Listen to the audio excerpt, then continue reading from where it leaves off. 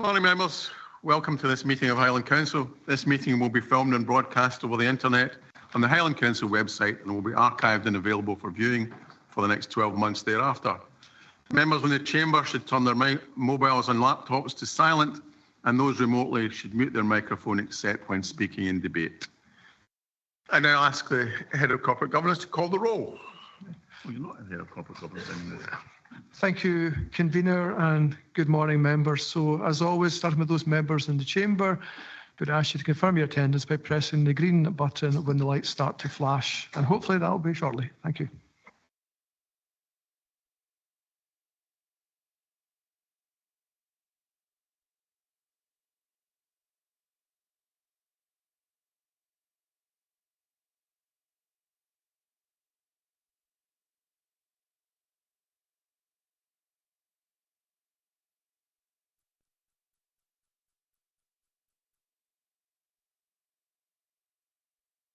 Thank you, members. If everybody's confirmed their attendance. Okay.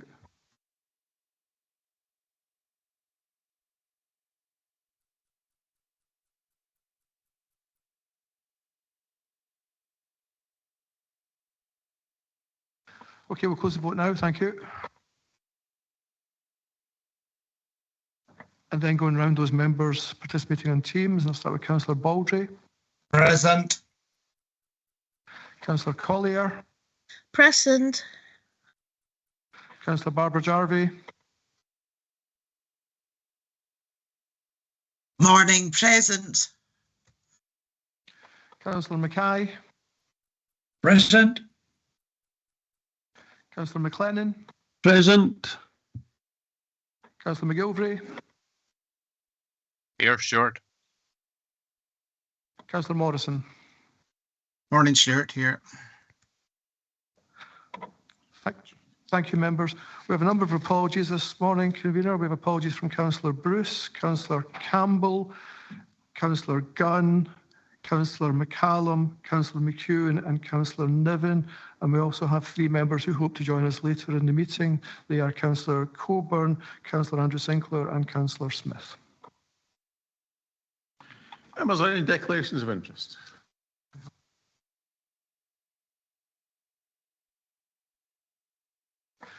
Thank you, Convener. So I have a number of declarations of interest and transparency statements. So the following members have made declarations of interest and in accordance with paragraph 5.6 of the revised Code of Conduct will leave the meeting for the item or items specified. In terms of items 4A and B, the following members, Councillor Crawford, as she's a close family relative who is engaged in the fish farming sector. Councillor Finlayson, as he has a business and friendship relationship with one of the directors of Organic Sea Harvest. Councillor Rees, as one of the directors of the planning application, as a friend. Specifically in respect of item 4A, Councillor Munro, as a former director of Flodigary Township Trust in 2019, when a letter of opposition to planning application reference number 19/03093/FUL, the initial application for the site was submitted to Highland Council. Also have a number of transparency statements. So the following members have applied the objective test, reviewed their position in relation to these items and any personal connection, and do not consider that they have an interest to declare. With items 4A and 4B, the convener as Commissioner of the Northern Lighthouse Board, who are a consultee on these applications, and Councillor Craft, as she knows one of the directors of the company in a personal capacity. In respect of item 22.4, Councillor Brown as a member of Unite, the union retired member section, but not an active member, and Councillor Gowans as a member of the EIS.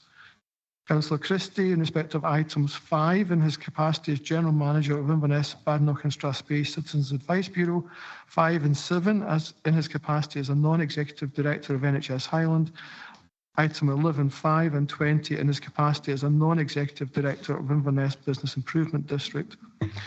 Councillor Gregg, in respect of item 5, as an employee of NHS Highland and as a board member of Inverness Citizens Advice Bureau, and in respect of item 7, as an employee of NHS Highland. And again, thanks to all members for submitting those in advance of the meeting. Any further declarations, members? Members, I'd really like to thank you and appreciate the fact that you do this in advance. It really does help community services staff. So committee services staff. So thank you. Moving on to item 3 is recess powers. Members, these were not used during recess. Item number 4 is notices of amendment. So those who are not taking part, kindly leave the chamber.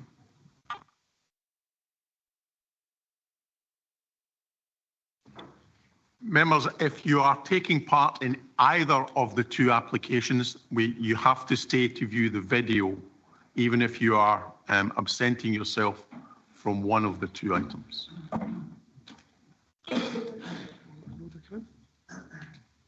Why is Graham leaving? Why is Graham leaving? I don't know. Okay.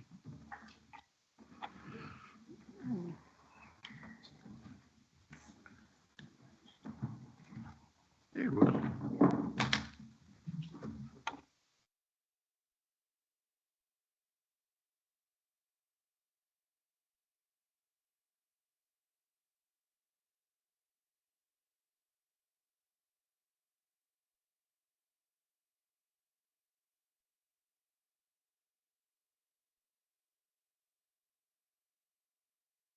Okay, members, item 4 on the agenda. Members are reminded that during the determinations of item 4A and 4B, they must be present throughout the whole of that item in order to be entitled to participate. Members are further reminded that mobile devices, including mobile phones, etc., can be used for following the agenda and reports and delivering speeches, but should not be used for any form of communication, and that includes text or tweets during the meeting. The first part of the meeting, members, will involve a video, but it is applicable to both items on the agenda. So, can we have the video, please? Yes, thank you, Chair. Thank you, members.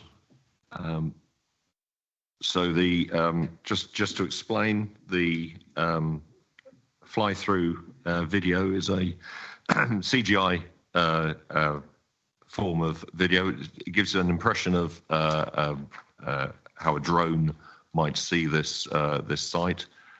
It travels, or in fact, it's both sites, of course, that are featured. It travels from south to north, taking off, landing, giving a view from those particular locations. At a couple of points, you'll note that it stops and then rises up about 40 meters. And that's to indicate that although from altitude, the fish farm is visible from the road, which is where those landing points are shown, it cannot be seen because of intervening landform. That's the reason it is constructed in that way. Following on from the video, we'll go through a normal presentation, slides of the equipment, slides of the visualizations, and I suppose it's important to say that the fly-through really gives an impression of the landscape impact, the wider impact. The visualizations are very much more localized impact, so very much more the what we call the visual impact. We draw a difference between landscape and visual impacts, as you will be aware. Then a brief look at the relevant policies for the site, and then I'll just a final item, just explaining officers' conclusions, why it is considered that officers feel that support should be given to this application, and that, of course, is set within the context of the history of the sites, where they have been subject to refused permissions previously and dismissed appeals. But these sites differ now physically from what was previously shown, or previously presented, and the policy context is considered to have changed. Hello? In a material sense. Hi. Yeah, it's Mary phoning here. Hi, Mary. Kamala, Yeah. your microphone is on. Would you Aye. switch it off, please? You tried to ask. Sorry about that. Sorry, so the introduction of NPF4 is considered to have materially changed the policy background, and the other sites operated by the applicant further to the south. There are 2 fish farms operated by the applicant further to the south, are also considered to be material in terms of how they've operated in the last couple of years. So going to the video. Just before we go any further, members, if you're online, I need you to switch your cameras on for transparency purposes. Your camera should be on, but your microphone should be off.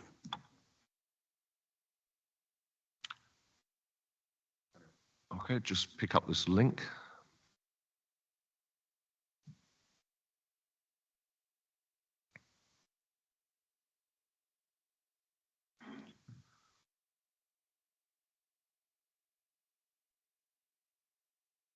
Right. Okay, I just need to change the pointer device, I'm sorry.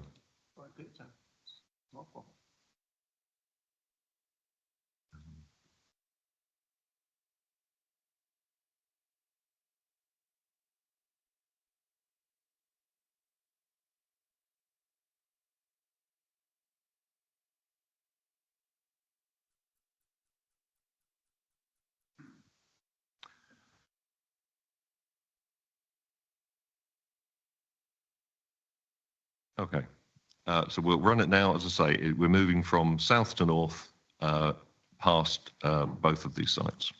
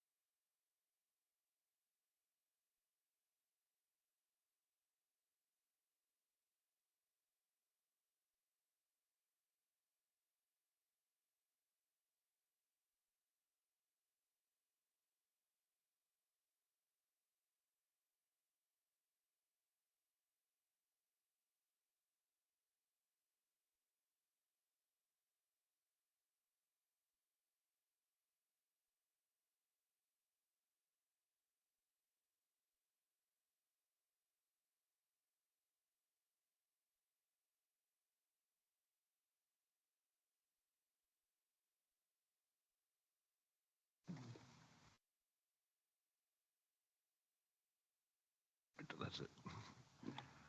Okay, members, if you're not taking part in planning 4A, for any reason, you may wish to leave the chamber now. If you're coming Point of back in order, for Chair. 4B.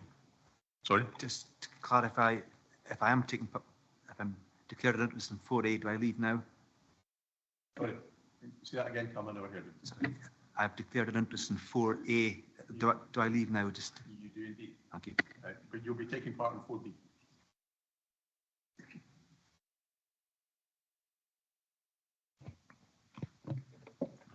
Point of order, convener. Is 4A and 4B going to be one presentation? Because that means that Councillor Monroe would be excluded from 4B. No, that's not what I sent you out last night. Purely the video is for both items. We will then deal separately with 4A and separately with 4B. And let's hope the butterfly escapes. So members, we will now move into the officer's report on planning application 4A. Thereafter, there will be points of clarification. Yes, I appreciate it. I didn't want to do a commentary over the top of that video, but if you've got questions, obviously, about it for further clarification, then obviously I can provide those at the end. Yeah. So just to clarify on location and so forth, main settlements, what you saw there was the video travelling from Floddery through to Balmaqueen. Basically along the A road there.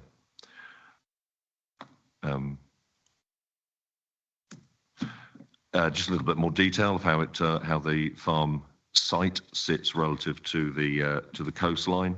I think it's fairly clear how it's located and relevant to the road. Just point that out. You can see there's a road just appearing there. This is what the drone was effectively travelling along during the video. In terms of the wider context, I mentioned the previously 2 consented sites which are operating at the current time at Tote and Cornercrock. Further to the south, this is the Floddery site that you're looking to determine at the present time. And that's the Balmaqueen site, which will be the following presentation. In terms of the 4 sites together, I think probably it's important to say at this point that the operator's intention is, if should all 4 sites be consented, to operate them in such a way that only 3 are in operation at any one time. This allows for a long fallow period, which is important in terms of the organic production cycle.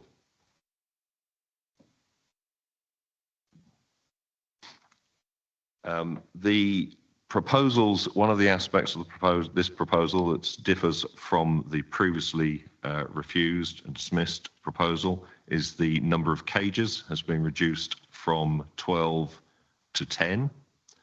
And that actually involves a reduction in biomass as well, so the number of fish in each farm is reduced. And there's been a slight relocation or reorientation, I should say, of the cages relative to the coast, but it's a very minor change. Just brings them slightly more parallel with the coast as recommended in Nature Scott's guidance on siting fish farms.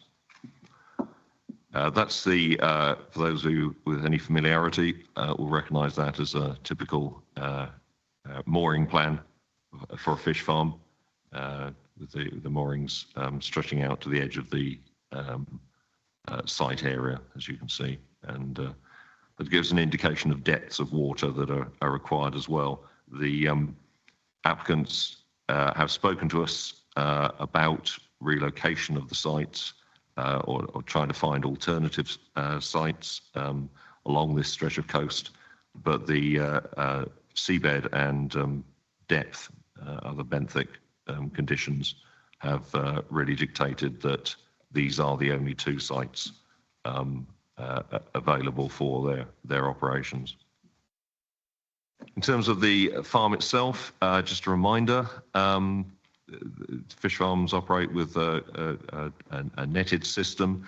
Obviously, 90% of the farm is beneath the water and out of view.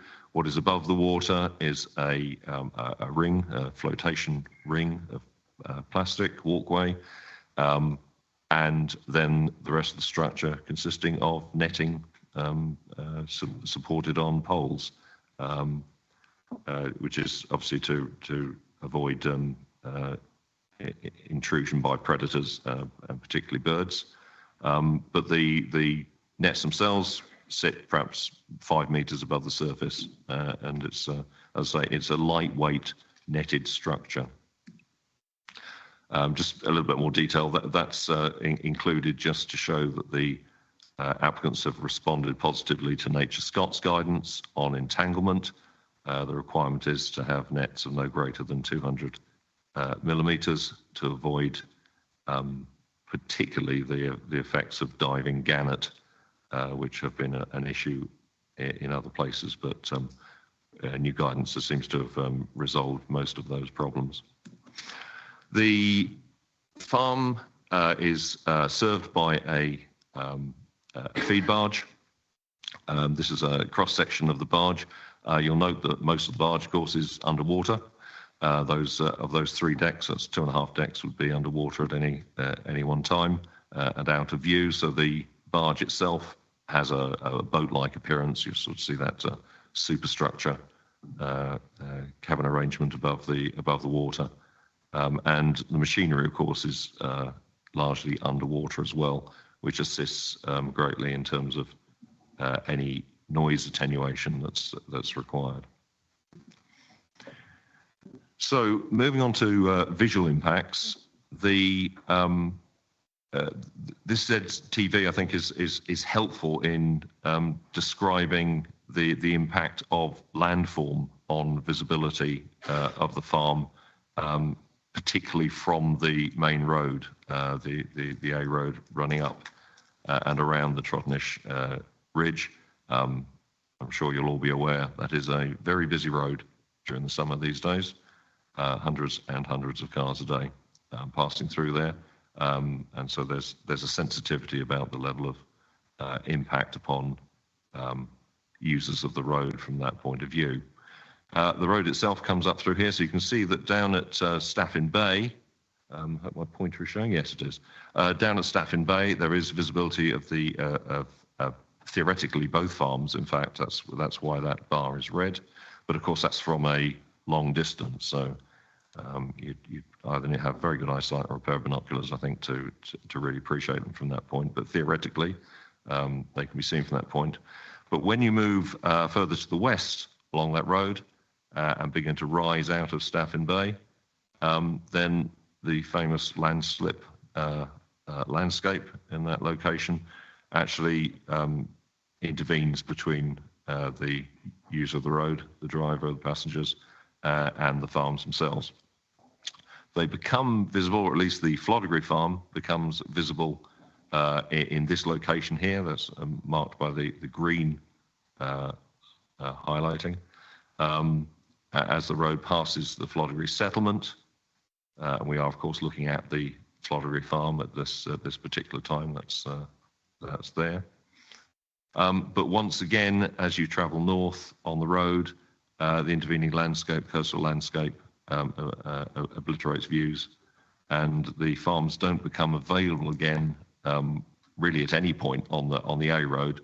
But as that fly-through video showed you, they do become visible again should you move to the northern properties within Balmaqueen in that their raised location on that northern shore of the bay. So, well, obviously, the visualizations to come up will be focused around, for this item on the Floddery farm, we'll be looking at VP3, VP4, and then this cluster closer to Floddery Township. Sorry, that repeats that information, but probably a little bit more clearly. So we'll be looking at VP3, VP4, and then these here, and also the view from the Trotnish Ridge.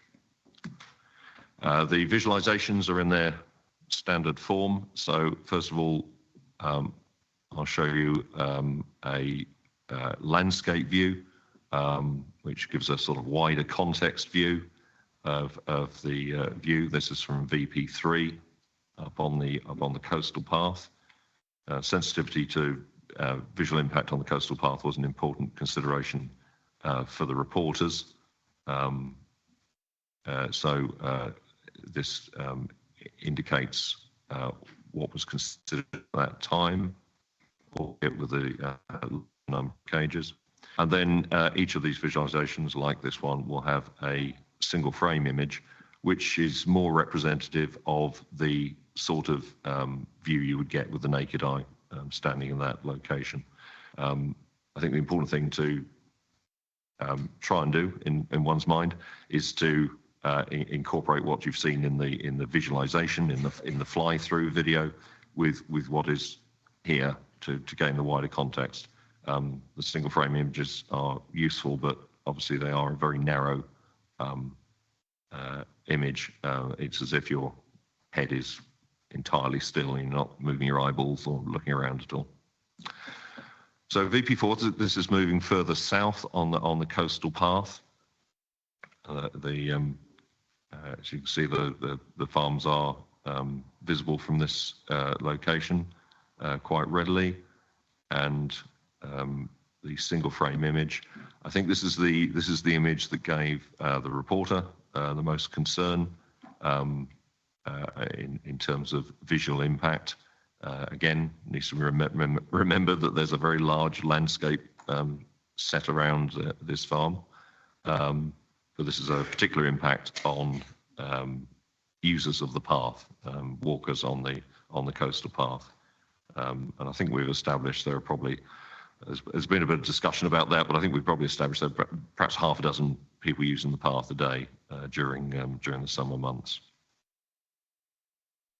Moving further south, we're now sort of adjacent to the Flodderbury Township. So this is VP05, and you can see from this location at the Flodderbury Hotel, the pens are in fact not in view at all. The landscape again comes in between the viewer and the pens. Just to highlight that, just to make it clear, that's the representation of where the pens lie within that shot. VP06 is down within the township. It's important because again the impact upon the setting of the township within the National Scenic Area was a concern for reporters.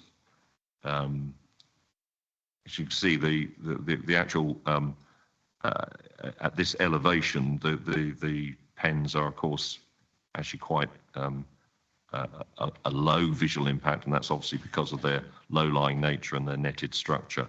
So they really just appear as sort of that grey smudge on the surface of the water. And the single frame image sort of repeats the same, leads to the same conclusion in officers' view. Moving further back in the township, that's the hotel sitting in the foreground there.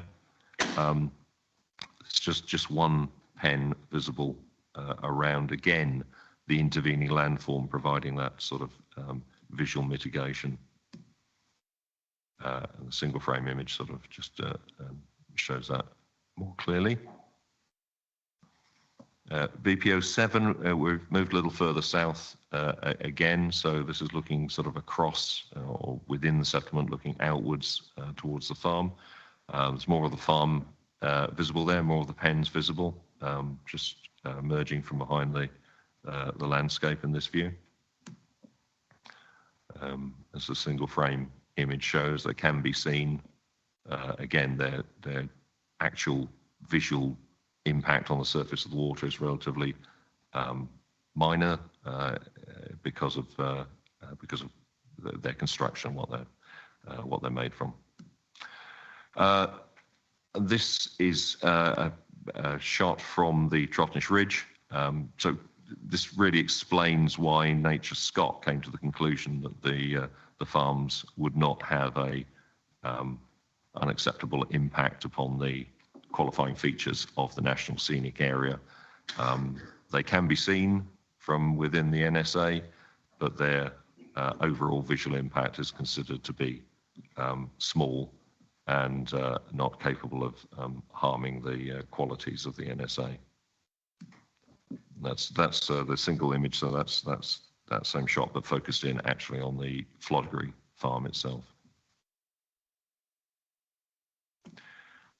So I mentioned policy change. One of the reasons officers felt that this repeat application should be considered again was the introduction of MPF4. As you'll be aware, MPF4 is national policy placed within our development plan and takes precedence over previous locally derived policies where there is a clash. I think I've identified sort of 4 particularly relevant policies here. So policy 25, as you know, MPF4 is sort of best known for its emphasis upon the climate and nature crises identified by the government. But of course, those are less relevant to these applications because the reasons for refusal in all cases have been related entirely to their visual impact. There are no overriding ecological concerns in respect of have been found in respect of these farms. So policy 25 and community wealth building just it creates a sort of balance between those concerns about ecology within MPF4 and the need to maintain economic growth and investment and, of course, employment. I think the second paragraph there is particularly relevant to this this particular application.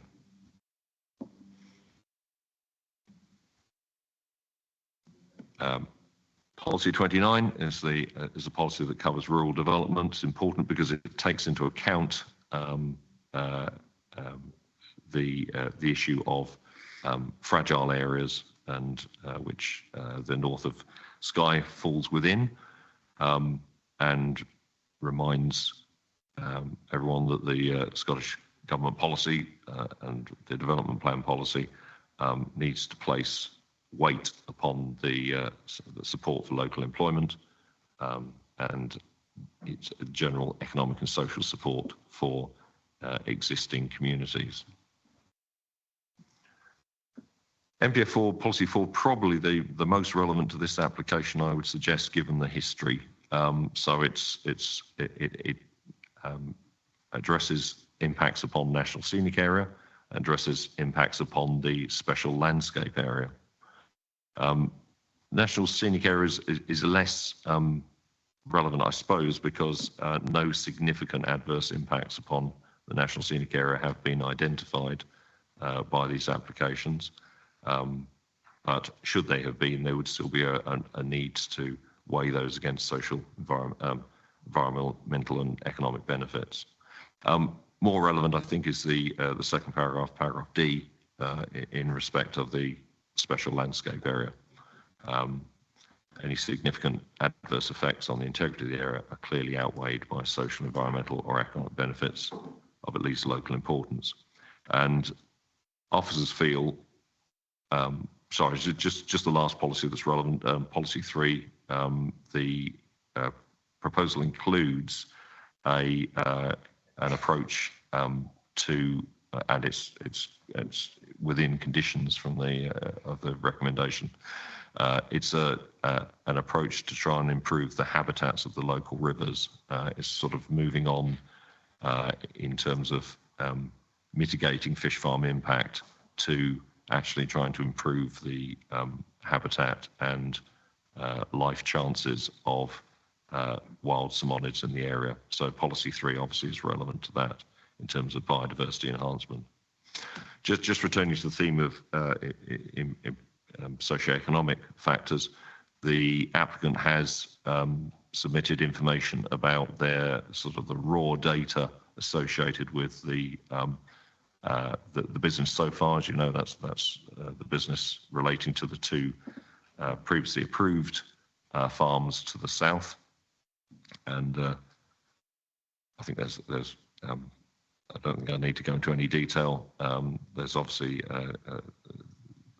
the company has been involved in community projects and donations, but also is just making the point that a business of this size within a location of this nature obviously has some significance in terms of job creation and economic input to the local economy. So just a brief summary and conclusions. What's changed to allow officer support this time round? Physical reduction scale of the proposal from 12 to 10 cages. The potential biodiversity gain in local rivers, as I say, from the proposal. Importantly, the introduction of MPF4 and the new development plan that came from it.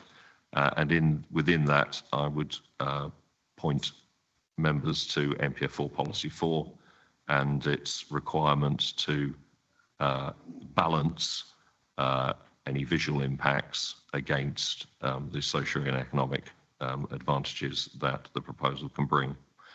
And those social and economic advantages, I think, are perhaps now, as they weren't previously, but are more, it's easier to appreciate and understand what those advantages are now that the two southern sites have gone through two successful organic production cycles. And I should also add, they are also within the special landscape area. They're sitting there close to the coast, in full view of the rig viewpoint. They don't seem to have had any negative impact on tourist perceptions of the area. I've certainly not received any complaints, and in fact, if you go onto Google Earth, you'd find that they feature in an awful lot of tourist photographs of that particular area. So that concludes the presentation, and I'm happy to take questions and provide clarification if I can. Members, are there any points of clarification? I'd remind you that you'll get one chance at this. So if you have several points, you need to make them all at the same time. And this is not a time to make speeches. This is purely a time to have points of clarification. Councillor Stewart. Yes, thank you, convener, and thank you, Mark, for the presentation. I've got a number of points I'd like some clarity on. The first one's in regards to the practice of rotating the farm cages. So I'm wondering if you'd be able to provide a bit more information on how that sort of demonstrates environmental responsibility, like what the benefit of that is in regards to environmental policy. My second question is, you mentioned that there was about 6 visitors a day to the coastal path. Given the mass number of tourists that come to Skye as a whole, can you provide more of an insight on how the localised visual impact of viewpoint 4 and 3 was assessed against this sort of wider context? And my third question is, in the 2/3 of the community representations in this proposal were somewhat indicating support for the proposed sites. With the support for the economic development highlighted in some of these representations, can you maybe explain more about how that sort of community support and that level of community support weighs into your assessment of policy 25, which is economic development? And my final question is, with the zone of theoretical visibility and the flyovers, I note that they were both bare earth models, so they didn't include any vegetation. Would you be able to provide a bit more insight on what the current picture looks like from the road with the inclusion of vegetation? Thank you. Right, thank you.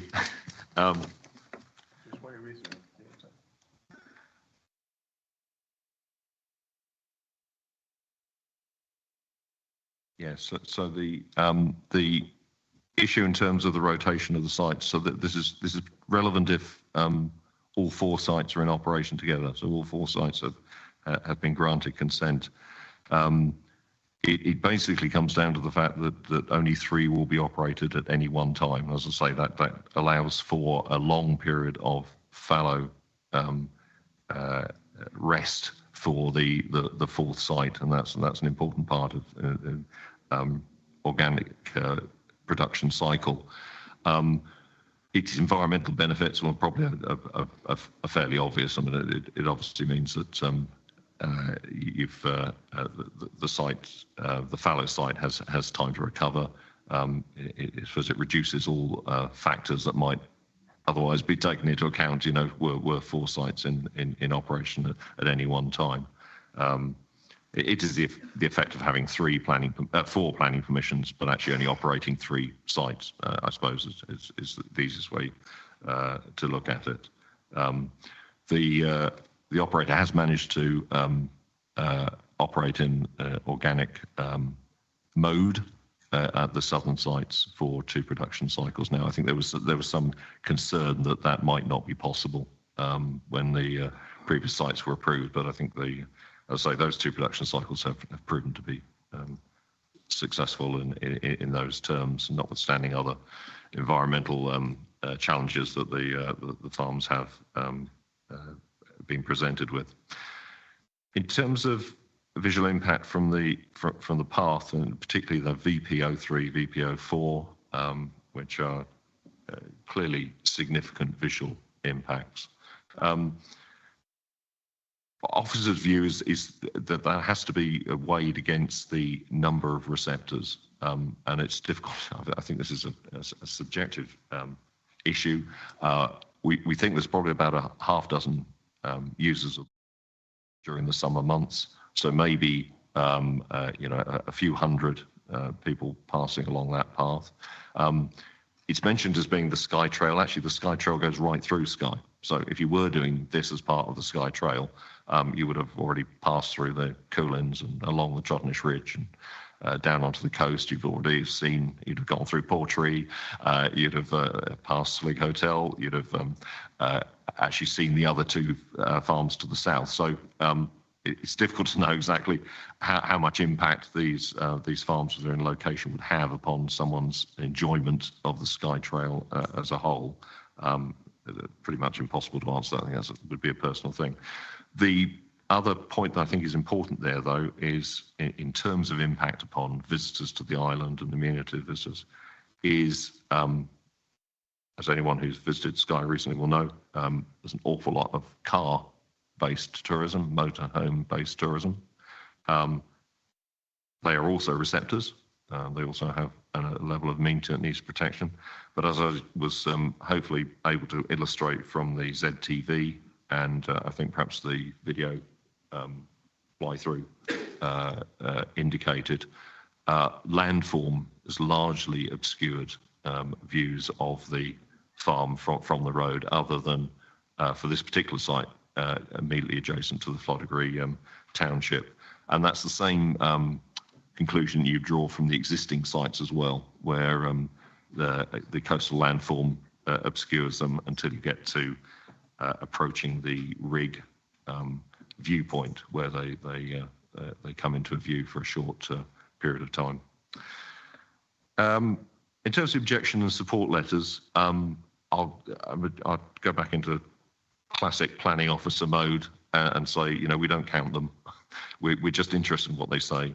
We're interested in the material considerations that are raised. I think these support letters raise some important material considerations. The objection letters raise some important material considerations also. It leaves the decision taker today with a balance to strike between visual impacts and socioeconomic advantages. That's the basic. That's the summary still on the screen there that needs to be done today. You mentioned vegetation. There isn't a great deal in that particular part of northern Skye, as you may be aware. I think if you go down into the township, both buildings and hedgerows and so forth do intervene with the view a little bit more. We didn't sort of go there with the visualization so much, and with the fly through.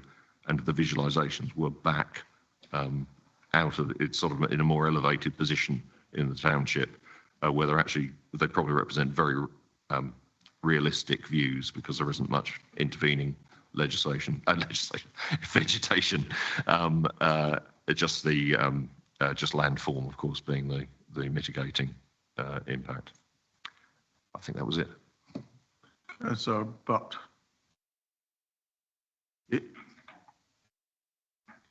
okay, I'm wrong. Councillor Baird. Thank you, Convener, and thank you, Mark, for this presentation. My question's a technical one here. We saw throughout the whole of this presentation your single-framed 50mm, but when we're doing wind farms, etc., the accepted council from the eye position is a 75mm lens. We didn't see any pictures of a 75mm on this presentation. Rather disappointing, because that would clearly show from these various land waste parts to the area that we're looking at, that what the eye sees, the camera also sees. So thank you. A very good point. Yes, I mean, both 50 and 75 obviously will give you that, to a degree, that eye viewpoint. I think the important thing is the contrast between the panoramic and the narrow view. As I say, they are rather difficult because in all of these, they rely on the idea that your head is and your eyeballs are completely still, because it's unrealistic in the first instance. But yeah, well, good point, well made. Councillor Ross. Thank you very much for the presentation. I note that it was 12 cages in the original application, and we're now down to 10. Can you confirm that these 10 are of the same size as the 12, or are they bigger cages, which obviously will take more of the fish? Thank you.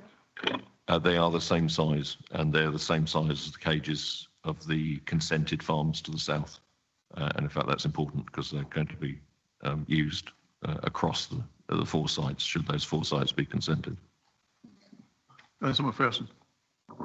Thank you, Convener. Yeah, just clarification on the summary there. It states in the end of the first paragraph, potential biodiversity gain in local rivers. If you could elaborate for us, please, on what the potential biodiversity gain is and how many local rivers that we're referring to. Thank you. There are actually 3 local rivers, but I think that the biodiversity gain probably relates mostly to the to 2 of them, which empty out into the Staffin Bay. This is sort of an early initiative, I think, which we're probably likely to see more of. And it's a recognition that there is a lot more that could be done when we're looking at the decline of wild salmonids across Scotland, both in the aquaculture area and outside the aquaculture area, that there is a lot more that could be done in terms of improving their habitat. There has been habitat degradation for a variety of reasons, which is reducing the likelihood, I suppose, of salmonids reproducing in those rivers. It's got a lot to do with ensuring that animals don't trample through the rivers and disturb the substrate, the sort of sandy, gravelly areas that salmon like to lay their eggs in.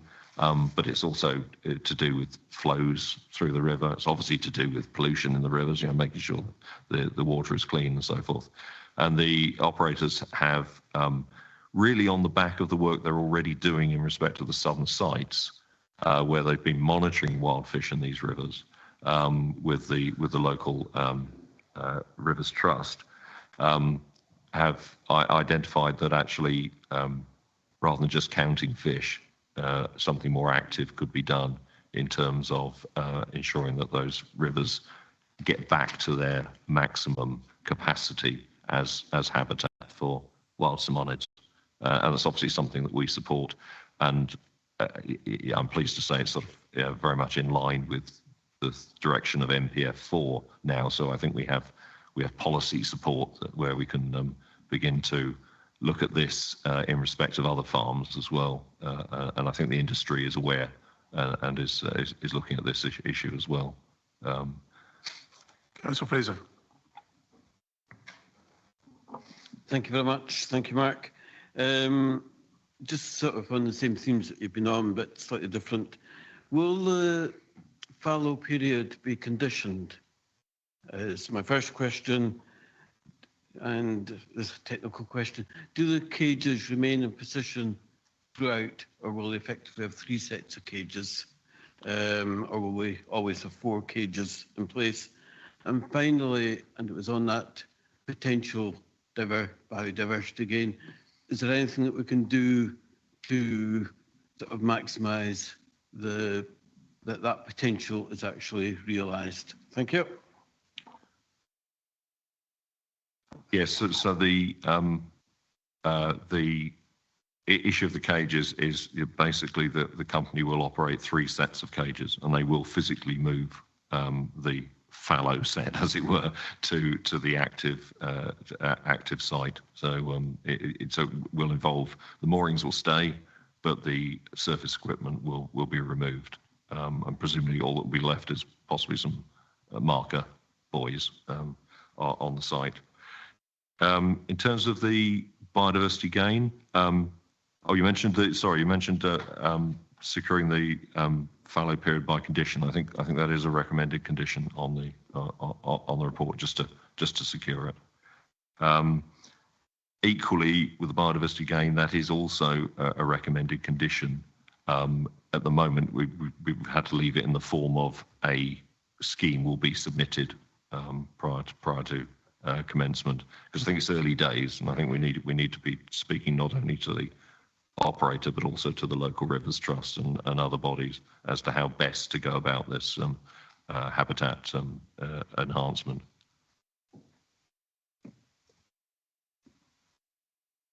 Councillor Bremner.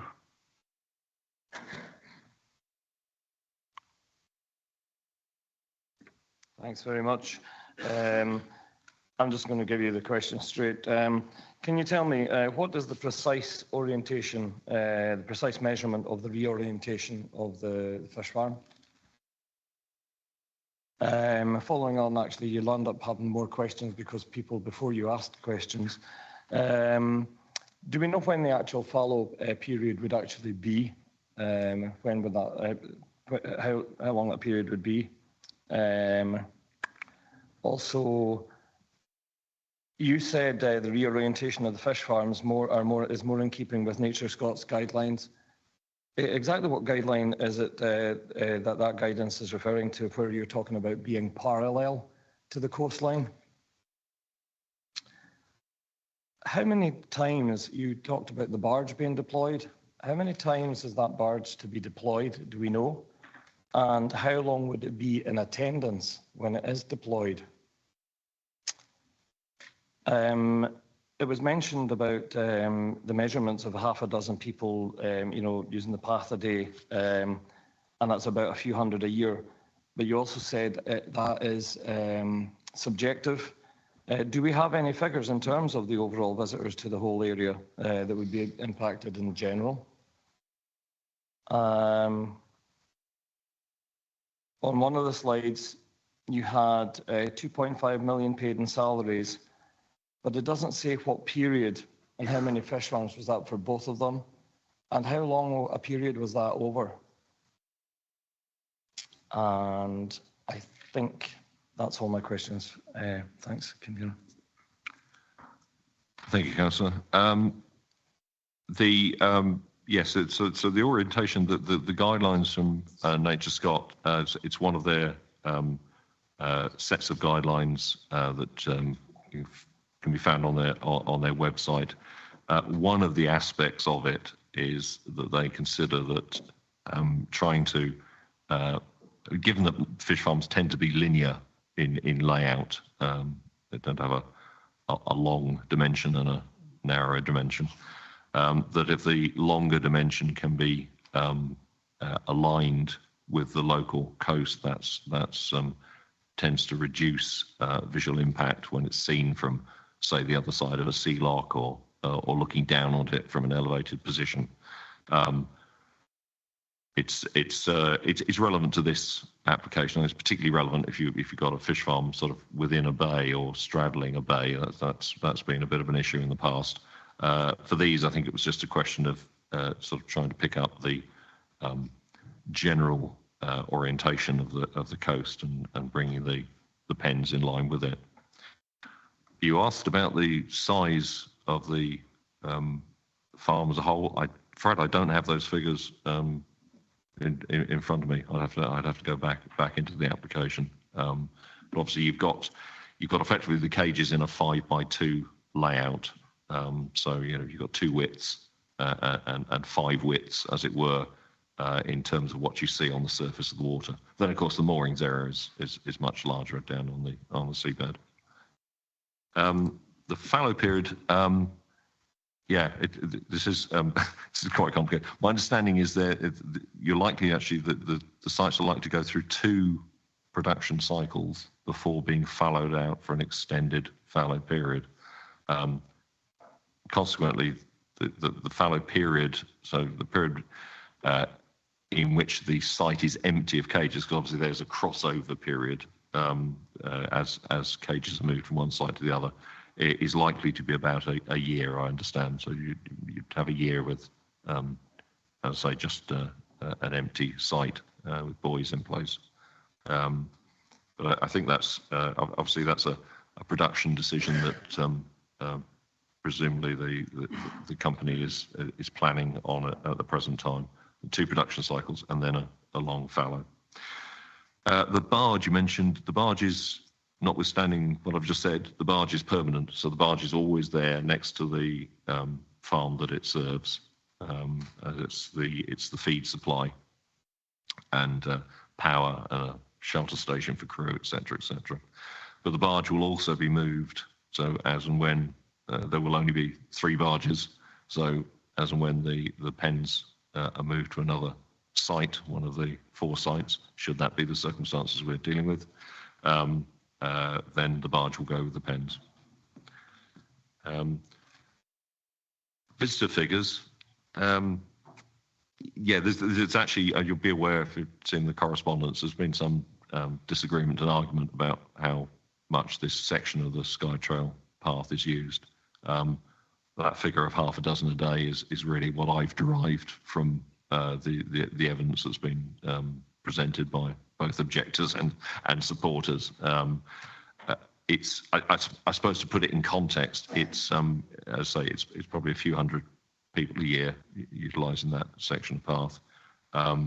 Obviously, in terms of car movements, in terms of the receptors in cars and camper vans and so forth on the A road, that's going to amount to a few hundred a day. So in terms of overall impacts upon people who are enjoying that part of Skye's landscape, it's yes, you have to make a judgment between those 2. They both obviously have amenity. They're drawing it in slightly different ways. My understanding of the figures that were quoted by the applicant, so the 2.5 million salary figure that you mentioned and the other figures, is they largely relate to the beginning of operations on the sites from 2019, or at least the beginning of the business, as it were, supporting those sites from 2019. So it's they're sort of 5-year figures.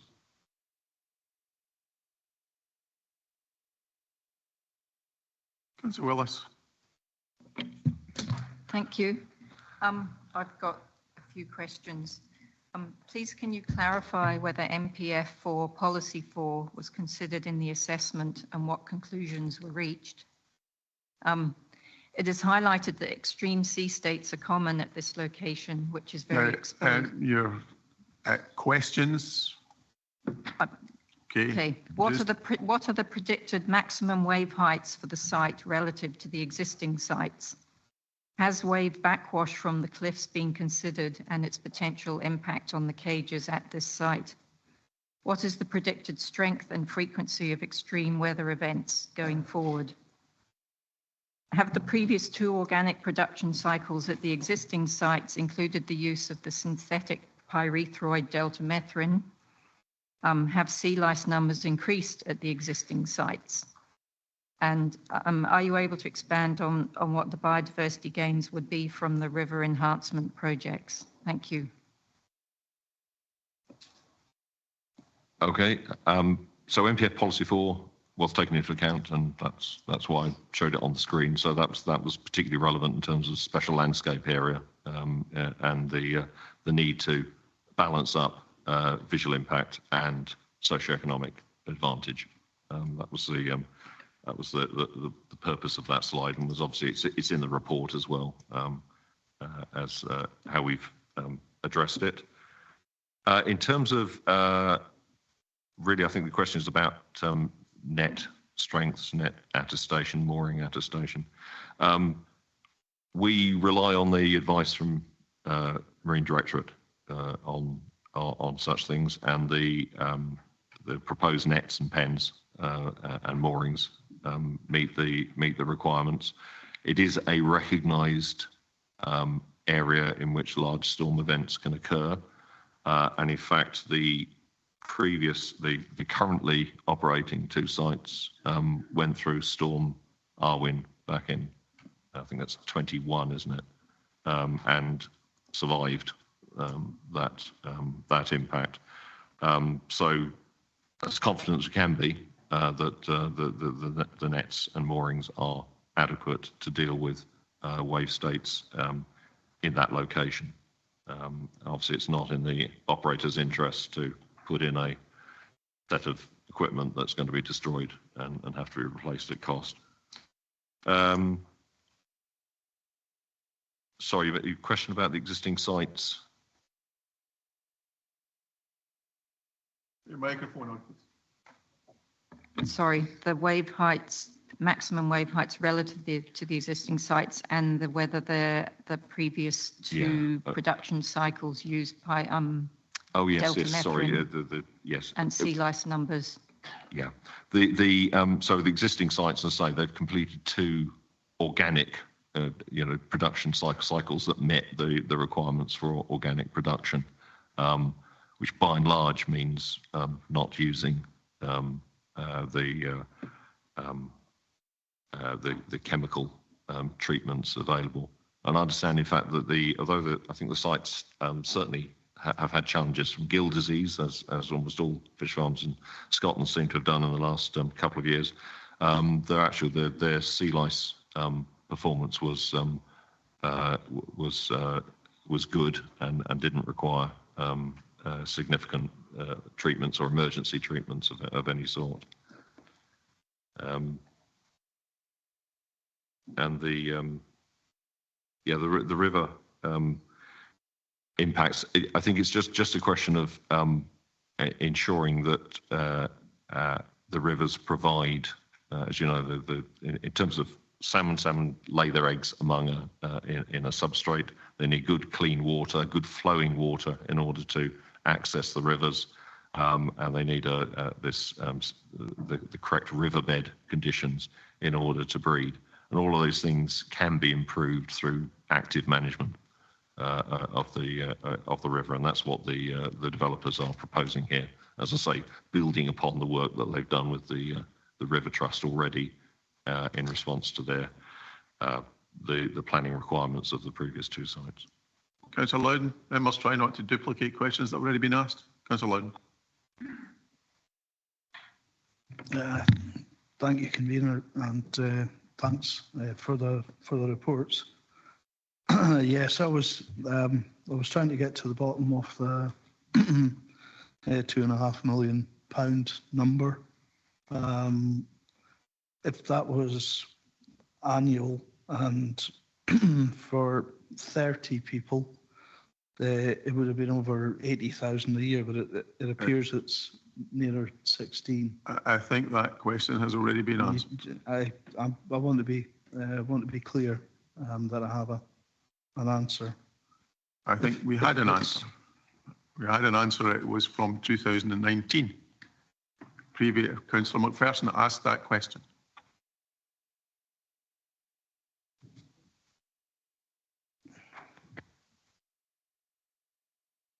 Councillor Gowan.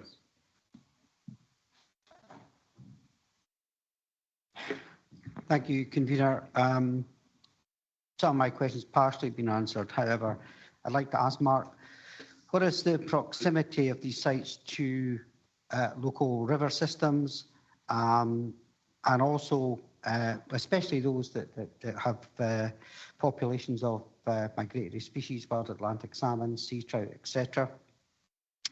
And what steps have been taken to safeguard or to mitigate against escapees, infestation of sea lice, diseases, as well as to protect the genetics of the wild Atlantic fish populations that may be at risk? Thank you. So the rivers in question are rivers that empty into Staffing Bay and then further north into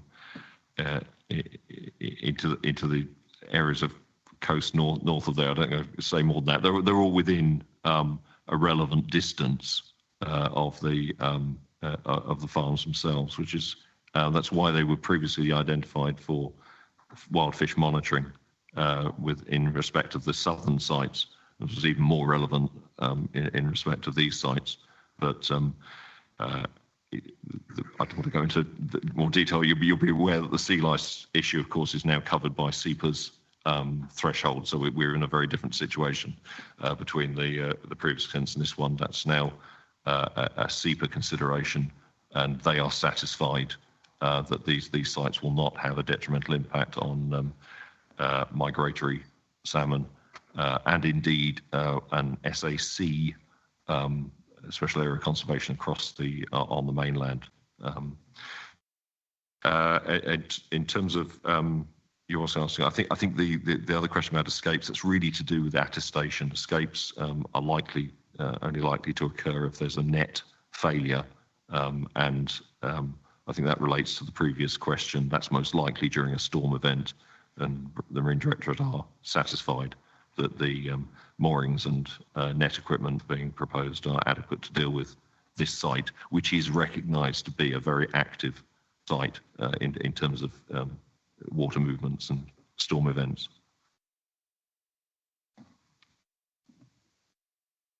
Councillor Robertson. Thank you, Convener, and thank you, Mark, for your report. I just want a simple question, really. In the event of any storm damage, will the company take responsibility for trying to retrieve some of the debris? Thank you. I'm sure they will, and actually the escapes that might result are also a legal obligation on them to assist in resolving. So yes, but it's probably covered by other regulators. Councillor Finney.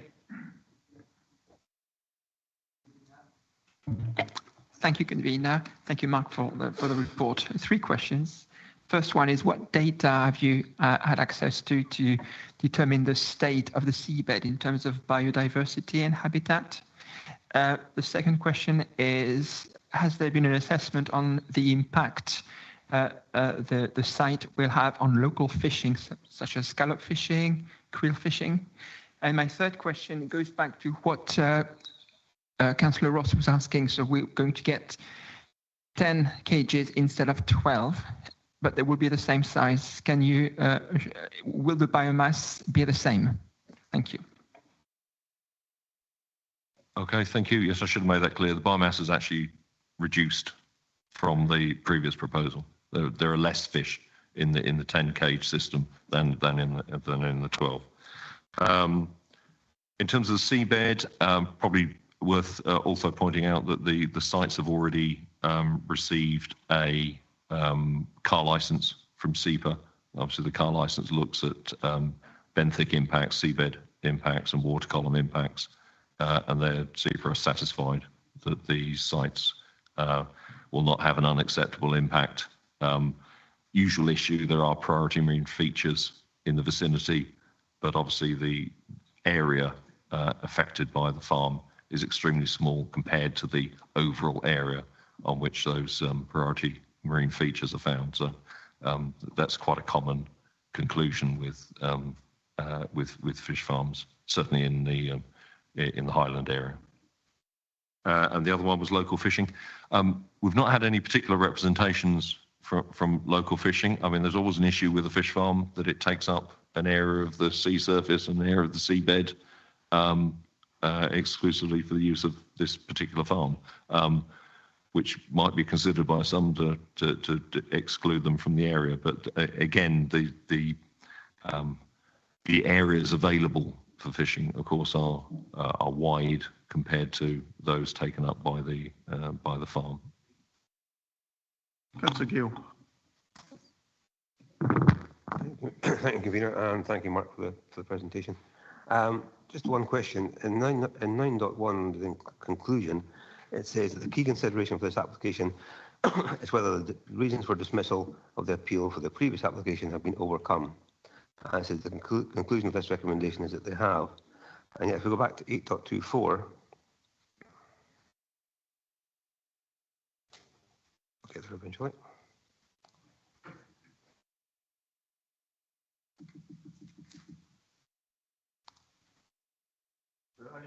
8.24, sorry, I'm trying to get back to it. In 8.24 it says, although the revised scheme reduces the visual impact, it seems unlikely that it would be enough change to overcome the reporter's negative conclusions. Can you just clarify that apparently contradictory statements, please? Yes, so again, I'll refer to the conclusions on the screen. So in terms of visual impact, there remains a visual impact, and I think that was obvious from the visualizations. Where we think there is a material change this time round, obviously the visual impact is less with the cages, but I think the policy context has altered and has placed emphasis upon the need to take account of socioeconomic factors. And the existing operations, just by virtue of time and having gone through 2 production cycles, the company is able to empirically validate the fact that they are having a beneficial impact in terms of employment, in terms of economic inputs to the local economy, which is a fragile economy. And the conclusion is it's a balanced, weighted decision, as we often have to take within planning, as you know. And our officer's recommendation is on the basis that those changes are enough to overcome the previous reasons for refusal. The reporter's decisions, I think, would be regarded as relatively balanced because they were just based upon visual impact on the special landscape area. But at that time, there was no reason for them to put any particular weight upon socioeconomic factors because that evidence wasn't presented, wasn't available to be taken into account at the time those appeals were determined. Councillor Cameron. Thank you, Convener, and thank you for the report, the extensive report and all the questions. We're back to viewpoints, and I thought I'll just nip back and have a look at the photos. Are the photos actually in here? The photographs of the viewpoints, because I can't find them.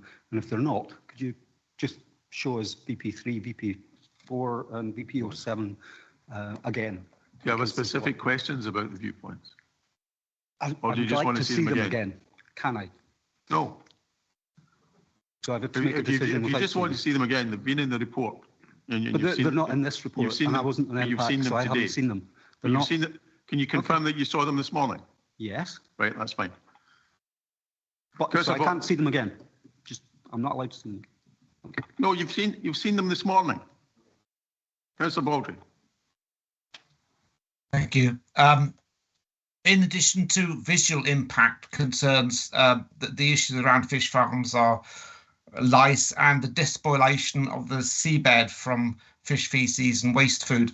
What precautions or facets of this or these proposals avoid these issues, and please, who confirms that processes are deemed to be eco. Thank you. Well, in terms of sea lice, it's now SEPA. That was the big change that I was referring to a couple of minutes ago with their assessment, and they have concluded that these farms will not have a detrimental impact upon migratory wild fish in terms of sea lice impacts. In terms of the seabed, just to repeat, the sites have received a car license, so that includes SEPA's assessment of seabed impacts, deposition from the farms, and obviously has concluded that that's acceptable. So we would give considerable weight to the guidance from SEPA on both of those matters now, and conclude that the farms are acceptable from that point of view. Councillor Cameron, if you want to raise a point based on the photograph, that's a different matter. If you just want to see them again, then that's not happening. Okay?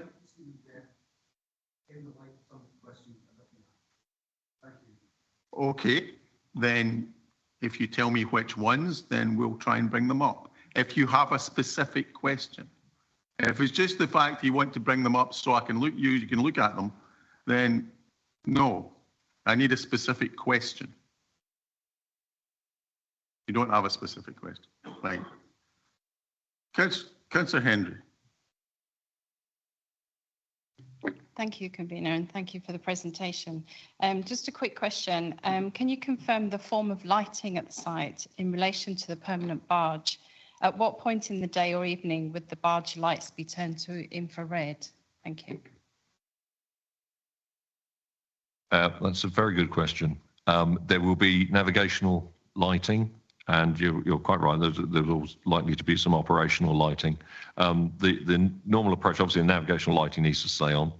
Normal approach would be that operational lighting obviously is not there out with periods of operation. I don't think I can say more than that. You've caught me because I don't think we've addressed this as a condition on the report. But it's the reason for that is it's normally a given that obviously there may well be lighting. What we have addressed is the period of time when operations can take place. So we impose a fairly standard condition that sort of suggests that the fish farm should be operating during normal working hours, with the operator having to ask if they need to be outside those hours. So we do have some control over it, but it's sort of a second order control, as it were, that we're controlling the overall operations at the site rather than specifically the lighting. Lighting is actually covered by conditions 3 and 4, I'm informed. Well, that's embarrassing. All right, blame him. Councillor Miller. Thank you, Convener. This is a very special day. Can I just say good morning, me hearties. It's National Pirate Day today. Question, sorry. Yeah, can you just clarify, please, Mark, the number of jobs? I can't seem to get my head around it.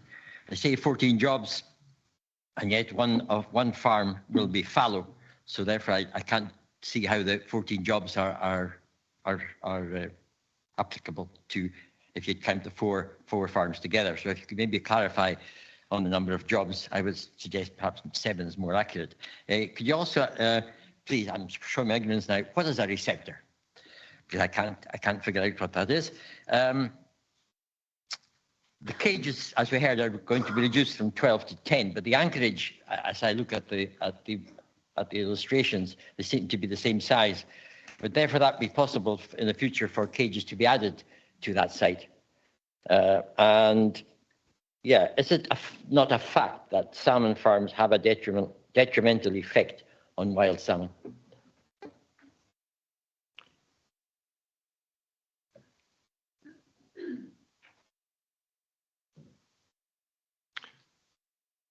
Right, in terms of clarification of what a receptor is, well, if you're standing on the cliff edge, you're a receptor. if you're in bed in Portree, you're not a receptor. It really is. It's about it's about human interaction visually, in that case, with the farm. And that's why we use the term, because it's obviously it's not it doesn't amount to everyone all the time by any means. Yes, sorry. So the cages, addition to the cages, there are permitted development allowances for changing equipment as defined by the Scottish Government, but usually if we were looking at additional cages and therefore additional biomass, we would have control. A further planning application would be required. So the next receptor on my list is Councillor Jarvie. Thank you, Convener. Could you get just a bit more information in general about the changes from MPF4 in terms of the weighing up of this? Because that's what we're being asked to do. We're being asked to weigh up this case, the pros and the cons, and in terms of finding that balance, I think that has changed significantly. So I'd just like to know a bit more about weighing up the economic aspect of it beyond just the is the impact acceptable or not. I think that's an important part. I'd like to just get a bit more on the real changes. Oh, okay. We haven't got time to go through a sort of description of MPF4. I think enough to say that government has obviously placed with MPF4 the key considerations were the climate crisis and the nature crisis. Now they're not particularly relevant to this application if you take account of the previous discussions, previous decisions that have been taken on these sites. It's entirely about visual impact. But at the same time, MPF4 is trying to maintain a balance that we need to achieve our nature crisis solutions and our climate crisis solutions without sacrificing economic growth and investment and jobs. Or at least we need to strike a balance between those two things. I don't think I can say anything more than that. As it happens, this case probably represents a really good example of how MPF4 relates to a particular proposal, because it does raise visual impacts, undoubtedly, but it also provides socioeconomic advantages. So it's a bit of a classic case for MPF4, I guess. It's a balance. Thank you. I'd just like to know whether the previous decision by Northpac to reject the previous proposals was also subject to a notice of amendment. No, it wasn't. Okay, members, we will now move into debate. Thank you very much, Mark. Thank you. That's not the easiest one you've had to deal with. Thank you. Just stay where you are, in case I get into trouble. Councillor Stewart, as the primary mover of the notice of amendment, I'll ask you to speak first. Members, if you're going to raise a motion or an amendment, I'd like you to tell me at the start, because there is a difference in the amount of time you have to speak. Councillor Stewart, you have 5 minutes. Thank you, Convener, and thank you, Mark, for the presentation. I think it's really important to recognise the amount of work that's went into bringing this, not just to committee, but back to Council today. But it would also be remiss of me not to extend my gratitude to the Staff and Community Trust and the various community members and organisations who've written in with representations just to highlight the importance that a project like this will bring to the community of North Skye. Now, North Skye, like many other rural areas here in the Highlands, faces unique challenges and long-standing challenges. We've seen economic struggles, population decline, and the constant challenges of retaining young families within our communities. This proposal will bring much-needed investment and indeed employment to an area that's felt the strain of economic fragility for far too long. And this is one of the key policies here in NPF4 that we're asked to consider this against. The proposal aligns with National Planning Framework 4, particularly Policy 29, as we heard from the Planning Officer.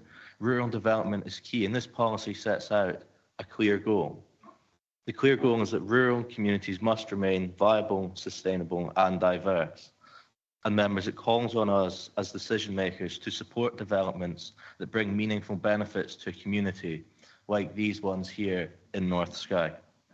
The facts are straightforward with this. The development will create 14 new full-time and permanent jobs, adding to the 16 jobs already provided by the applicant.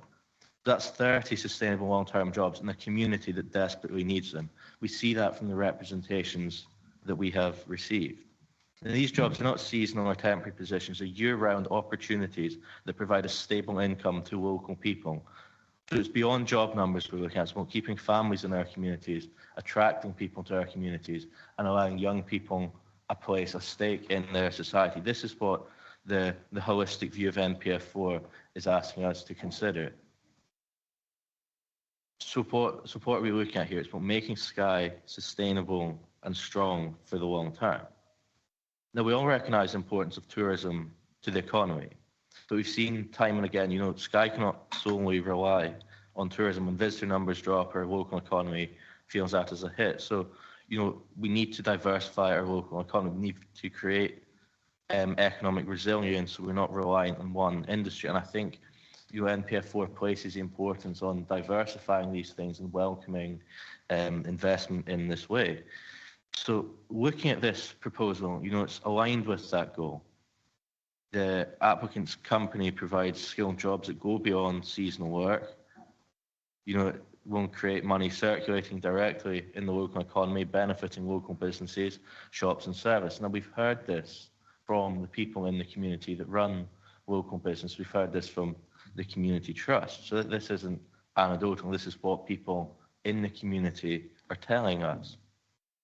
Now, sustainable agriculture is also a theme through planning policy, and the industry has potential to bring not only economic benefit to a community while minimising environmental impact, but we've seen through the existing operation of the sites that they can operate responsibly and to high production standards with sustainable practices, and we've seen that it can balance the economic opportunities that this aquaculture can bring to Skye with the environmental responsibility that we all care so much about.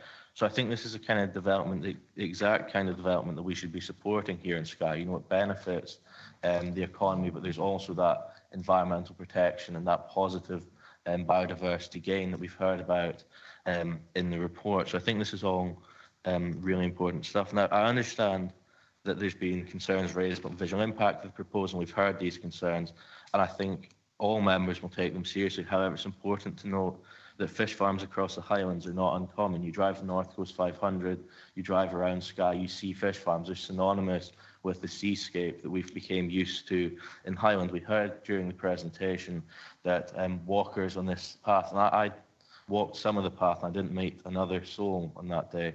But we heard that walkers on the path will already have seen 2 of the other fish farms. This just goes to paint this picture of how common these kind of developments are here in the area. So it's not going to be this standalone out in the wilderness kind of thing. It's something that people come to expect when they're visiting the Highlands all over. Now, the council's own landscape officer concluded that the visual effects would be localised and do not give grounds to objection. And both the planning reports and Nature Scott confirm that. So, I think with all this in mind, I'm confident that we're going to be making the right decision for the future of Skye and for this committee. So I move the recommendations to grant planning permission as outlined in the report. Thank you. Miller. Thank you very much, Convener. Members, I have to start off by really saying I'm quite disappointed that Councillor Stewart has brought forward this notice of amendment today against the clear lack of any support from his constituents in the residents of Floddigary, who have always opposed a fish farm in this location. It's worth noting that from the list of supporters, there are none from Floddigary. Instead, rather than allowing the normal procedure to take place where an unsuccessful applicant can appeal to the Scottish Government following a committee decision, he, for whatever reason, has chosen to bring this notice in front of the council and, in my view, disrespecting the democratic decision of his colleagues in North Pack. However, we are here now, and this is the 4th time this application has been considered and refused 3 times so far, and 3 times, I believe, Mark Harvey has actually presented this same report. So I cannot agree with his comments, and I have to say I'm surprised that even that he accepted this application after only 2 years, as he seems to be one of the few people who thinks that there is a difference from the previous application. The visual impact has not changed from the road or from the coastal trail or from the Trotternish Ridge. The seascape from this area is every bit as important as the special landscape receptors are standing on, and it is what helps to make the area so special.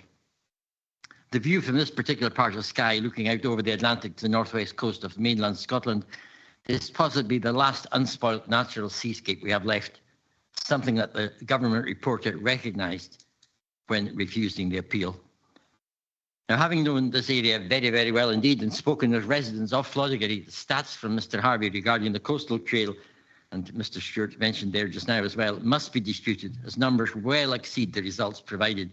And that is perhaps because many of the hundreds of walkers that frequent the area only do short parts of the trail over a period of maybe a number of days. But we must always remember how this affects the local residents as they live and work there, and 100% of the locals in Floddigary are against this proposal. I contend that very little difference with this application, except a little tweak to the position of the farm. While reducing by 2 the number of cages, the overall anchorage stays the same, and as previously could allow 2 other cages to be added in the future, and we've heard from the planning officer that could be possible. The community group based at Floddigary in the Trotternish are firmly opposed to the application, as they see the future economy of this area based on their vision for a centre based on our history and our culture, looking after the environment, creating jobs for people in Floddigary and not destroying this beautiful part of the island. In NPF 4, the climate and nature emergencies are given priority, not aquaculture. And this is why policies concerning climate, adaptation to climate change, protecting and enhancing biodiversity, and our natural places are policy numbers 1 to 4 inclusive. Indeed, what policy 1 states, when considering all development proposals, significant weight will be given to the climate and nature crisis. This confirms that aquaculture does not override the climate and nature crisis. And these proposals are not net biodiversity enhancing, given the inherent pollution with open net salmon farming. This is confirmed by Fiona Simpson, the Scottish Government's Chief Planner, when reflecting on the implementation of NPF 4 in Scotland, stated that policies 1, 2 and 3 relate to the core priorities for NPF 4, the climate and nature crisis. Mr. Harvey claimed when presenting the applications to NorthPac that in general terms, the policies of NPF 4 are considered to place much greater emphasis than their predecessors on the economy, social and community wealth building benefits of developments and potential to offset these against any environmental impacts. But 2 recent written parliamentary questions have shown that this is simply not the case. The first indicates that NPF 4 signalled a turning point for the Scottish planning system, placing climate and nature at the heart of decision making. And the second states that it is for the decision maker to determine what weight to give to individual policies in the circumstances of each case. These responses came from Ivan McKee, MSP, Minister for Public Finance with responsibility for planning. So there is no indication from the applicant how they will deal with rising water temperatures, which is causing issues with algae bloom and increasing sea lice numbers, which kill fish. In fact, the company have admitted using harmful chemicals in their present 2 sites to control the problems.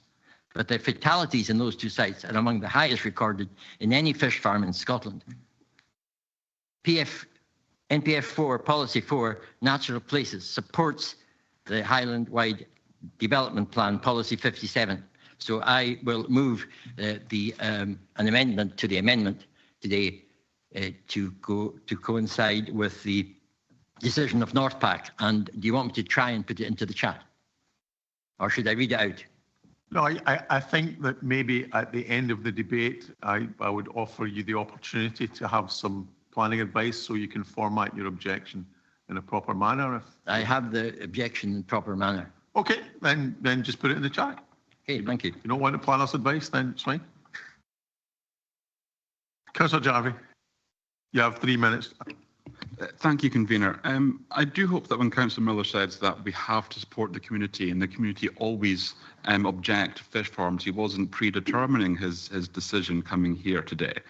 In terms of depopulation, that's something I know only too well in Caithness. When you lose employers or you don't have economic growth, towns begin to fold and people begin to leave. And it's not just about having one employer. You know, what it has been said about a heritage centre. Yeah, that would be very, very nice. It would be very fitting for the area. But what if you don't want to work at heritage centre? And what if it's not your thing? Where do you work? You leave. That's what happens. So a real sustainable, viable local economy is about having a diverse range of businesses and a diverse range of opportunities for people to work and stay in the area, not just one thing. And for me, what really struck it was, find the balance of, where this fish farm was really most visible was up on the path. And I was about to ask, how many people visit this? And when I heard half a dozen a day, I mean, just to put it into context, if we decided we wanted to do a site visit as this chamber to see this application, that would have given that path 2 weeks traffic in one single day. It's the rest of the site, especially from the road, is incredibly well concealed. I can't think of, looking at the topography of the area, I couldn't think of a better area to actually put something like this that is well concealed as best as possible, whilst giving, really quite tremendous economic gain to the area. So on balance, for me, this has more than convinced me that the negative aspects are more than mitigated, and the potential for economic growth and local sustainability is quite tremendous. Councillor McLean.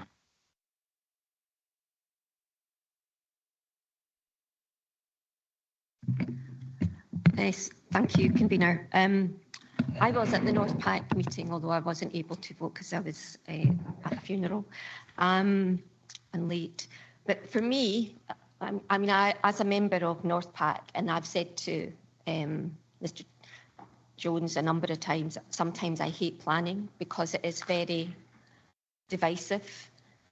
Everyone has views, and there is more than one right answer at times. But for me, as a councillor and looking for economic development in Highland, we have to look at all the opportunities there are for economic development. And because I live in a rural area, I should have as much choice as possible than as you have in cities and towns. As a council, we are reducing our budgets and what we can provide in our areas. And we expect our communities to be doing much more for themselves. And with all the letters, some supporting these applications and some against these applications today, what they can't disagree with is the economic development that is being provided by a business to a specific area in Skye. I've been to Staffin a number of times, I'm sure most people have, and there aren't the same opportunities as you have even in Bewley or in where I live, near Dingwall. But what we need to do as a planning authority, I keep being told, is to look at opportunities for economic development. This administration has put that as the top priority and said that we have to look at all our partners. In our agenda today, at item 6, we talk about economic development and how we have to work with our partners. Part 7.3 says we have to embed community wealth building, and we have to work with partners through these strategies. Now, this has changed. Mr. Harvey said policy has changed. I disagree with Mr. Miller when he says that this is the same application again. We've been told repeatedly it is not the same application.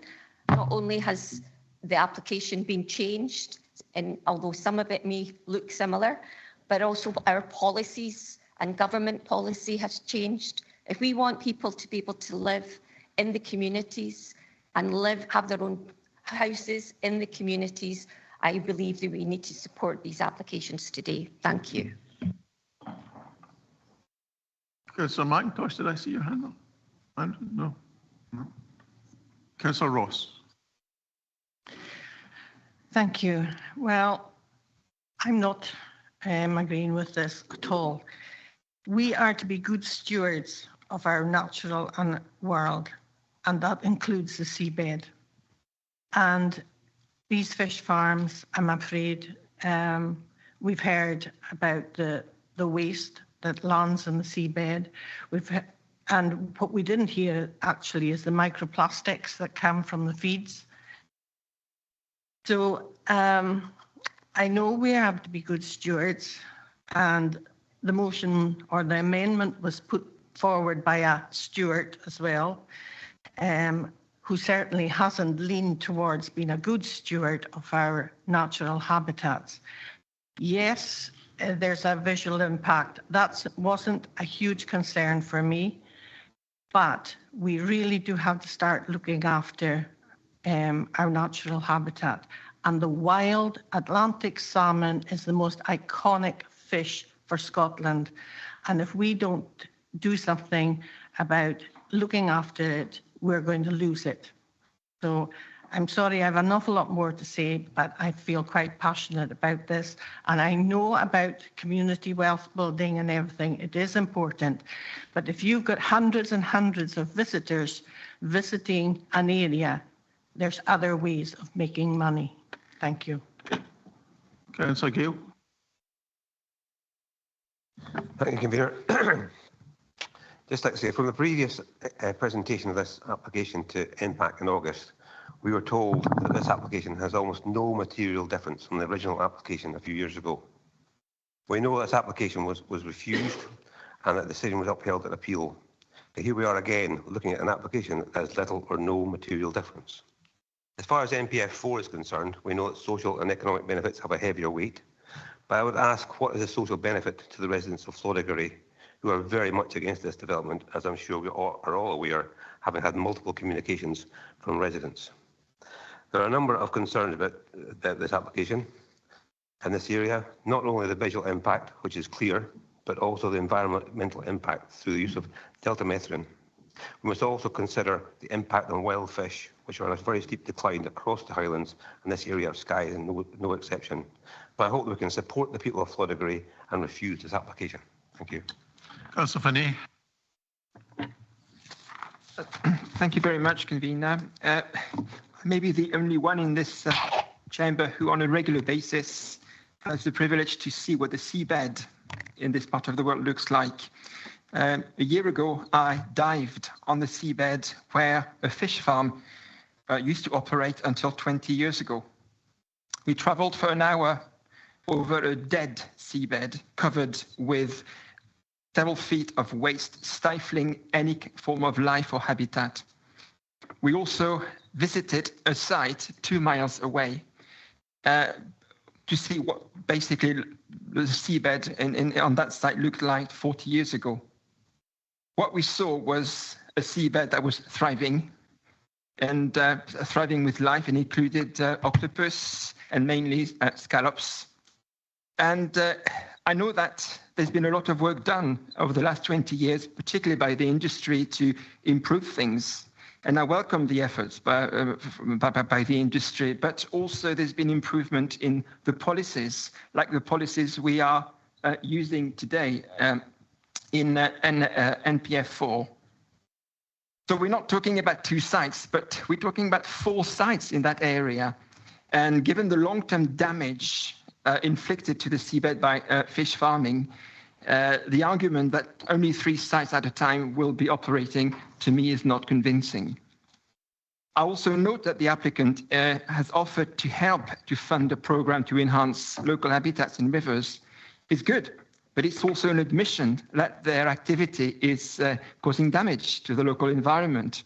So I don't get the logic, because what I hear is that we will damage your environment, but we will fund its restoration, but then we will continue to damage it.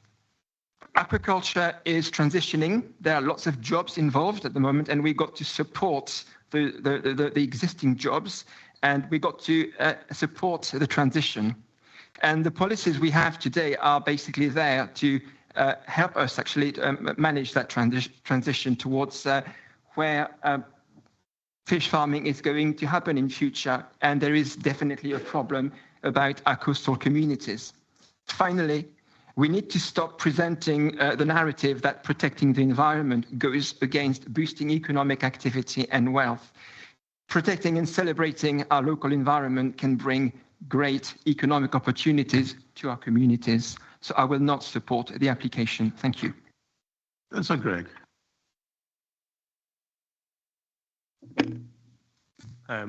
Thank you, convener. As a councillor who's not on a planning authority, I think this is actually the first planning application I've spoken on in 2.5 years, so it's a very exciting moment. The reason I actually asked for this to be brought back to council today was not because of my personal thoughts or feelings on the application, but because I was worried about the standard of agreement we had used at the last committee to make our decision. And I think we're worryingly close to doing so again. We've got lots of councillors using personal anecdotes. We're not supposed to be using personal anecdotes. We're supposed to be using the planning documents and policies in front of us to make this decision. We're having example just then that the company is doing X because it proves that they are guilty of Y. In any circumstance, doing A does not prove you're guilty of B. And we're talking about hypothetical scenarios that because we can't decide on it, we've got 2 farmers already, we're supposed to be looking exclusively at the merits of this application. So for that reason, I'm slightly concerned about the tone the debate has taken so far. However, we are supposed to be looking at whether, essentially looking at NPF 4, my reading of this is that whether the visual impacts and the negative aspects of this application are outweighed by the positive social economic benefits. NPF 4 puts particular priority on whether this is a local economic priority. We have heard about the fragility of the sky economy. We've heard that the need to diversify an economy. To me, this does add economic strength. I'm not sure how much it adds economic diversity in a place that already has the industry described. And to me, I think it is finely balanced, but I do not think the merits of this application have outweighed the negative visual impact. And for that reason, I think I'll be voting against it. But I do worry about some of the arguments that are being made in this debate and about whether they could be overturned on appeal. And I would encourage councillors to put their objections in terms that could actually be defended. Councillor Mackie. Thank you, convener. Just before I make my very brief remarks, I'd just like to thank officers for making additional planning training available prior to the meeting. That was greatly appreciated by myself to ensure that all members could take part if they sought to. I do not hail from Skye. I do not pretend to hail from Skye, but I can understand and sympathise with a community that mirrors many of the issues and indeed I believe opportunities that are faced with ourselves here in the far north of Scotland, which I represent. I concur with Councillor McLean, who rightly cited that I think it should be this council and indeed this region's ambition to offer as many opportunities as possible in every single corner of the region that we represent. And I think through MPF 4, the council must acknowledge the role that private enterprise, which is regulated and held to account by statutory agencies and the regulators, and the role that they play, and acknowledge that in many parts of our region, it is indeed just private enterprise that is taking forward the significant financial risk to create wealth, to create jobs, and to create the roles that will be able to sustain the communities that I know a number of the opposers wish to restrict. I do just want to very, very briefly point out that I'm quite disappointed with how personal this application has become. I think it's incredibly regrettable that we should be taking it on its merit and on its merit alone. And the fact that it has gone into, in my opinion, quite a negative place, I think reflects very poorly on this council as our ability to look at applications and be a positive place where this chamber or indeed the North or South Planning Applications Committee is the right place to debate, to scrutinise and to come out with decisions that we feel have authority, can be declared and can be supported going forward. Thank you, convener. Councillor Bremner.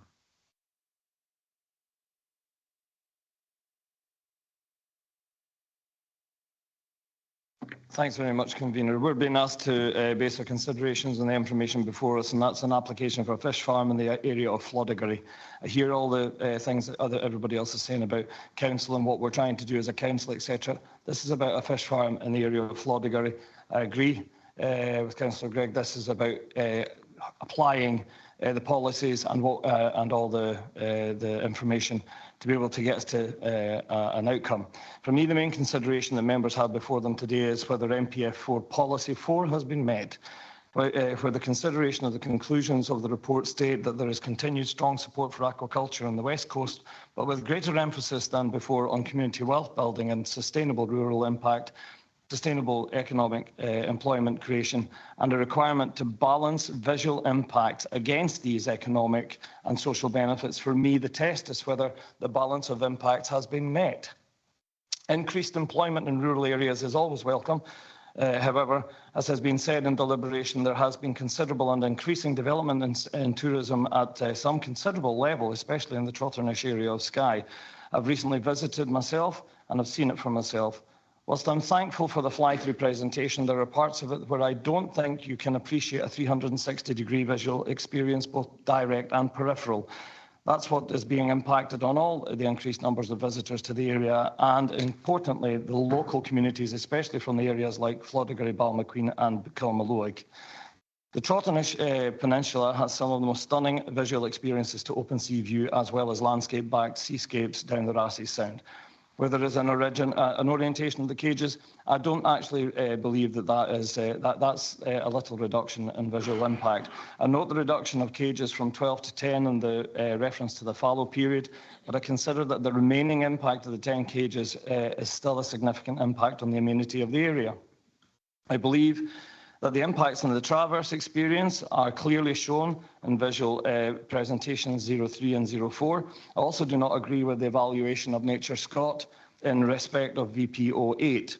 I believe that the impacts on visitor numbers are much greater than we are considering, and I also believe that these numbers will not stop. They are going to continue to develop and add greater economic value to that area.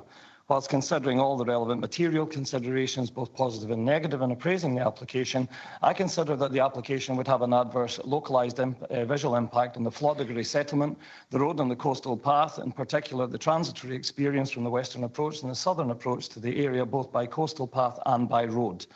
The overall effect of this development individually and cumulatively with the already consented fish farms to the south could, I've got 2 lines. Could adversely impact on the people, community and local business and economy. Because of the visual impacts of the proposal, in this instance, I don't consider the development acceptable, and I believe the test that I set myself in terms of MPF 4 Policy 4 has not been met. Thank you. Councillor Rosie. Thank you, Convener, and thank you, Mark, for your report. I do support the notice of amendment. I'm grateful for today's debate. For me, I think similar to Councillor McLean, my thoughts go to examining the issues and the balance. And I think in rural areas, many of us live in rural areas, and we understand the issues that we face and the other comments about diversity employment. I think personally, reading the report, understanding the statutory consultees, recommendations or situations where they do not object, speak for themselves. So it's striking a balance against the visual impact and what the socio-economic benefits are going to be. And they are, to read the Staff and Community Development Trust letter, it really struck me just on what a very meaningful difference in a small community. These conditions are very difficult to create. I'm sure if we all thought it was easy, we'd be doing it long ago. So, and I think it's an industry that over recent times has developed in what they do in a really encouraging way. It's interesting to note particularly with other countries, when you look at Norway, how they're developing that industry, and I think there are lessons. It's clear there's collaboration and partnership, and I think we can only expect further improvements in what the industry provides. So, look, on balance, I'm more than happy to accept or to recommend the notice amendment. Thank you very much. Councillor Miller, you have the opportunity to wind up if you so wish. I think no, I won't say anymore. I have put my amendment to the amendment in the chat, and I look for a seconder, and that's all I want to say. So, do you have a seconder? Quite a few. Pick one. Councillor Stewart, you also have a similar opportunity. Yeah, no, thank you, Convener, and thank you to members who spoken in the debate. I think it's really important to pick up on a couple of the points. We're looking at this application as it comes. That's the duty of us as a quasi-judicial board at this point, is to look at this on its merits and its merits alone. So all the supplemental economic impact is absolutely valuable, but you know what people saw when they were on a diving holiday a couple of years ago isn't a material consideration. I think members should perhaps reflect on their contributions and the validity of that when taking part in the quasi-legal process of planning.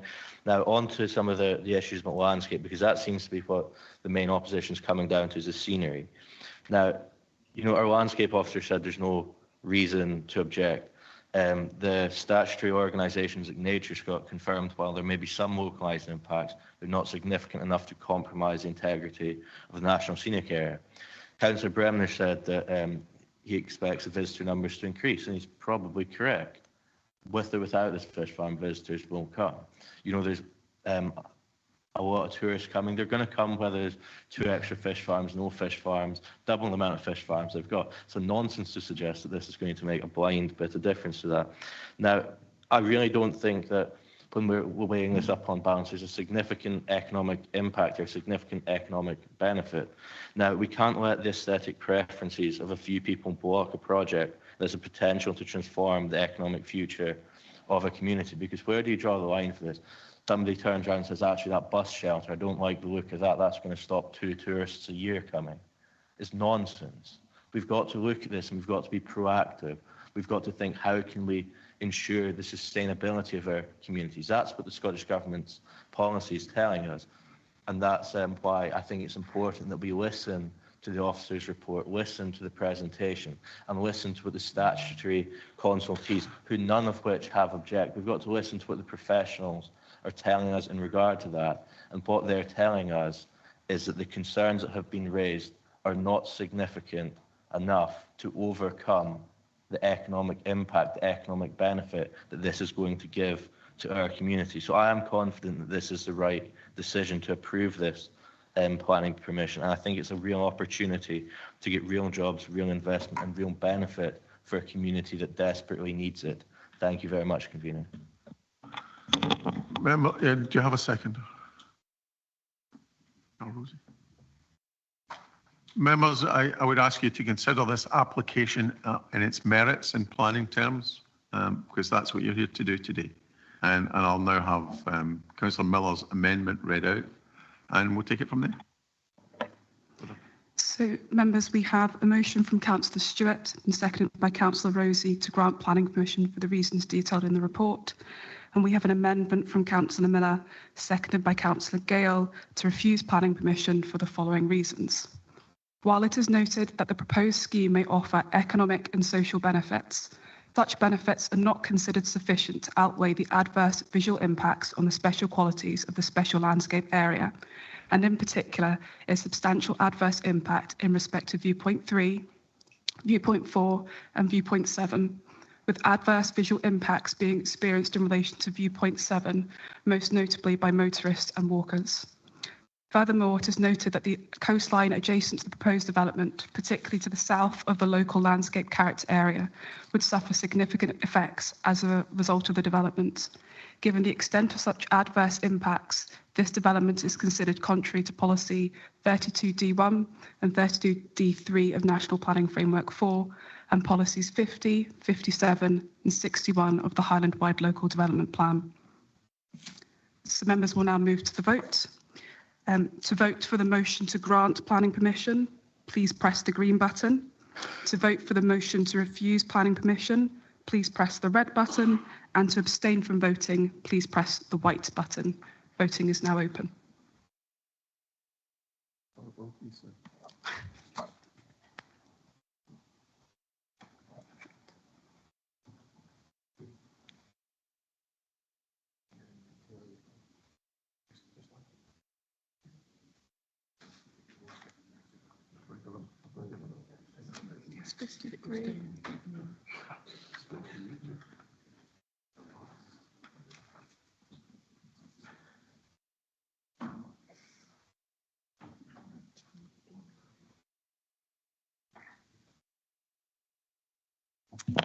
Apologies, convener. I'm sitting in the adjacent seat and I meant to press the one in my original seat. So could you cancel the one that I shouldn't have pressed? I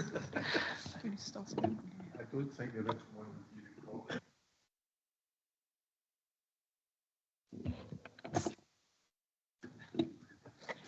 So in that case, members, we need to start the vote again.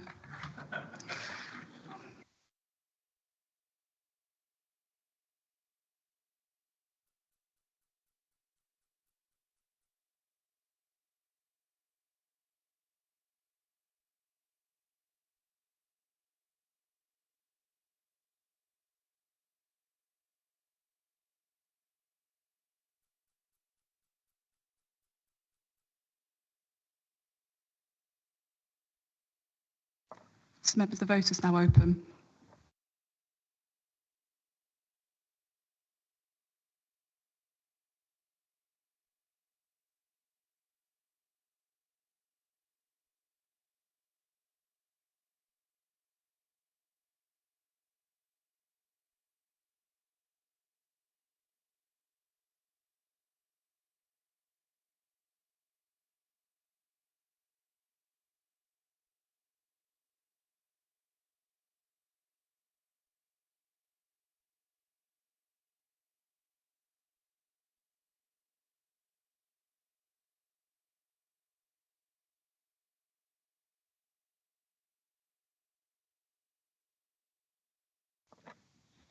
So members will now move to a roll call online, please. If you could indicate whether you're voting for the motion to grant planning permission, the amendment to refuse planning permission, or abstaining from voting when I call your name. Councillor Baldry. For the motion. Councillor Collier.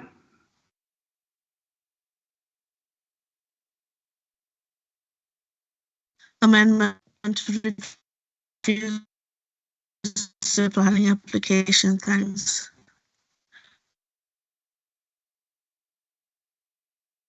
Councillor Jarvie. Amendment to refuse.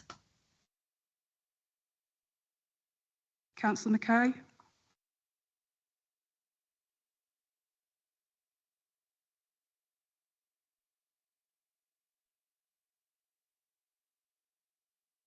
Councillor McLennan.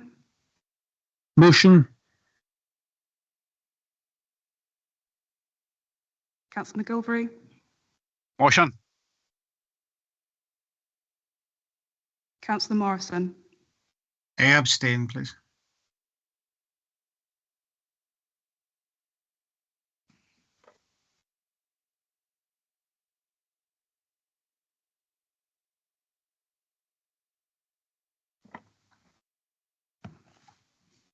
So members, I have 22 votes for the motion, 28 votes for the amendment, and 5 abstentions. Therefore, the amendment to refuse planning permission has been granted. Members will now have a 10-minute recess.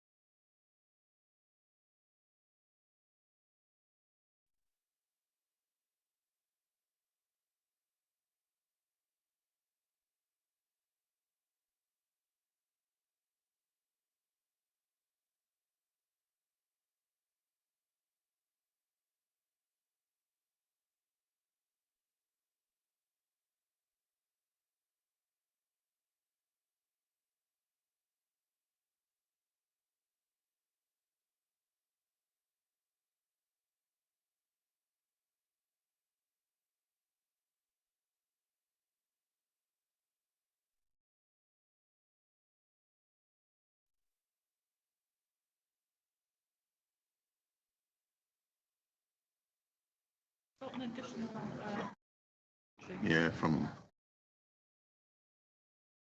Please take your seats.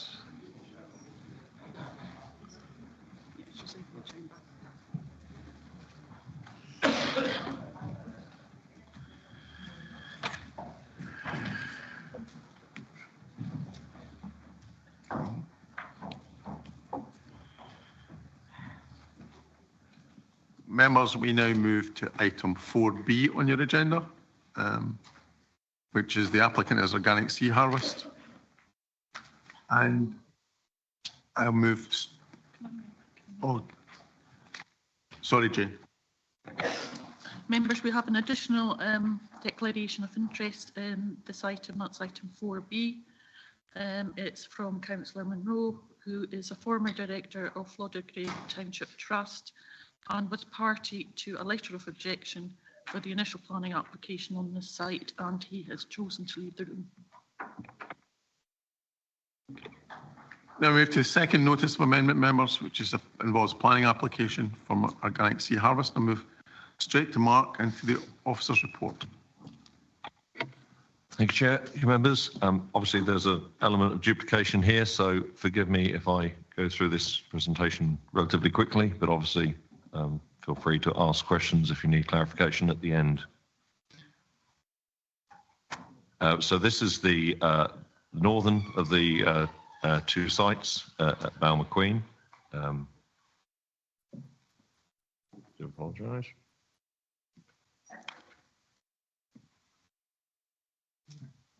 I'm not moving on.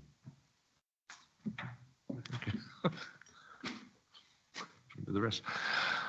Sorry about that. So yes, as you can see, the northern of the two sites up closer to Balmaqueen. Just get my pointer back.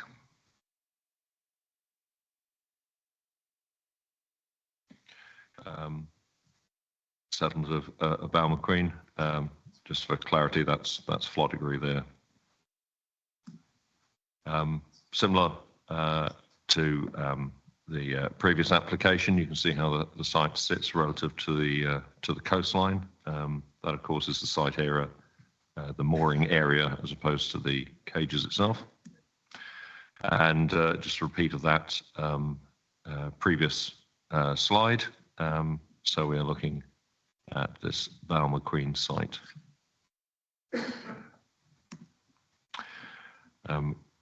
As stated previously, in relation to the history of planning on these sites, this proposal is for 10 cages as opposed to 12. That's 10 120-metre circumference cages as opposed to 12 previously proposed. Mooring plan, which you'll identify as being very similar, not identical, to the one you previously seen for Floddergrave. Slightly different depths, but more or less in a very similar location where depths are critical to allow the cages to function properly. Again, just to reiterate, this is the diagram of the cages in position, 2x5 matrix, largely underwater, of course. A ring, flotation ring, and a walkway, and then a netting structure, a bird netting structure over the top is basically all one would see on the surface of the water, plus the boat-like feed barge in that location. Again, top nets similarly designed to avoid entanglement, particularly in respect of gannet. So identical feed barge again, just to reiterate, those 3 decks, the barge sits with sort of 2.5 decks below the level of the water and has the appearance of a small boat on the surface with its superstructure arrangement and noise generating machinery largely underwater. ZTV. Again, it's the same ZTV, which is looking at the combined effects as well as identifying lesser effects from where only one site can be seen. We're focusing this time on the Balmoral site here. And just to reiterate what was said before, there is some visibility of both sites from the south, but at a significant distance as you come down through Staffin and to the bay. And then as you break to the west and begin to rise, the intervening landform blocks views. In this case, that continues as far as the Balmoral site is considered, pretty much all the way then around the coastline. The intervening landform will stand in the way of the viewer or receptor, and the Balmoral fish farm. The Balmoral fish farm is more visible from, as I say, the northern part of the Balmoral settlement, but we'll see that on visualizations.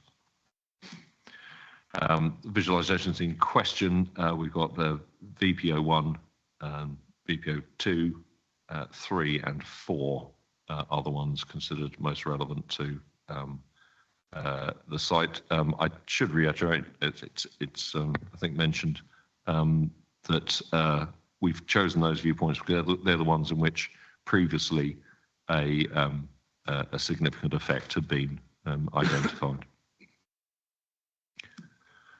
Again, landscape views first. Here we're up at the VPO2, so this is the radar station, which also featured in the fly over or fly through video that you were shown earlier today. See the Balmoral farm placed there, and then the single frame, the 50mm single frame, giving a close representation to the naked eye. Site in front of you there.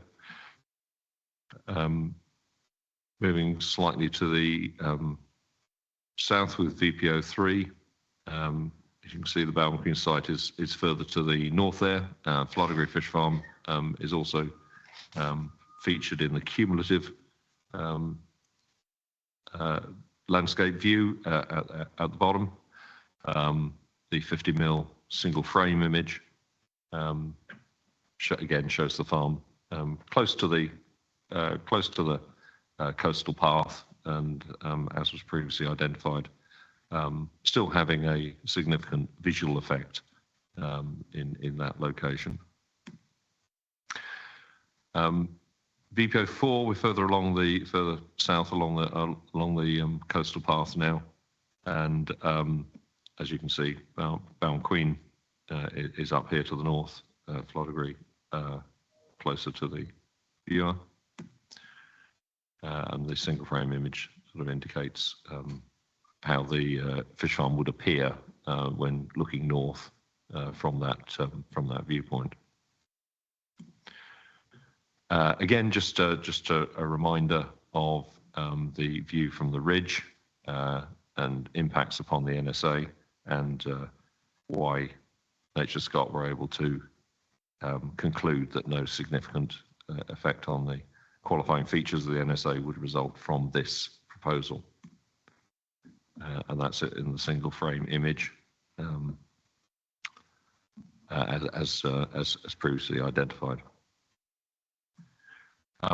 Policy considerations are the same as previously. Policy 25, there is a emphasis on community wealth building in MPF4, and it's as I say, particularly that second paragraph, I think, is particularly relevant to this proposal.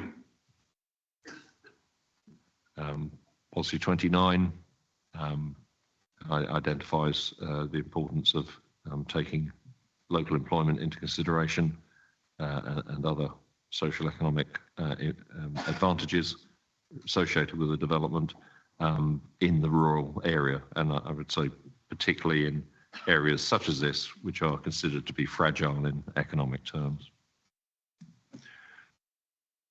MPF4, I think MPF4 Policy 4 remains the key focus, as was identified in the previous discussion. There are visual impacts, and there are economic benefits associated with this proposal, as there were with the previous one. It's a question of identifying the balance between the two and where it lays. And policy MPF 4, policy 4, paragraph D provides the policy support, as it were, to allow the decision taker to make that the centre of their deliberations.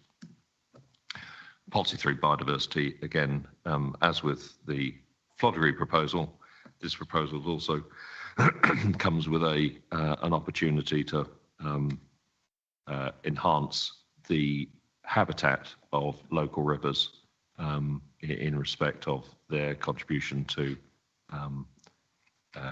the local salmonid population. Change context, socioeconomic factors. So these are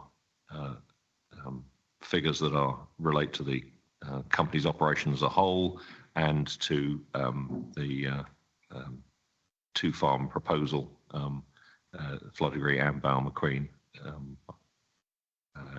Obviously, they can be adjusted now, I suppose, in accordance with the previous decision. And the summary conclusions, exactly the same as with the Floddery proposal. Officers feel that in weighing up the economic benefits and social gain in this particular part of Skye against the visual impacts which the proposal has in respect to the Balmacreen proposal, that it is concluded that the economic impacts can be given more weight, and so officers conclude that the application can be supported. And that concludes the presentation. I'm obviously happy to provide any clarification in terms of this particular proposal. Members, do you have any points of clarification? No points of clarification. Then we'll move directly into debate. Councillor Stewart. Yeah, thank you, Convener. I think most of the comments that I would make in this application I made on the second one, so I'm just going to keep it really concise. I think, we know the economic impact, we know the views about scenery and visual impact on this, so it's a choice for members. They want to prioritise the enjoyment of a couple of tourists and the views of a couple of local people that maybe don't want this over the economic prosperity of a community. That's fine, that's a choice for members, but the planning policy is in favour of approving this application, and I move the recommendations in the report. Thank you. Thank you very much, Convener. I'll try and be as brief as Councillor Stewart was there. We're looking at this application at Balmacreen. The residents have made it quite clear that they feel they've been under threat. Some would say siege for the last 7 years since Organic Sea Harvest made their intentions quite clear.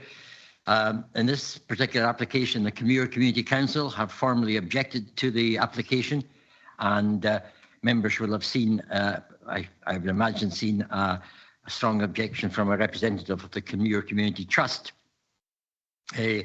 One will note, if you have any knowledge, local knowledge at all, there is actually one letter of support, or one person supporting the application, one resident from Balmacreen only supporting this application.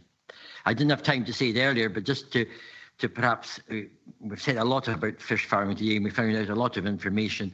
And I think the one particular comment from one of my colleagues about regarding the environmental damage that these farms are responsible for is quite alarming. So to save time, I would again ask colleagues to respect the democratic decision taken on the 7th of August by NorthPac, and I will move the amendment to this amendment, and I'll put it in the chat because I know how to do it now.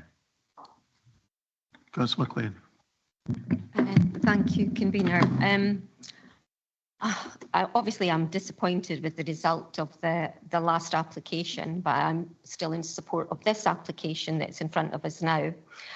I mean, as a planning authority, we're supposed to be enabling business and investment into all our communities. And every one of us here has an obligation to to support investment in rural communities, we're supposed to be impartial and be objective and not be subjective. And through this debate and the last one, there's been comments made that flies in the face of what the experts have said, the planners and the statutory consultees. And I find that strange. I mean, we as a local authority have set out our stall saying we want companies to come to all parts of the Highlands and to invest in our communities. And part of that is about community investment and community support. And there was an awful lot of letters of support, as well as letters asking for us to stick with the previous decision. But as the North Pack, we get a tremendous amount of wind farm applications that have a really big detrimental visual impact for the communities round about. But we approve them because they're within policy and they meet the Scottish Government's targets. We, as a local authority, have a duty to enable business to come. But from what I can see, this council today has made a decision that never mind all the policies that we have, never mind investing and saying to companies, we want you to spend money on planning applications to invest, and officers can say, yes, the council is consistent when it's making decisions, and we can say that this application meets all the criteria. They have to say, well, we don't know, it depends, they're kind of fickle. Depends whether it meets it or not. So why would companies come and invest money in our area if they can't be guaranteed that we are going to agree with the policies, the local plans, the Inner Firth Local Development Plan, the Highlands Plan, all the plans that we've put in place, and we just ignore them? So for me, today, we are making the decision, never mind our policies, the Highlands isn't open for business. We don't want your investment. And that's something we have to look at. Councillor Jarvie. Thank you, Convener. I'll be brief. Concerning things in the round, I think any visual impact is sufficiently mitigated, and the other mitigating actions are more than sufficient to make this on balance appropriate. I'm highly disappointed that members previously have used, quite frankly, extraneous and irrelevant considerations in this debate. Visiting a fish farm that you saw 100 miles away isn't this fish farm. We're here to discuss this item, the merits here, and to be honest, I'm quite frankly concerned as Council's opened itself up to liabilities on some of the comments members have quite inappropriately made in the debate so far today. But notwithstanding that, I only can fully support this application, which will create twice as many jobs as people walk the path each day. Councillor Mackenzie. Thank you, Convener. I am not familiar with the aquaculture, but actually recently, this week, we at the Townhouse had an event for the 3i, and that actually gave me an opportunity to speak to an amazing group of individuals who are visiting here from all over the world. And amongst them was the farming, but also the aquaculture. This is Scotland's, one of their main industries, their income. And Councillor McLean, I cannot endorse or strongly say enough to say what you have just said is absolutely accurate and true. We have Scotland's industries on our doorsteps, whether it's on land or around the sea. And this application today, like many others that we have, and if you go and look on Scotland's aquaculture, you'll see all the evidence there. The fact that we have to sustain our economy, we have to sustain our rural areas. I'm fortunate I'm in Inverness, but I wouldn't be recommending anyone coming to live in rural areas, quite frankly, these days, because of the depopulation we keep being told about. But going back to this point here, it is a huge industry. We need salmon farming as part of our food industry. We export it. People enjoy it in the restaurants around the country. So if this is 1 or 2 fish farms that are going to be taken out of production, what is going to happen in any future applications? But the fact that this body is taken into consideration with strong regulation, I ask the experts if I need to any questions. And here we have today our planning experts and officials here in the chamber. And if they felt very strongly that this shouldn't have been granted, then they would have given us that advice. But it's the fact that we have all these experts out there. We have Marine Scotland, we have SEPA, we have the Crown Estate Scotland, we have the Food Standard Scotland, and we have Nature Scotland. They're all the relevant bodies that these groups, when they are applying for these businesses in whatever sector there are, have to go through these extreme rules and regulations. So I'm just astounded that we are actually depleting our economy. We're not encouraging it. We're having this, don't bother coming to Scotland. I was meeting people the other night. There is millions of pounds of investment that could come to Scotland.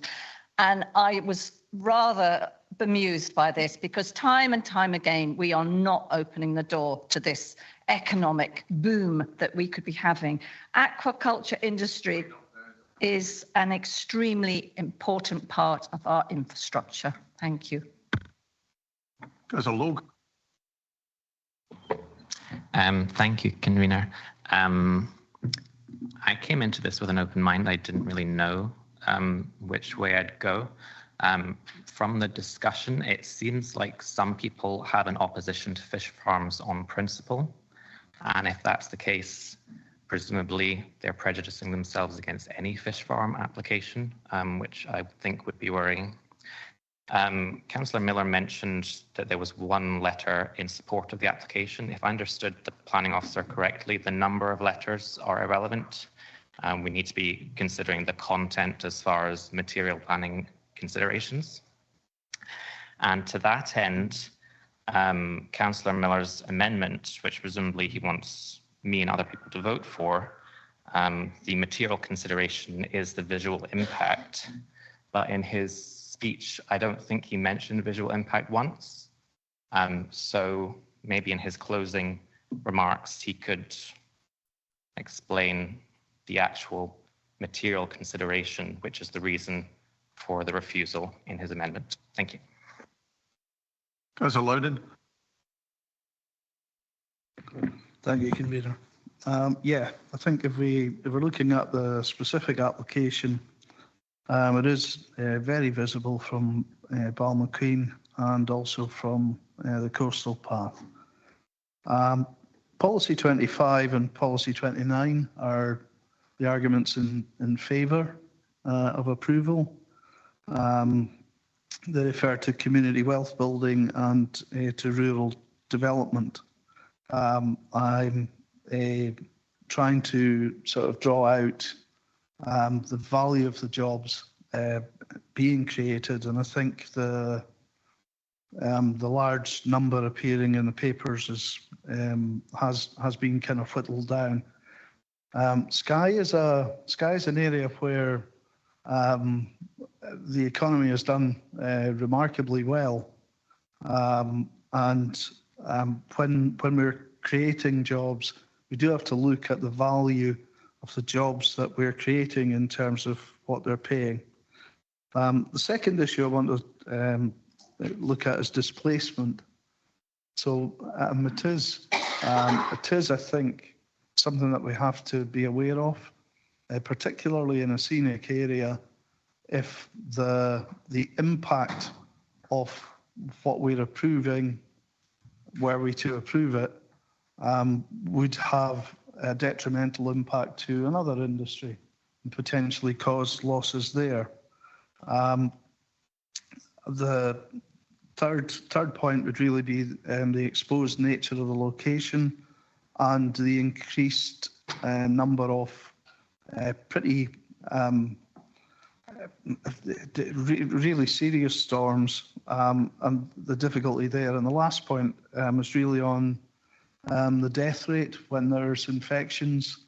It appears that the operator has suffered very serious mortality rates in other locations, so close by. So I think all of those points are ones that, for me, mean we're better not to approve the application. Councillor Rosie.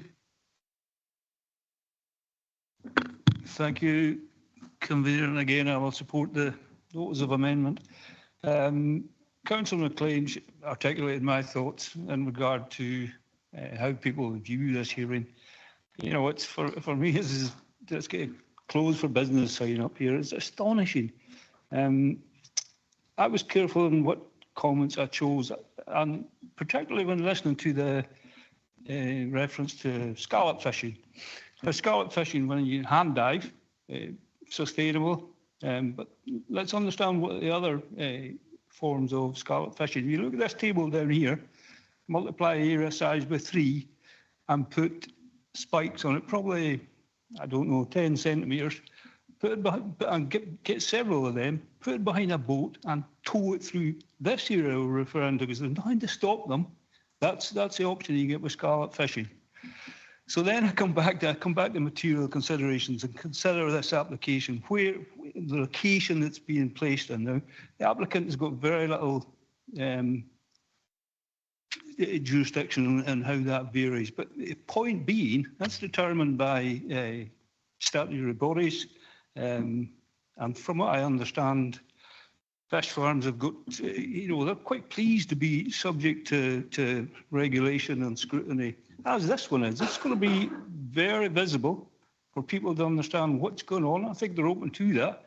They can, it's clear in the conditions just what level of scrutiny there is. So I find that astonishing. Do you know Scottish salmon is the UK's most valuable food export? That's a statistic we've got here. And for me, there's an opportunity. That's why I made the comments about the importance of working in collaboration with Norway to improve the opportunities and the offering that we get. But make no mistake, Scottish salmon, my understanding is that there's a 30% premium on the cost because people recognise the quality, and I think we can improve that. But that's just about Brand Scotland. But what investors will think about Brand Scotland today, I do not know. But I urge you to support this application. Thank you. Councillor Finney. Thank you very much, Convener.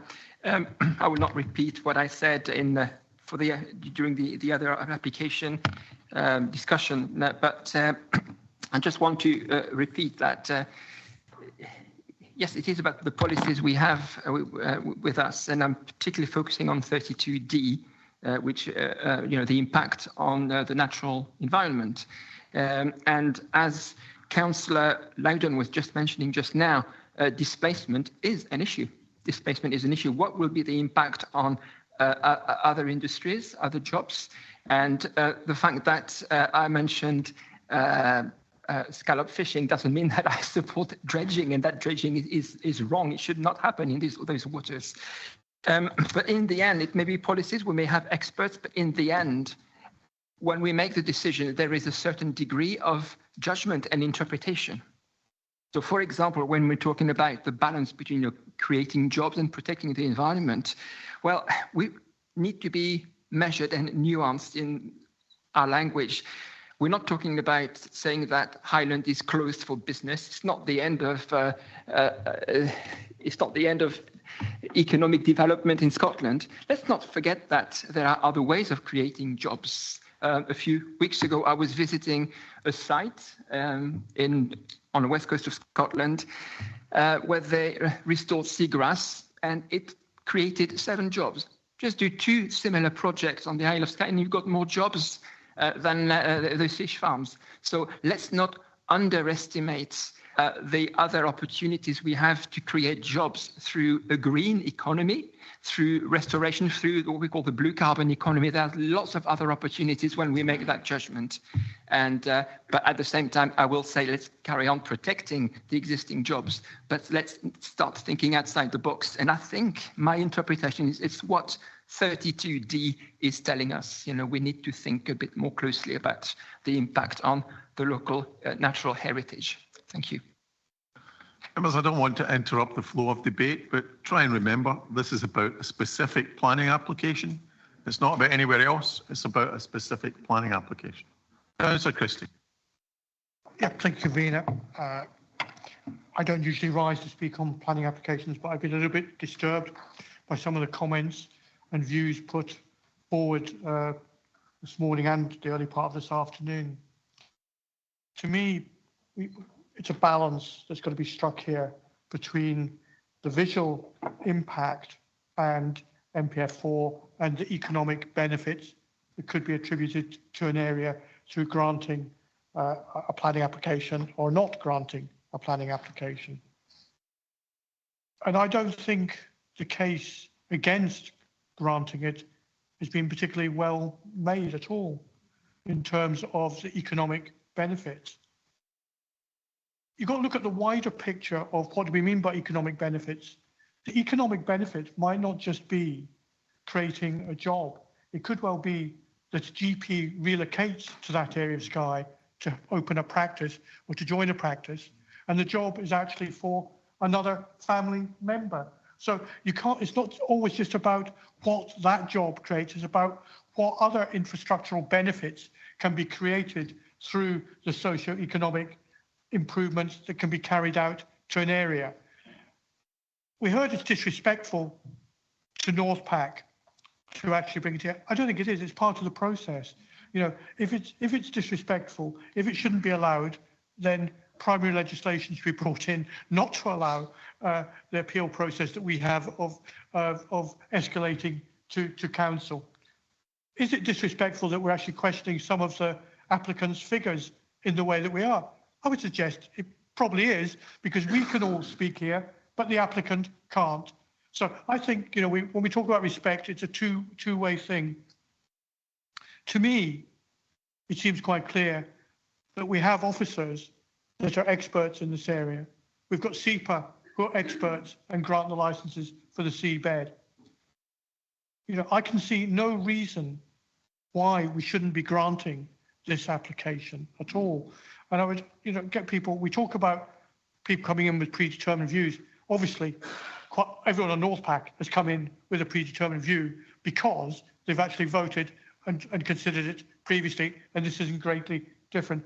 But some of the comments that have been made here today so far are the generalist comments that would preclude people from voting on fish farms generally. And I think we've got to be very careful on that, because that's a difficult and dangerous position to be in, both as an individual and also as a planning authority. So I would urge people to think again, has the case been made strongly enough to refuse the application? And to me, it hasn't. Professor Gregg. Thank you, Chair. To me, I'd like to second the comments that Councillor Christie has just made, that we have expertise on the table for a reason.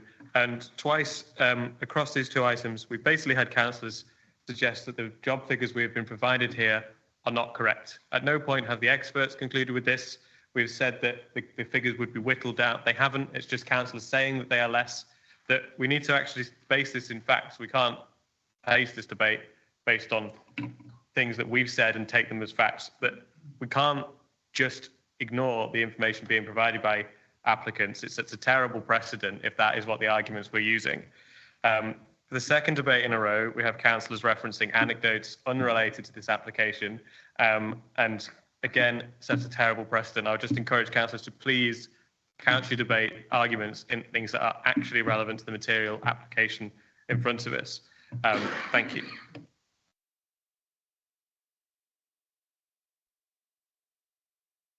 Councillor. Thank you, convener. I didn't really want to take part in this debate because of my position on the oceans. However, This is about policy. This is about policy that has been passed in this chamber.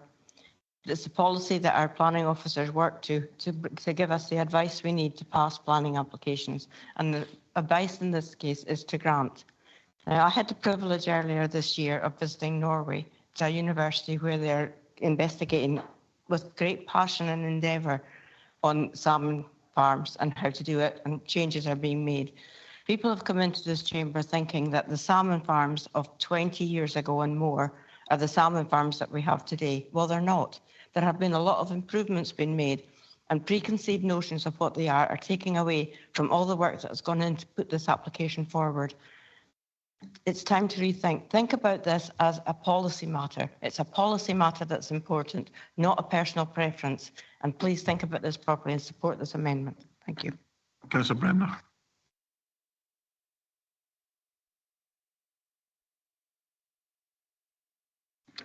Thank you very much. I would normally go straight into the points of the actual application and the policies that we are asked to review in determining the application. That's the job of members on NPAC. And I respect a lot of the points that have been made in here, but I agree with Councillor Christie. I don't share Councillor Christie's view in terms of the outcome, but that's something that the planning process allows Councillor Christie and I to come to. And I don't think, some of the dismissive comments that have been made, about the one or two people and the one or two people about letters and what have you. Look, what we are being asked to do is apply the policies. We may not determine another application that is similar to this in a similar way. It's just the way that we are being asked to follow this process, apply the policies, and come up with a view. And I've done that. A lot of the points that I made in the previous application, I hold to this, and I was quite pointed about where I felt that this application did not meet that criteria. And I know that that doesn't agree with the officer's recommendation. I know that that doesn't agree with the views of the statutory consultees, but it is my view, and after I've applied the policies to it. So, having reviewed the information, positive and negative, and considering my view of the application of policies in respect of the Highland Wide Local Development Plan and NPF 4, especially Policy 4, I have determined that I do not believe that I can share the views of the officer to support the application. I do not share the view of all the statutory consultees. That's a view I'm entitled to take. But can we please stick to the actual policies in determining what this application is? Because there are many, lots of experiences and lots of different things that have been taken to the table here. This can, for me, this does not qualify. And if I was given a lot more minutes, I would probably put that together. But let's respect our views. But let's apply the policies as they're given here to us today. Thanks very much. Councillor Atkin. This will be very quick. We're elected, we are on planning committees, and we are allowed not to agree with experts because that is the process. And we can't just put any old amendment in. They always have to be competent. This is for people who aren't on planning all the time. They do have to be competent. But the whole point of a planning committee is that we're given advice and we might interpret it differently, just as Councillor Bremner has said. So that is just a basic point of principle. I'd take offence at everything that comes before us.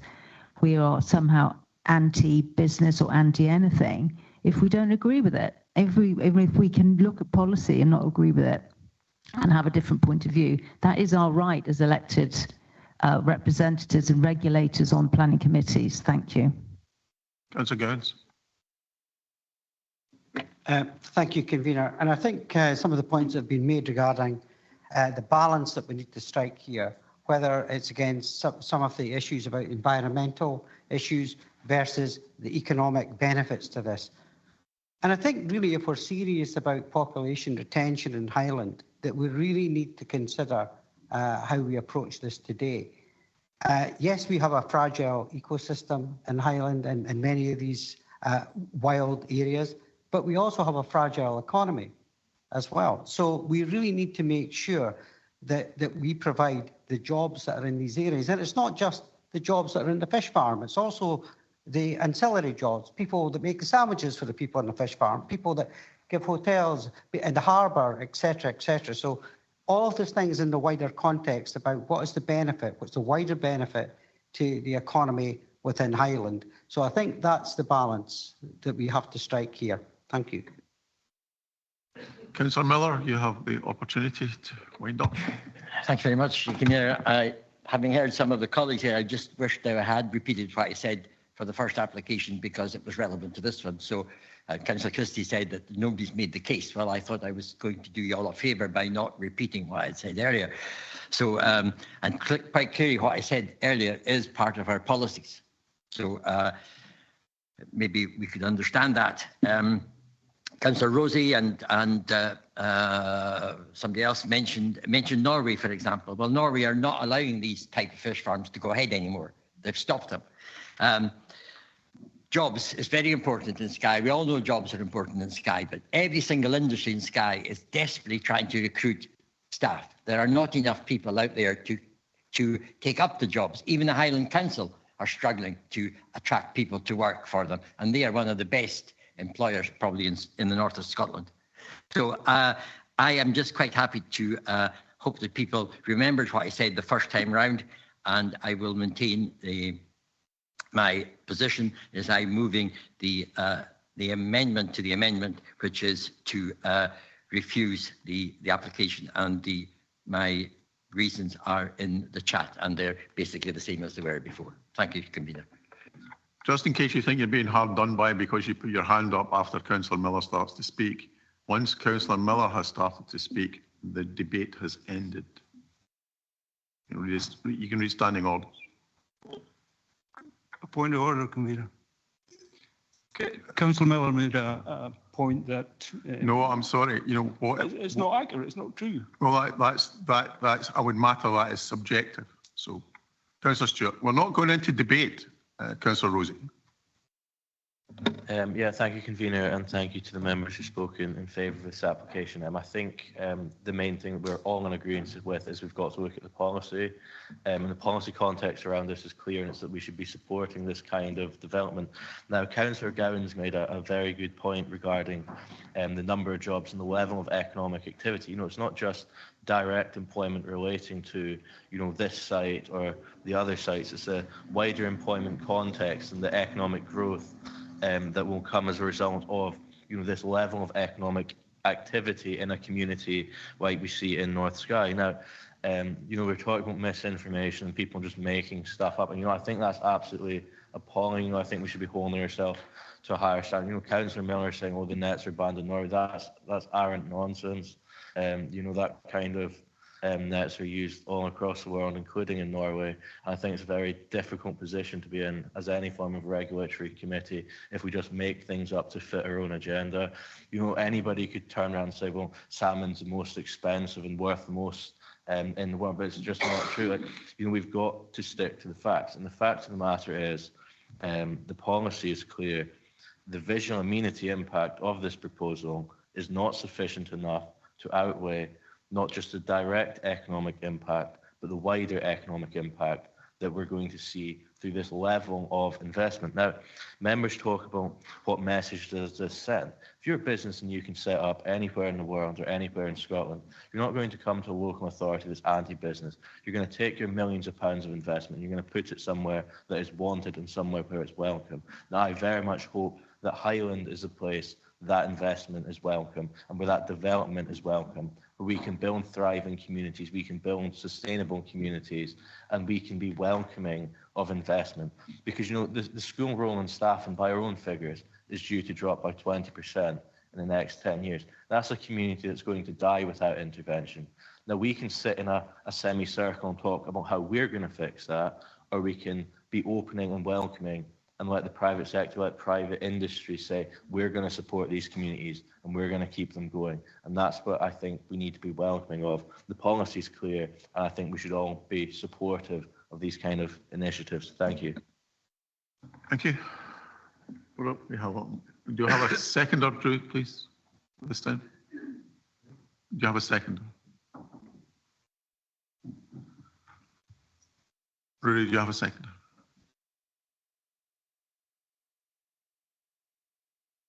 We have a motion and an amendment, so hand you over to Rhoda.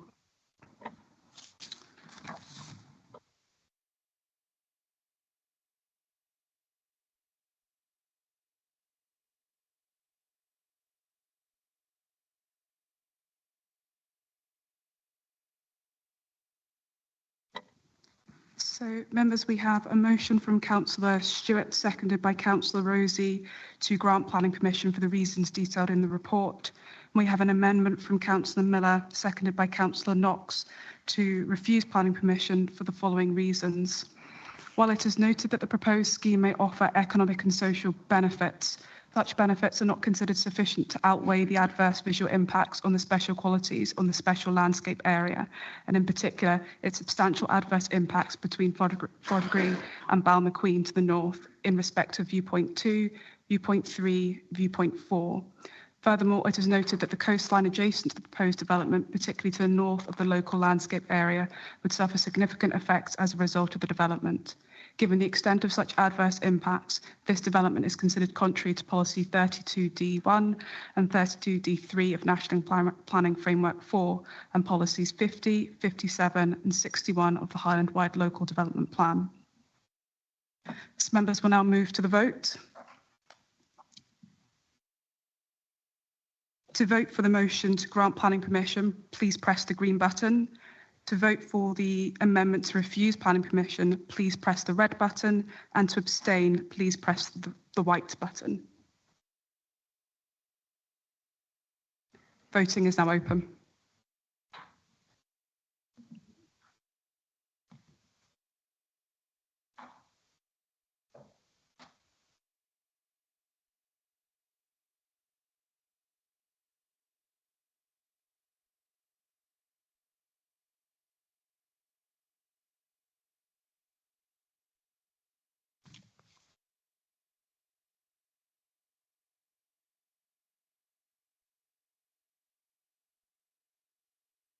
So members online will now move to a roll call. So if you could indicate whether you're voting for the motion to grant, the amendment to refuse, or abstaining from voting, please, when I call your name. Councillor Baldry. Motion. Councillor Collier. Amendment to refuse, please. Councillor Jarvie. Refuse, please. Councillor Mackay. Wasn't here before. Councillor McLennan. Motion. Councillor McGilvray. Motion. And Councillor Morrison. Motion, please.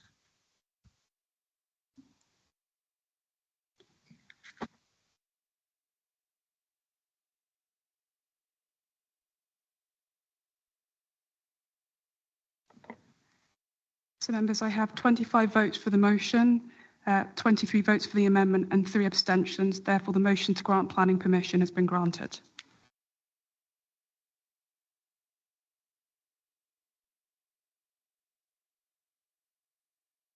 Members, thank you for that. We've now a bit of a change of personnel as we carry on for the rest of the day, or the evening as it may be. And I have an announcement to make, members. Over the weekend, I was contacted on behalf of Governor Béchard, the 63rd Governor of the Commonwealth of Kentucky. And Councillor Struan Mackey, we will now have to refer to as Colonel Mackey, because Struan has been appointed an honorary colonel for the Commonwealth of Kentucky, based on his basic, I suppose, expertise in the whiskey industry. It's the highest honour that's ever been afforded by the state of Kentucky. It's very, very unusual for it to be issued to someone so young. And I think we should all congratulate Struan on his appointment.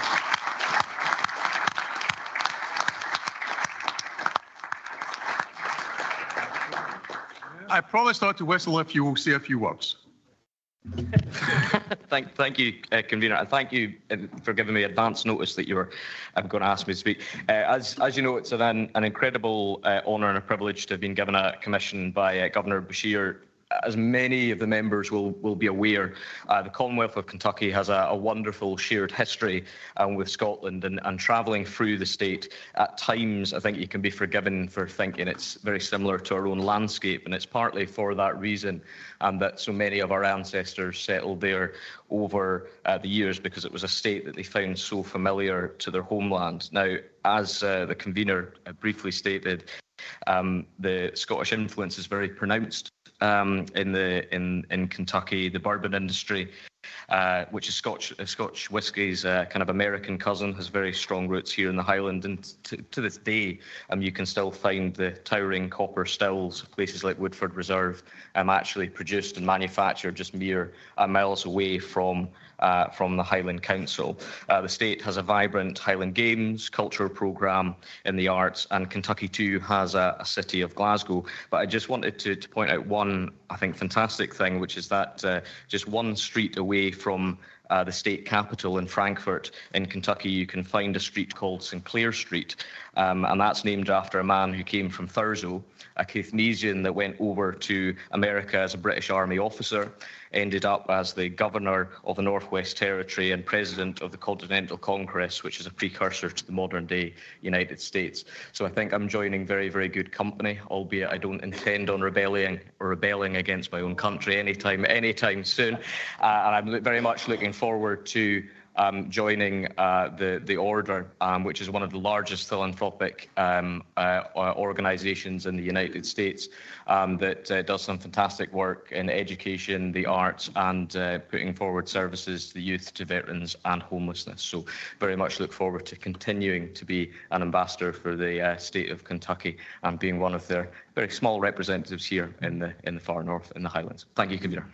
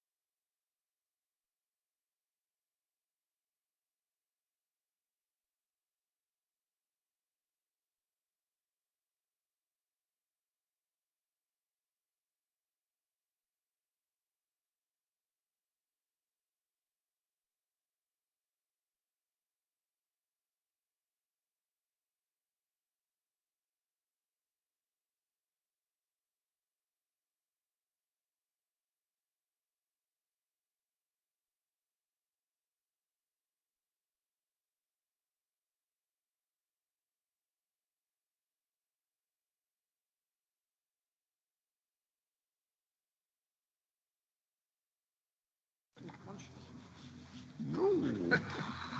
Lunch is at half an hour nowadays.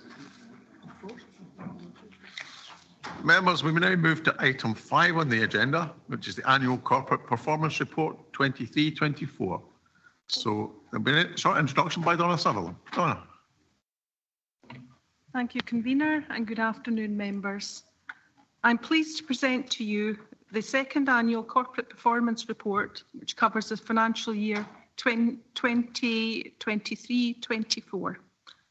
Whilst this is the annual report on delivery of the Council's performance plan, you'll be aware that progress is also reported throughout the year in the quarterly performance reports to the relevant committees.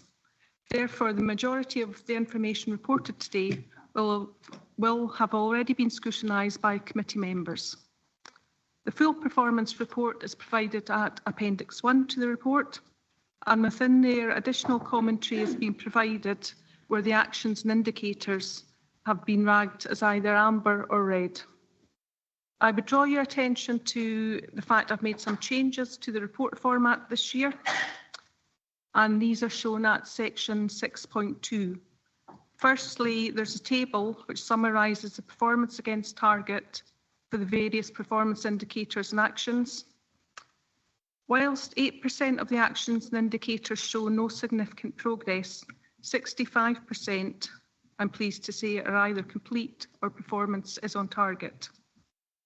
Within the 65%, I've selected some examples of 10 actions and indicators from different areas across the Council where positive performance and improvement can be demonstrated.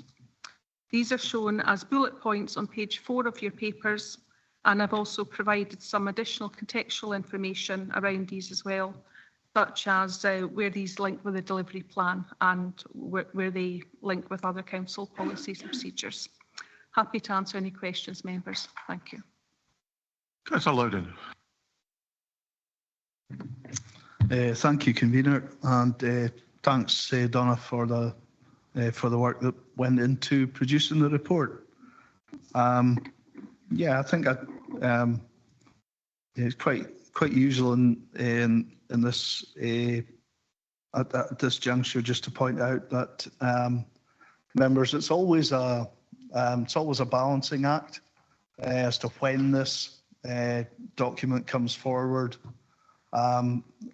If you wait until you can populate every box, it's so late that it's completely out of date. And then if you bring it forward early, then there are going to be some blanks in it where we haven't been able to populate the boxes. But I think on balance, it's a really good report. I'd pull out one or two areas. 16 actions were completed. So it's great to see the staff getting through the work that we are allocating to them and getting those tasks completed. 22 of the tasks are on target, and there's only one where there's been no significant progress. So I think it's a great job by teams across the council going into delivering the programme that we've set out for them. Some of the best areas, I think on page 14, the processing of housing benefits and council tax reduction claims, that is one of the best performances in the UK. And we really, we should thank our staff, Sheila McCandy and the team, for the effort that goes in every day to making this one of the best places in the country in terms of getting your application processed quickly. The second one I'd highlight is the Home to Highland programme, which has been great for the kids involved. It's seen them come back to the Highlands, and it's great for Highland Council as well. It's better outcomes for young people is what we should be about, and it's great to see the progress that we've made there over the years. Third point, processing of planning applications is speeding up. A lot of work's gone into recruitment, particularly of apprentices, and the work that they're doing is starting to speed our planning system up. So that's good. Last point I'd highlight is percentage of council business placed with local suppliers. That's one of the best in Scotland. So we're using our procurement to boost businesses in the Highlands. We are a place where if you come to set up in business here, the council will be doing everything it can to help you. So I hope that businesses will take that reassurance. So members, I move the recommendations as set out in the report, and I look for a seconder. Councillor Munro. Councillor Fraser. Thank you very much. Thank you, Donna. I actually want to raise an item that isn't specific within the report yet, but yesterday we had a very disappointing announcement by HC1 regarding the fact that they've given notice to close Moss Park Care Home.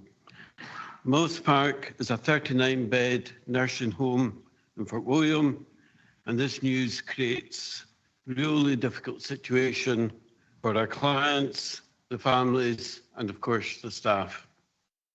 So my question is, can you tell me what the intention is for future care planning in Lochaber, particularly in relation to stated intentions within the strategic plan, which is working together to support our communities in Highland to live healthy lives and to achieve their potential and choice to live independently where possible. Thank you. I think we can possibly get an answer for you on that, Fiona.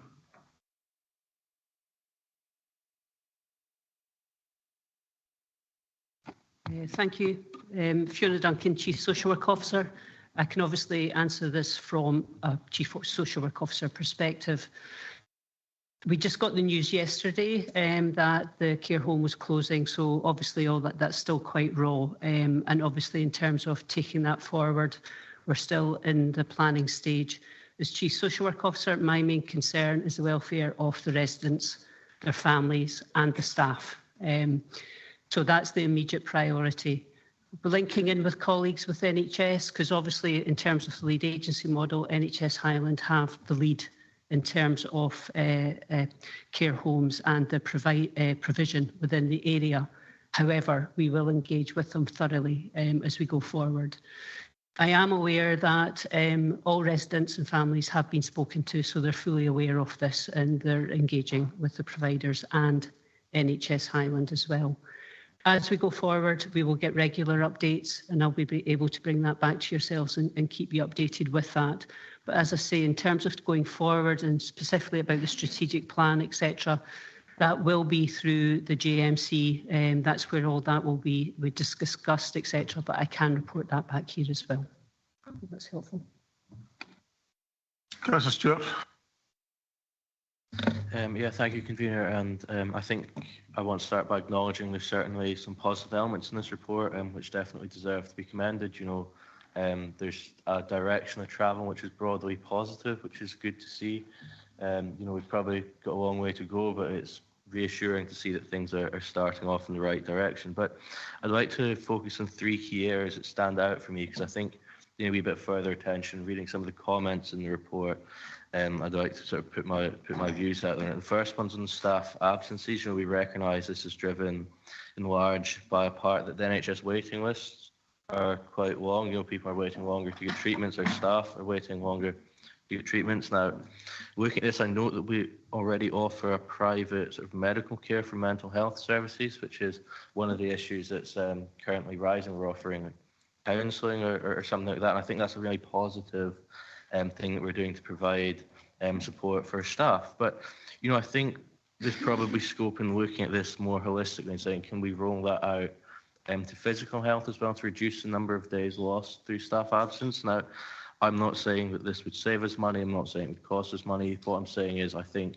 this is an issue for us, and I think as well as having a duty of care to our staff, and we also talk about being an employer of choice. So I think this could be a positive opportunity to explore something else and to see how we can help our staff, you know, keep in better health, but also reduce those staff absences, in essence saving the council some money by helping them return sooner. So I would hope to see that maybe a paper could be brought forward, or there could be a discussion about looking into this. Now, the second area is in section 5.1 of the report, and it highlights the troubling fact that the rent arrears have reached 7.16%, which is well above our target of 5%. Now, we mentioned sort of high-level rent arrears and what we're doing to tackle that, but you know, I think we're looking at this the wrong way as a council. We should be looking at early intervention to support tenants before it gets to a high level, because we know that you know, it's easier to reduce debt at a lower level than it is at a higher level. So I think we need to be doing more at supporting our tenants to make sure that they get the financial support that they're entitled to, and have that real proactive approach to reducing rent arrears at a lower level.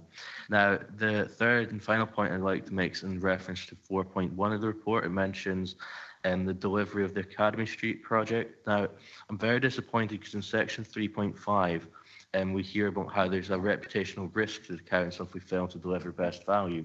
Now, I'm really disappointed to see this is still on the programme, given our independent consultants report says just that this project fails to deliver best value. So in the context of what we're looking at here, you know, we risk a really negative assessment from Audit Scotland, and I think we risk a real blow to public trust and confidence if we keep continuing with this. I'm really disappointed to see that it's still in there for delivery, especially when earlier on in the report we take cognizance of not providing best value, because ultimately it's not our money, it's other people's money.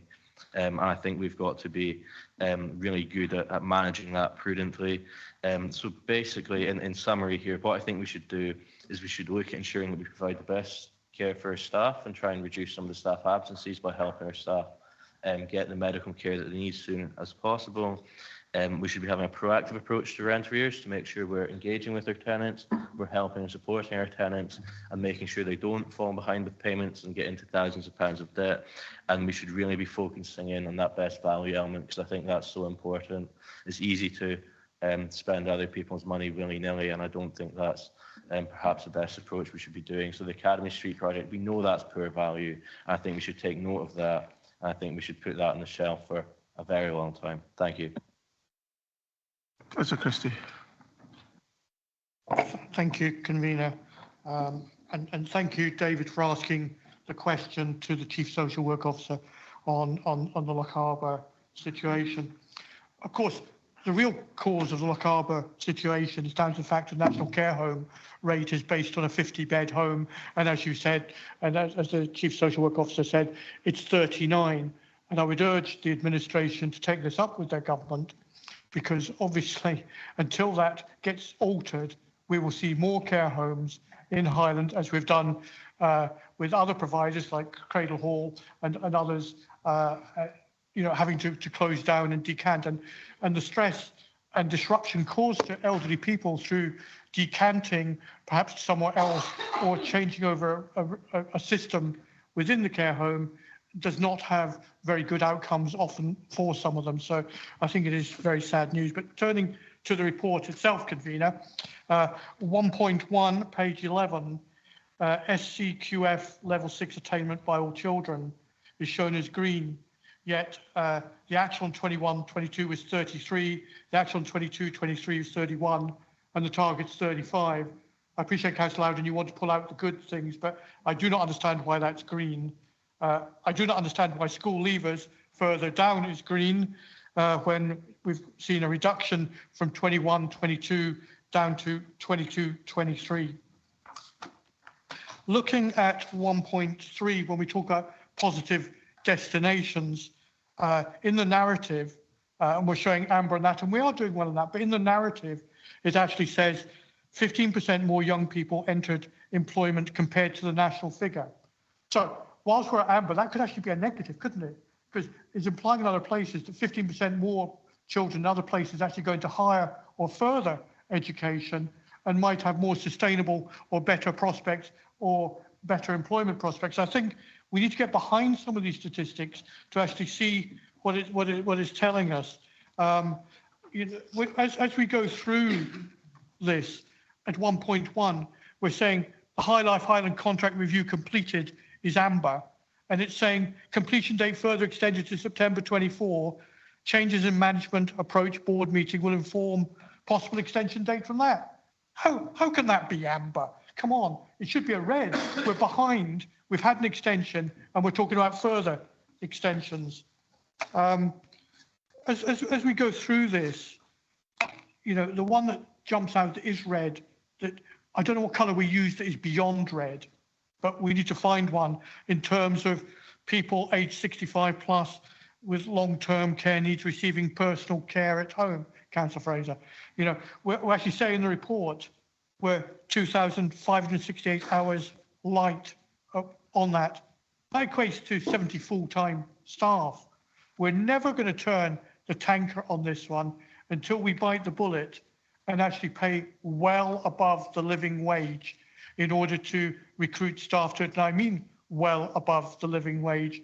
The rate of 12 or 13 pounds an hour is not going to actually ensure that people choose adult social care as a sustainable career path for their working lives.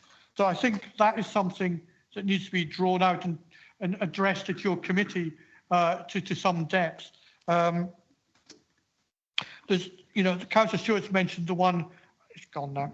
Councillor Stewart mentioned the one about early intervention in housing rent arrears. I can tell you that actually happens. People are referred to agencies at a very, very early stage, but often the situation is such that it just escalates. They've had all the benefits maximised, And it is nothing that will be done to be able to address that. Now, the question is, do you evict them, in which case you'll address arrears and you'll create a pressure on homelessness, and that's not a good outcome for anyone, because in terms of homelessness, we're actually seeing in the report, and again, I think, I don't know if I probably forgot to mark that one, but again, we're actually saying that we're doing quite well on that. But to my mind, any length of time that people are in homeless accommodation is too long. So even if it's 20 weeks, 10 weeks, that's 10 or 20 weeks way too long to be in homeless accommodation. If you don't know, if none of you have actually been to have a look what homeless accommodation looks like, I would advise you to do so. It's not good, and if you put into that someone perhaps with a family could be involved in it, it's even worse. So whilst this is a really good report, convener, I think there's some areas that could be changed, and I think we're putting quite a nice varnish on some areas. Councillor Mackenzie. Thank you, convener. Thank you, Donna. It's a lot of detail to go through. I have probably 3 different areas. There was a section on the 20-mile-an-hour zones, and being in the city area, Inverness, obviously they've sprouted up all over the place. And what I'm hearing more and more from residents is the feeling that cars aren't adhering to the 20-mile-an-hour zone, and therefore trying to then work out how can we address this, because who's going to monitor these 20-mile-an-hour zones? Because the police have told us that they're only probably do it around schools. We need to take more measures if we're going to seriously enforce these 20-mile-an-hour zones. And I've mentioned it numerous times that there is the technology out there. Is it something that the council could look at? It's been piloted in council authorities in London, in one of mine where I used to live. And it's obviously a question of the legislation, the deregulation, the vehicle recognition. But you could actually put up speed cameras and the money, the income comes back into the council. That would be new income. The other point I was going to raise was it was talking about the street cleanliness. Again, I'm afraid, because I'm on the periphery of the city centre, I have had numerous complaints about the litter around the area around Milburn School. And this has been my campaign for the last 7 years. And thankfully, this new term, last year, this term, the head teacher, who is now the head teacher, has been very good to step up with this. And I have to compliment and congratulate the council waste team who came out and helped with putting in new bins. But we do have an issue with litter. And I got involved recently with Chamber UK, who asked all councillors across the UK to get involved with the idea that the new government might bring in legislation to ban any planning application for new fast food places near to a school. Well, that horse is already bolted, and I wrote a piece on that because it related to litter waste and the consequences of that. So this is something that I will raise again and again. We have an issue with litter, and our young people need to understand the process and the timeline of that. My last comment was going to be, has already been probably picked up by Councillor Christie, was the red rag we have for the direct payment spend. This is on page 35 of 221. Why is it a red rag? Can we have a bit more information on that? Because obviously we're trying to encourage people to live at home. And obviously personal care at home, we've been told, is obviously difficult to get employment. But I should mention briefly just at this point that Parkland's Care Home have sent out a new report recently on their developments and their increase in the area. But that's care homes. If we're trying to encourage people to stay at home, we need to put more help and support in, and it should be trying to keep people in those communities and accessible and being able to get this care and attention. So it goes back to, again, depending on where you live in Highland, you're more able to get this care and service. But I'd like to ask why is that a red rag? What are the targets we're missing, and how can we improve on that? And is it depending on where you live in Highlands? Because again, if you're in the Inverness area, it's probably more accessible. But when you're living in the rural areas, yes, I think you have an issue there. Thank you. Councillor Mackenzie raises a point very close to my heart. I think the national decision that has been taken for police not to monitor 20 miles an hour and 30 mile an hour speed limits is, I feel, is disgraceful. You as members have made the effort to make sure that our children are kept safe, and yet in some places it's being ignored because there is no enforcement. And it is high time that nationally Police Scotland were told that we want enforcement. My post bag is generally full of people who want to hear what the police are doing about speeding in their towns and villages. So I think it's high time we tried to do something about it. Sorry for the rant. Can you answer Isabel's quick question? Okay, thank you. I think Councillor Christie had also asked about some of the targets. The ragging is based around, are we achieving the set out target, or also if it's within a predefined percentage of that. So that's why these will be shown as green. In the case of the question from Councillor Mackenzie, we actually had a target of 61.7% for the year, but the actual was 52.9%, as shown in the table there. So that's the reason that this has been ragged as red, is because it's significantly below the planned target. Okay, thank you. Councillor Cameron. Thank you, Convener, and thanks, Donna, for the report. I think there are quite a lot of positives in it, but there's still a lot of spaces where I rise and say this each year. We should have this information much more timely. We should have a snapshot of this being the annual report, and I hope that our new accounting systems are actually helping us move towards that for some of these figures. But is there space for ragging this report to actually say how much of it's timely, how much can we act on, and how much of this is actually looking in the rear view mirror far too far back? I do have some compliments as well as some criticisms. Unfortunately, some of the data is not available because it hasn't been processed yet. But I would say that the attainment in maths, where I have, I'm married to a maths teacher, I think that come December, when we see some of the attainment for maths in secondary, we will be very pleased. So I'm looking forward to that, and want to just be first to congratulate them. So thank you. Councillor Finlayson. Yeah, yeah. I think the points that Councillor Christie's made are relevant.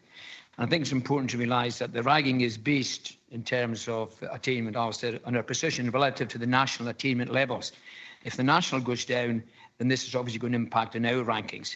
But I think we do need to make things clearer when we set our targets in the future. And I think the point you made about we need to be taking more scrutiny to strategic committees is certainly the way forward. And also, the target set within the performance plan is also based on the previous methodology, which looked at the attainment of the leaver cohort based on the S4 school roll. The LGBF framework has now configured this measure to be based on the cohort of pupils in S4, S5 and S6 who leave the year reported on. So the target in the performance plan is based on the previous methodology. And this now requires to be reconfigured with a new target set based on the revised means of calculating the measure. And to help members understand this better, we will be bringing a report to Education Committee later in the year. So I hope that reassures you.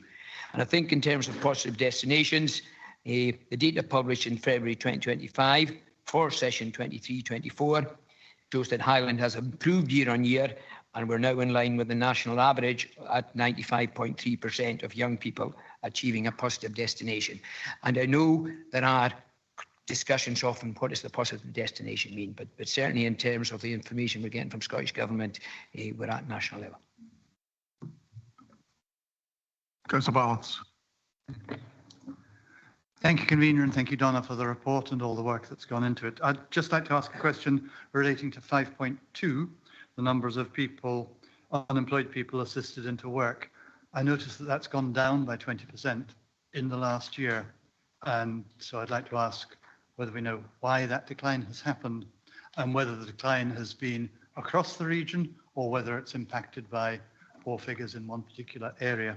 And finally, as a chair of the Inverness Community Partnership, what are we doing with our public and private sector partners to ensure that we reverse this decline and bring our figures up to the national average? Thanks. Councillor Darby. Thank you, Convener. A couple of points and specific questions. In the KPI for access to broadband, does the current stats include the number of houses in Highland that have access to high-speed broadband via the likes of Starlink, etc.? And we've known for over 10 years that the final 10% access to high-speed broadband in Highland was always going to be the, some kind of method like that. I was just wondering, is that included as part of that rollout? Because in many cases, it's as good as fibre broadband. In the section on self-directed support, it seems to be just a percentage. It says, amount given to people to direct their own care, and it says the target is 8%, but the actual 7%. But what's 8 and 7% of what? What is it we're actually measuring there? It doesn't make much sense. Like, it should be like a number in terms of pounds or number of people getting it. Like, there's no answer there what is actually measuring. And on the looked after children one, by and large, that's very good. And I think the overall point I have in this as well, that I think it was in the redesign board some number of years ago, there was a discussion about members and staff as well having access to like a live KPI dashboard that we'd be able to look at these figures and see them over the years, because it's very hard to show data in a meaningful way in one report, because some of these points on looked after children, actually it's not just about how we've met the target this year. Actually, the real story behind the looked after children data is what's the trend been. Because I can remember, I think it was 2018, we sat in here and the number of new foster carers recruited in the year was 0. Like, the target had historically always been missed, and now we're actually seeing, since we brought in increases off our own back to encourage foster caring, that these programs initiatives are actually, we're hitting the targets. Like, this isn't just a good news, and very rare for me to say good news in the chamber, but it's not just good news because we hit the target. It's very good news because this is a long-term target this council's always struggled to hit. So I really like to see, us go back to looking at having some kind of KPI dashboard where we can look at these things and get a lot more in-depth data looking at the trends. And lastly, on the, again, it's linked into having some kind of dashboard, the rate on number of children attending school. Now, that's only down 2% pre-COVID. And this is where having a KPI dashboard where you can cross-reference the metrics and see what makes it a population, because I would be willing to bet a huge amount that 2% difference who aren't attending school, that about a third of them are children with additional support needs. When you take a number that's so broad, it looks small and insignificant, but it's actually, in cases like this, who are that 2%?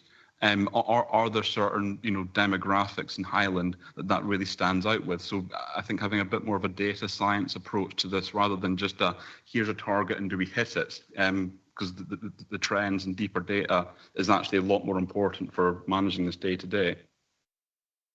Donna, there are a couple of questions there from various members. Councillor Balance, it's very difficult for Donna to tell you what we're going to do to improve a situation. And that's more a matter for you or for the service committees, etc. So. Okay, thank you. Councillor Cameron, Abdul, yes, you picked up upon the time lag. With regard to the LGBF data, the deadline for us submitting the information is just actually the end of August. So you'll see, as noted through various parts of the appendix to the report, we've sort of said when we expect that data. But I think it's important to recognise that whilst this is an annual report, and in some cases the data is out of date or it's incomplete when it comes to you, there is quarterly reports to service committees as well. And that enables you to get much more up-to-date information and probably scrutinise that in much more detail there as well. And certainly that'll be the case, picking up with the point raised by Councillor Finlayson, the fact that once the education data is fully there, it will be scrutinised, I'm sure, very vigorously by the Education Committee. With regard to the question from Councillor Balance, I do have some information from the service, if I can pull up my email here. The decrease wasn't actually due to the uptake of our services, because what's been measured is people moving into posts, and there's actually a different range of factors that can affect that. So the state of the economy, the jobs that are available, the circumstances around individuals at the point in time where they're seeking employment, what financial support's actually available to recruit staff, things like that. So it's actually difficult for us to identify the actual reasons as to why that's decreased. I have been told we did tighten up some of our criteria around the HERO recruitment incentive scheme. Sorry, I don't have details as to what that acronym stands for, because that was changed to actually focus on the clients who most need support from the council. So that may be one of the reasons, but certainly we can have a look at that and see if there's further information can be provided.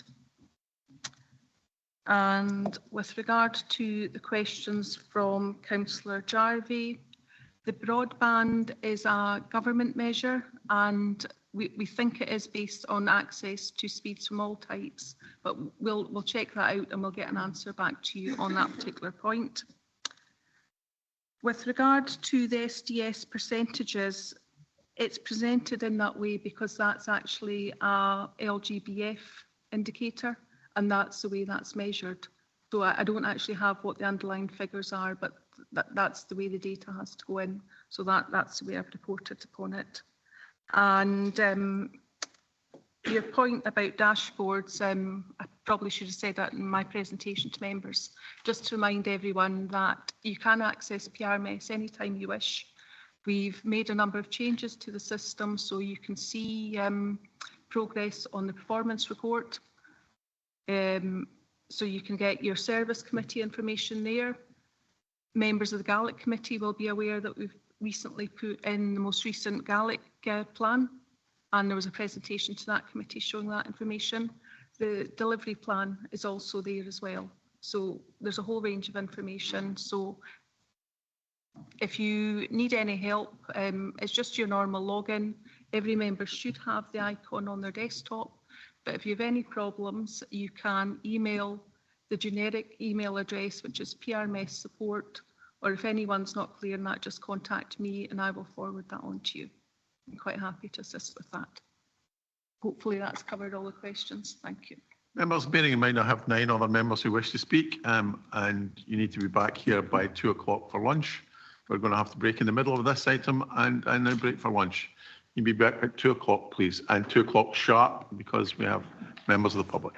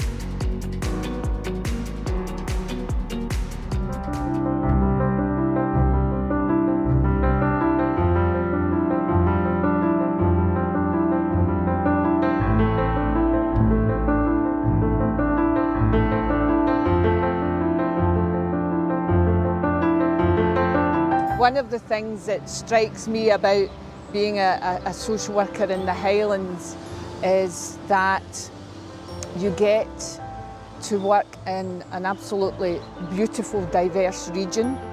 You're working deep in communities. You know your communities, you understand your communities, and you have that knowledge of the localities. And it's diverse in the sense that you can be working here in Inverness, where we are today, and it's urban and it's a small city, but you also have the opportunities to be working in semi-rural, more remote and rural areas, and really getting to know and understand the uniqueness and the diversity of those communities. So being a social worker in Highland, if I was to really sum it up in terms of listening to social workers in Highlands, it's about that strong sense of the Highlands, the identity, the culture and the community, the strong community picture, and of course getting to work in some of the most beautiful parts, I was going to say the UK, but of the world.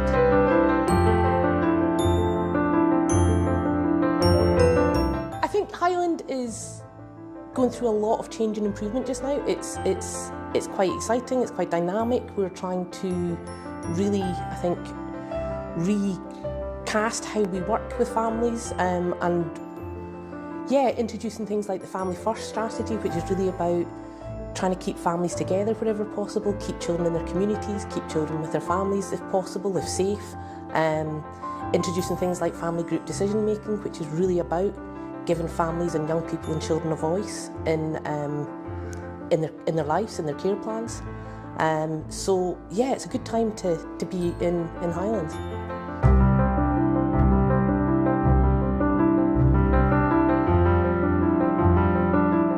So following publication of the Promise and the National Child Protection Guidance in 2021, Highland has begun a significant improvement journey. So we've got lots of exciting initiatives like the Scottish Child Interview Model, which looks at avoiding the re-traumatisation of children who have to attend court. We've got the Graded Care Profile, working alongside families that may be struggling. And we've also got the Safe and Together model, working with families where domestic abuse is an issue.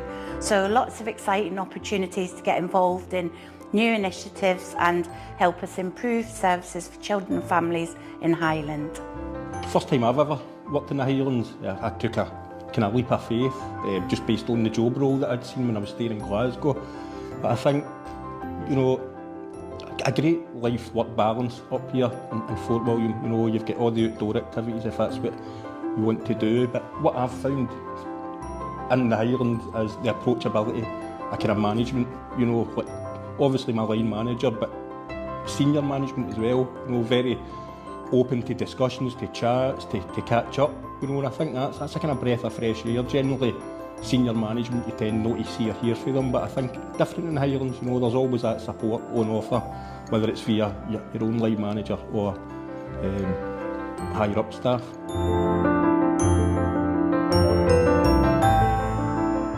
I get to work directly with social workers, I get to work directly with managers, I get to have a voice in strategic planning, in keeping the promise, in thinking about how we strive to be a trauma-informed workforce. I get to have conversations with senior leaders about what that needs to look like for us to truly be a trauma-informed organisation, and I find that incredibly exciting, albeit challenging, but definitely rewarding. I get to work directly with care experienced young people and care experienced adults and thinking about how we shape our services and truly listen to the voice of our care experienced community, and I love that. I love the stories that I hear. I love that we have an opportunity to truly listen and reflect a proper 50-50 approach and listen to children and families in terms of what they need from us. If you're a leader or a social worker or a practitioner in the Highlands, you are working in a large area within a large organisation that covers a very unique, very diverse, world recognised region.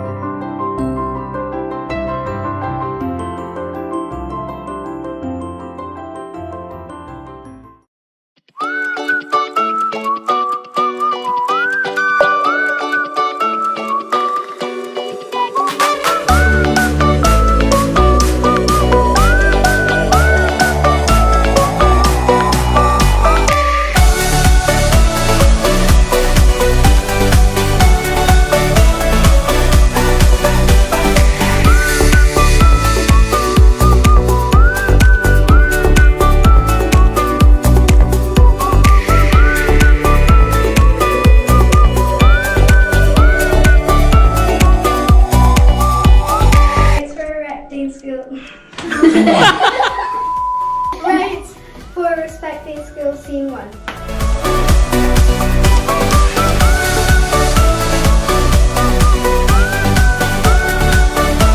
Stand up, stand straight. Who got rights? We got rights. Stand up, stand straight. Who got rights? We got rights. Everyone has rights. 142 rights. See the light of UNICEF. It's okay, you don't have to pay. In our rights respecting school, everything we do is underpinned by the UNCRC, the rights of the child, and is underpinned by our school values. We truly believe in our values. We live, walk, talk about our values all the time, and I think that's made a huge difference to our children and the staff in our school.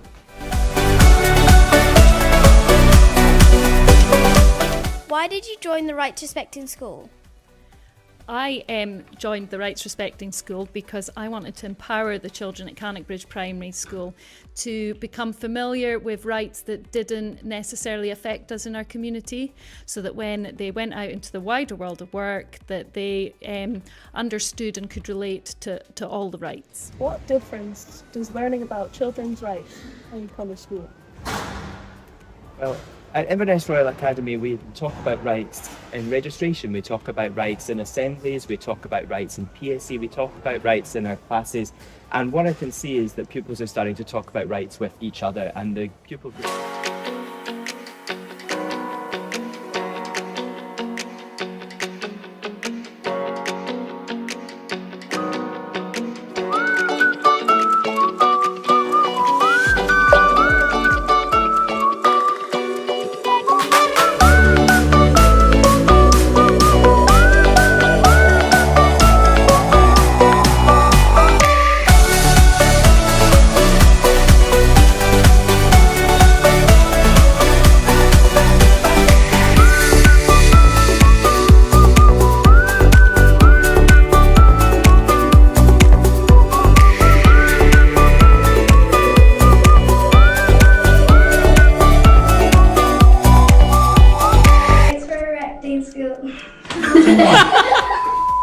Rights for respecting school, scene 1.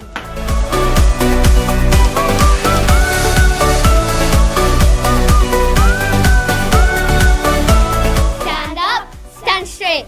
Who got rights? We got rights. Stand up, stand straight. Who got rights? We got rights. Everyone has rights. 142 rights. See the light of UNICEF. It's okay, you don't have to pay. In our rights respecting school, everything we do is underpinned by the UNCRC, the rights of the child, and is underpinned by our school values. We truly believe in our values. We live, walk, talk about our values all the time, and I think that's made a huge difference to our children and the staff in our school.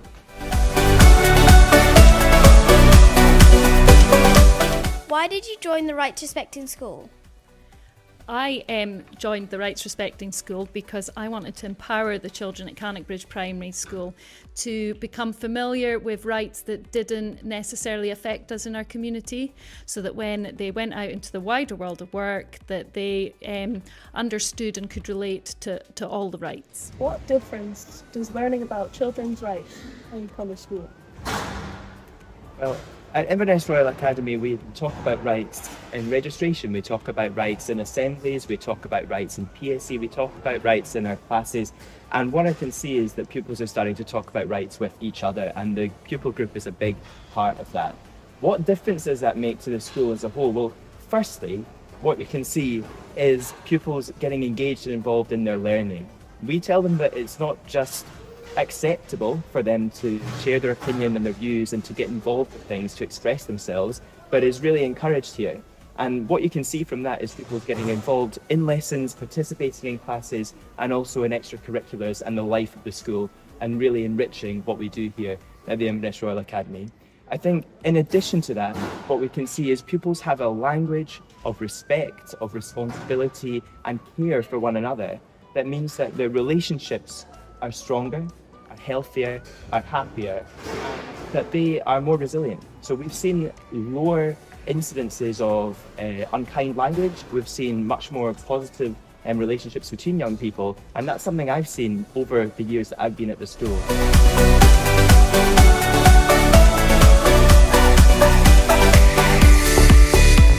about being a rights-respecting school? Well, I think there's a lot to like about it, actually. The final part of the journey has been just incredible, seeing the enthusiasm that the rights-respecting leaders have had for it. Just to see how, as a whole school, we've really taken it on across every single class, every single child, and out into our community, with some of our community members being really involved. So I've just really enjoyed talking about it and learning about it, being on that journey, seeing the progress, and just having everyone in it together, and having a shared desire to sort of get there together and then meet.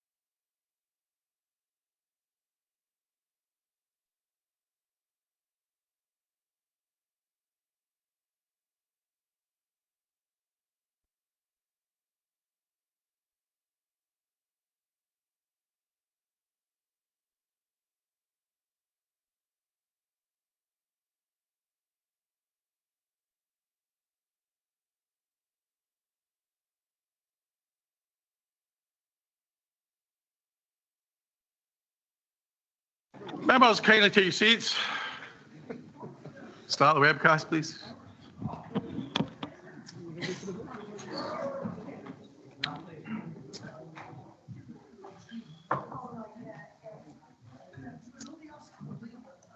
Shush.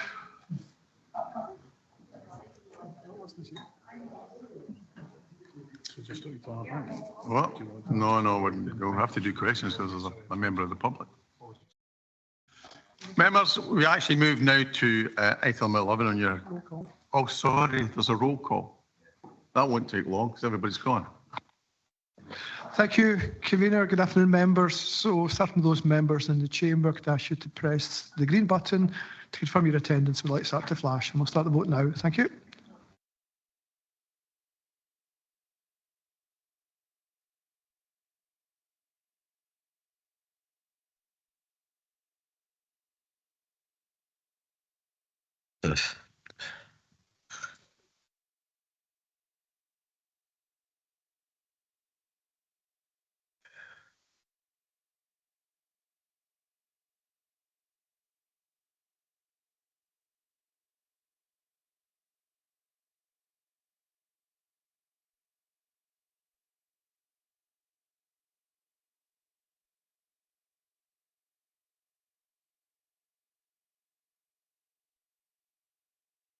Okay, who abstained in the roll call?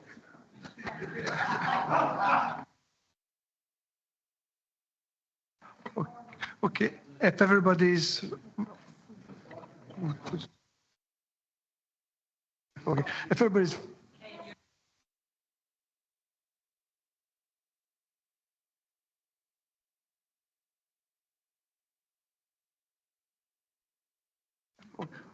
Okay, thank you, members. We'll close the vote down now. Thank you. And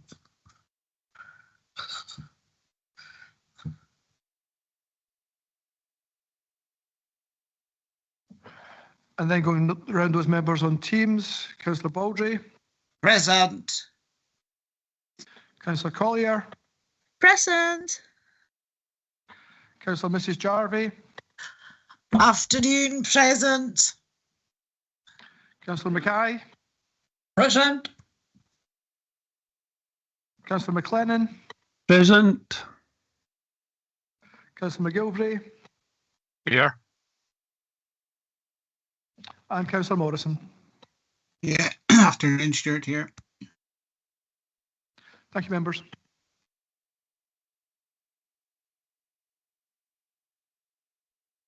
Okay, members, we now move to item 11 on your agenda, which is question time. And we have a question from a member of the public. Questions 1, 2, 3 and 4 have been asked and tabled, but we have Mr. Dooley here to ask his question in public. In your own time, Mr. Dooley.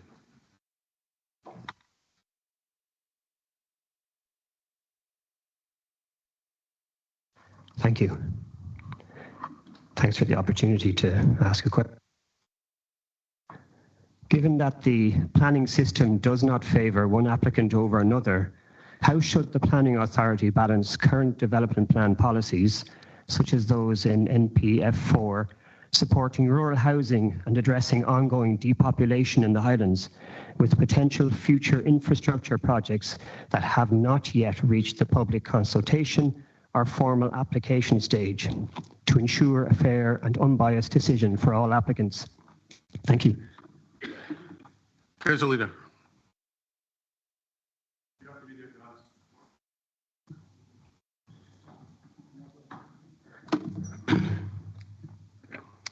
Thank you very much, and thanks for coming along to the Chamber to read out your question. As it's tabled, it says that each planning application is considered on its own merits, taking account of the unique circumstances and relevant national and local development plan policies that apply.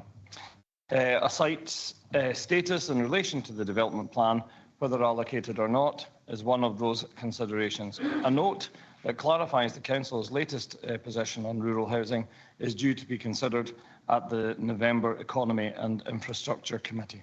Thank you very much. Mr. Dooley, thank you very much for your time. Thank you. And we'll now move into members' questions. Councillor Christie, supplementary. No, just to thank the leader for his efforts on this one. It is appreciated. Question 2, Councillor Christie. Thank you, Convener. With the large number of vacancies across our schools and social work departments, what message has the leader to children, parents and families regarding the impact this is having on young people's education and well-being? I think this is a very important matter. We know that it's an important matter. It's being discussed and being acknowledged and recognised at the various committees that we have at Council. I think that we have, the Council is absolutely doing its utmost with all the challenges it faces in terms of the resourcing and in terms of the current financial issues that we have. I think that we can see that going forward that we will be looking to apply ourselves as best as we can to make life better for our communities in the Highlands, and especially in terms of the areas of social work and in both in our communities for adult and children and in our schools. Thank you. Thank you. Question number 3, Councillor Willis. Thank you. Thank you very much for the comprehensive response to my question. Last year we were advised that it would cost Council £240,000 to not cut the grass for a month during No Mow May. So I am somewhat surprised that this is great news, but surprised it is now we have saved £219,400 to not mow this year. So please can you advise whether Council will be participating in No Mow May next year and in future years, given the cost savings it quite obviously brings? Thank you. Thank you for that. I think I should point out that there have actually been no cost savings. All that has happened is that the Housing Department withdrew, I think, off the top of my head, of £219,000. That meant that the service then has to reallocate its priorities, and in this case, priorities were given to cemeteries. But in the event, we've had to reduce the number of seasonals we've taken on because we don't allocate specific teams to specific areas. So the fact that housing withdrew this amount of money had an impact on our whole grass cutting service across the area. So we've prioritised cutting burial grounds in high amenity areas using large output mowers, which has meant trimming has been significantly reduced. In addition, to add some context overall in Highland, our establishment of seasonal staff has been reduced from 93 in 2017 to 46 in 2024. So in regard to the substance of your question, no, I cannot guarantee that we would do No Mow May next term, but we'll see what happens when that comes around. Okay, I'm happy not to cut the grass in my garden for the next 5 years, if that helps. Question 4, Councillor Balance. Thanks, Convener, and thank you, Councillor Gallants, for your response. I noticed that Edinburgh City Council have already made a commitment to launch the scheme, if at all possible, and subject to the consultation, by July 2026. Is this still this council's intention to run on that timescale? And if so, will bringing a paper to next spring's full council, will that be adequate to answer that timescale and make sure that we have income coming in for summer 2026? Thank you very much, Councillor Balance, for your question. Yes, it is very much still the aspiration of the council to introduce this as quickly as possible, given the projected economic benefits that this will bring to us in this chamber. If a paper is brought in the springtime, then again, that is something which we factored into our timings, and it should keep us on track for the implementation date.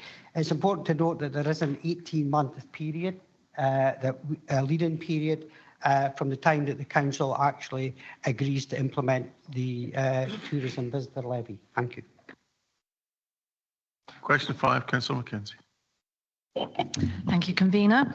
I'm delighted the Council has confirmed that we will continue work in partnership on the gull issue, egg collection with Inverness Bid and other bid representatives. It appears that this year's programme has been impacted by Nature Scot applying their interpretation of the 1981 Town and Countryside Act in a much stricter way. And as a lot of us councillors will know, the impact that this has had on health and safety issues and direct attacks and gull mess. You mention that it will be a requirement for 2025 that bid partners must undertake significant pre-nesting activity as may be agreed. Please can I request further details on this for the consideration of the next Inverness Area City Committee, with a briefing paper prepared jointly with BID so that all City Committee members can be fully aware and understanding of the issues and possible additional requirements for our full consideration, subject to funding for 2025. Thank you. As I mentioned earlier on, Convener, I actually think that this is more a matter for the Inverness City Committee and the City Committee's leader. But as I thank Councillor Mackenzie for bringing it to Council's attention, and I'll discuss it with the City leader, and I'm sure he'll take that request up with you. Thank you. Question 6, Councillor Logue. Thank you to the Chair for his answer. By my calculations, we're making about £2,500, well short of the 500,000 that is budgeted for this year.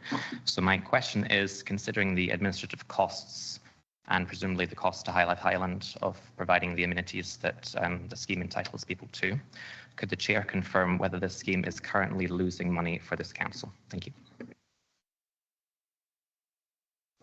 Patrick, you might going to have to repeat that. I don't think they heard you. The question was, can you confirm whether the scheme is currently losing money for this council? Thank you. Thank you for your question, Councillor Lowe. As you will know, this scheme is very much in its infancy, and we will continue to monitor its progress and make adjustments as possible. I mean, like in any scheme, obviously, it's not going to be profit-making straight away, and it will take time to bed in, and we will be informed as we move forward by information that we get from the industry too. So, thank you. Question 7, Councillor McGilvery. Thank you, Convener. Just a little extra point. I've heard the figure 64 banded out for uptake of levies. When can we expect to see an official figure released for how the scheme has gone so far? Thank you. As soon as possible. Thanks. Question 8, Councillor. Thank you, Convener. And just as a follow-up, should we be having a review?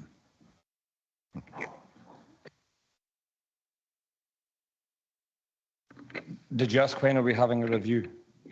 That'll be a matter for the Economy and Infrastructure Committee. Thank you. Question 9, Councillor Stewart. Thank you for your answer to my question. Is it something you would intend to look at recording the breakdown of the cost for the schools? Because, you know, like vandalism's obviously a big issue and antisocial behaviour is on the rise. So I think it's prudent that we understand where this is coming from and what the true cost is to this council. So will you agree to record the cost of vandalism in our school estate? Thank you. Again, the recording of the information that Councillor Stewart's actually talking about would imply a cost, I would imagine, to the council. So that would have to be something that would have to be reviewed before I could actually answer that question. Thank you. Members, we now move back to item 5. Sorry for the delay, Donna. And while Donna settles down, members, you may have noticed it's now 2:15 and we're not through item 5 yet. There are 22 items, I think, on the agenda. So I'm just encouraging brevity, members.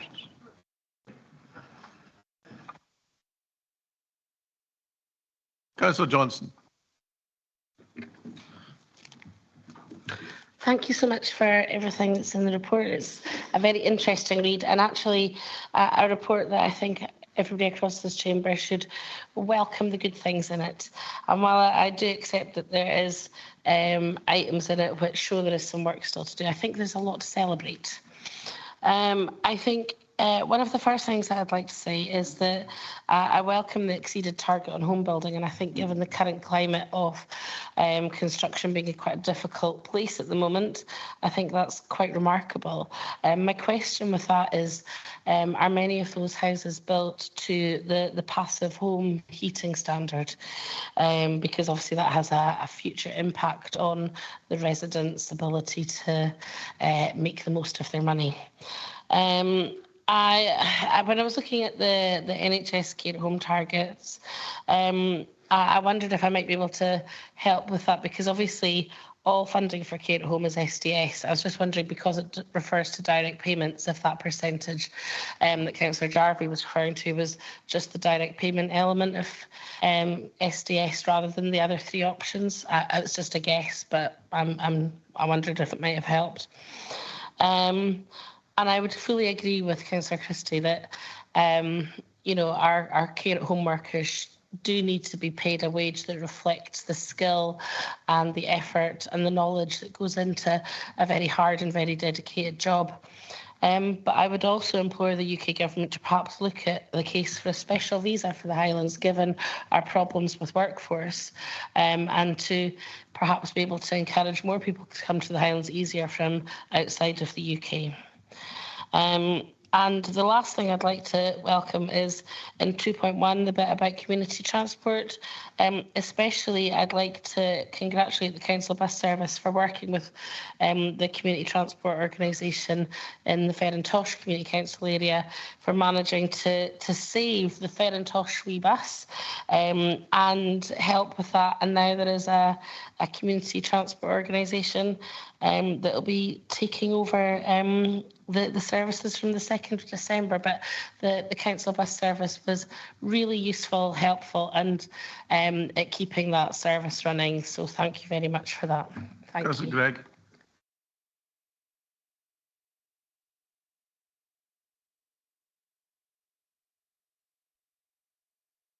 My main comment actually relates to the items in 1.1, where I think there's been a slight discrepancy in what we've been told by the various committees on where we're going to hear updates on this.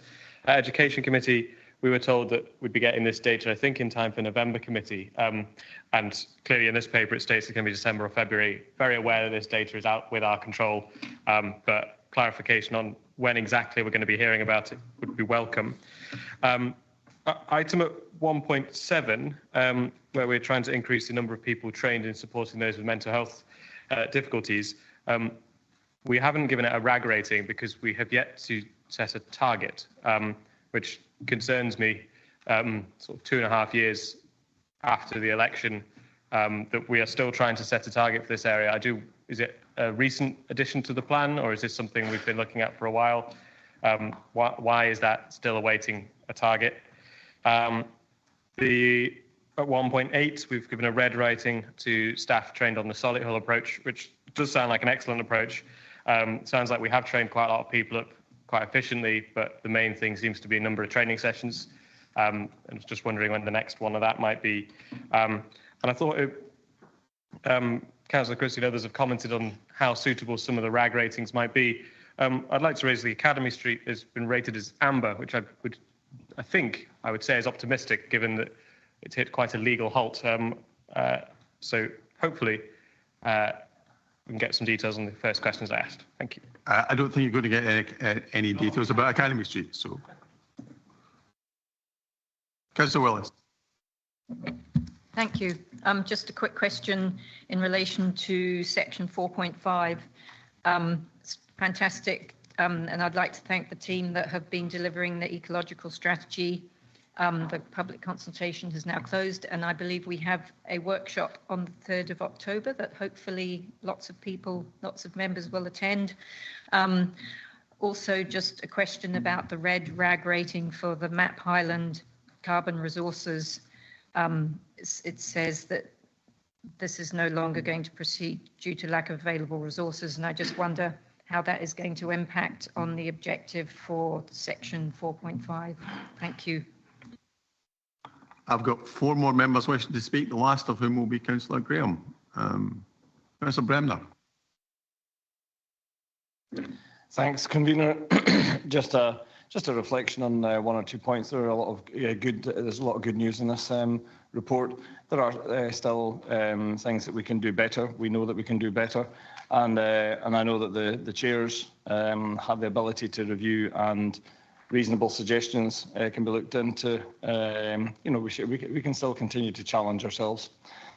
It was just particularly some of the representation that Councillor Christie referred to, which is actually being made by Council at COSLA, and in respect of the way forward with Scottish Government, and we'll continue to make that representation to COSLA and to the Scottish Government in that way. But also there are other opportunities that we've had as well. And the Chief Social Worker and the Chief Executive, and I'm sure that the Chief Executive can confirm what I'm about to say, have raised this with COSLA. And there was a paper that was jointly presented to the Convention of Highlands and Islands, which I was at, that asked the Scottish Government to change the criteria for the very reasons that we were talking about, Councillor Christie. I was part of that discussion.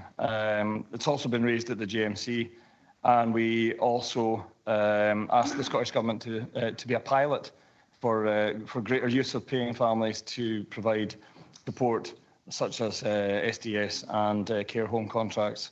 So, and if it helps, I could arrange for a copy of that paper to be given to you as well, just to keep you up to speed with the level of representation that the administration is doing in respect to that.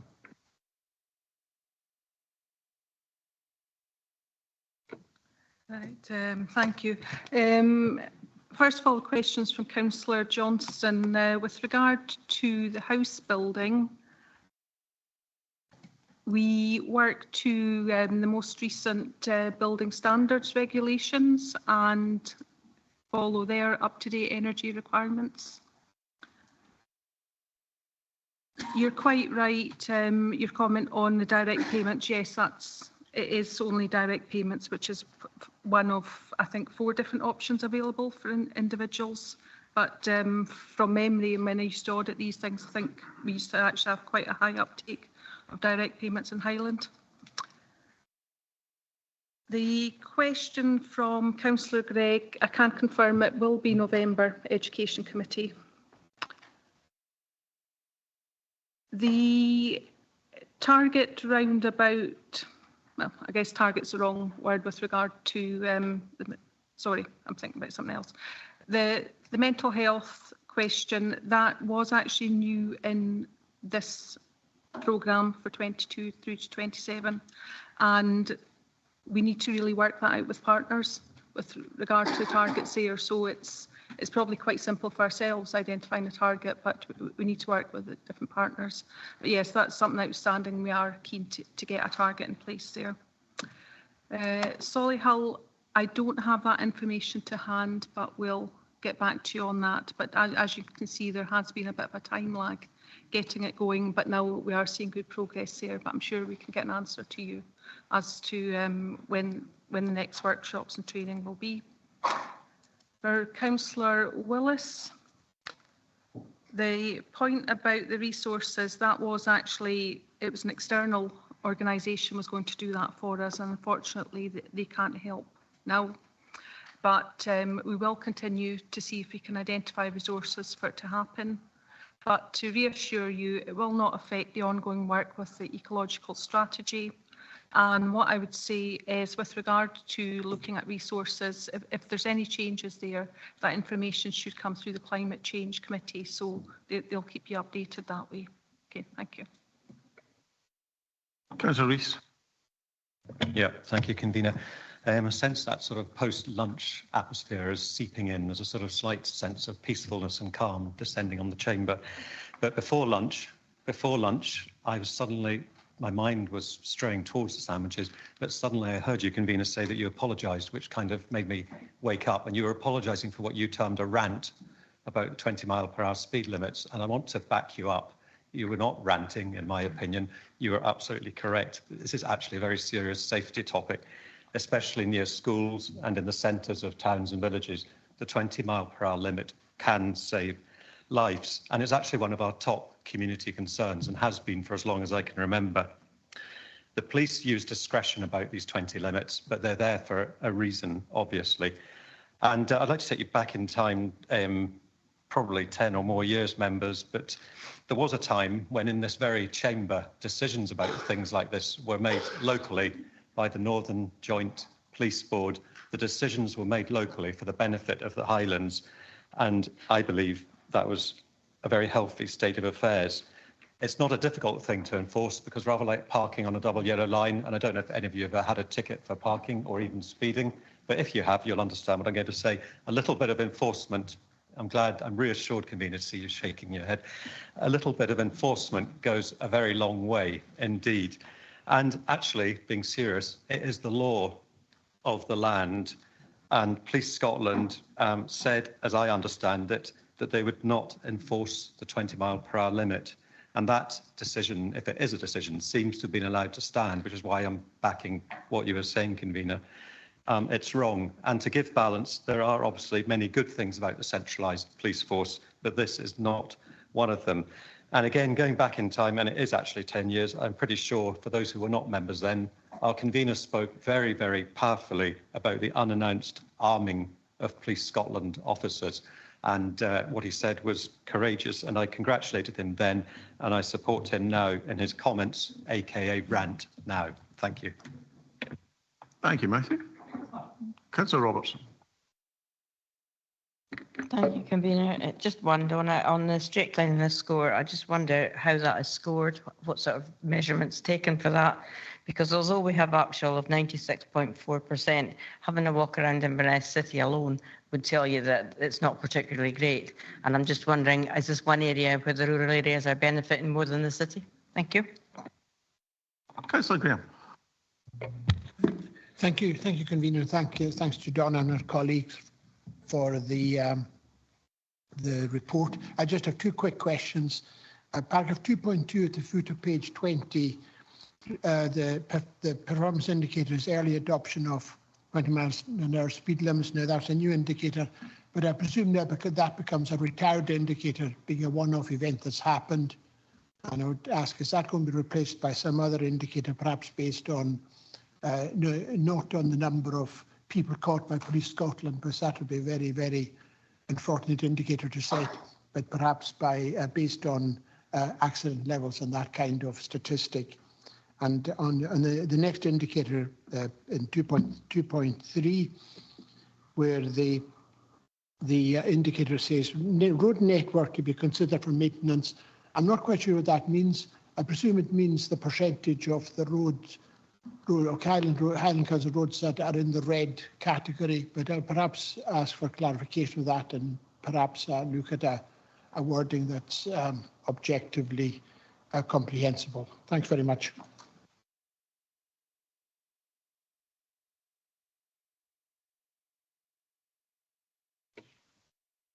Okay, yeah, thank you. Right, with regard to the question of Councillor Robertson, street cleansing, it is across the Highlands, so it's picking up that full information there. So obviously there will be differences between areas. With regard to the 20 miles per hour, I'm advised that there will be final orders coming back to committees for that, so we can look at the business as usual measures as part of that.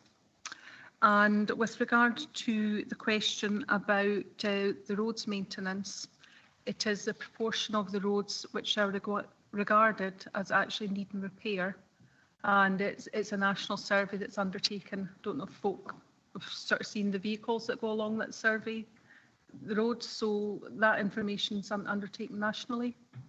So it's the same measurement applied across the whole country. Thank you. Well, thank you very much. A very comprehensive report, and thank you very much for your time. Thank you.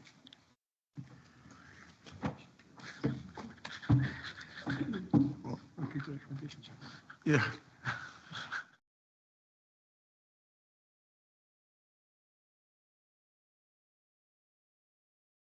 Can you agree that, please?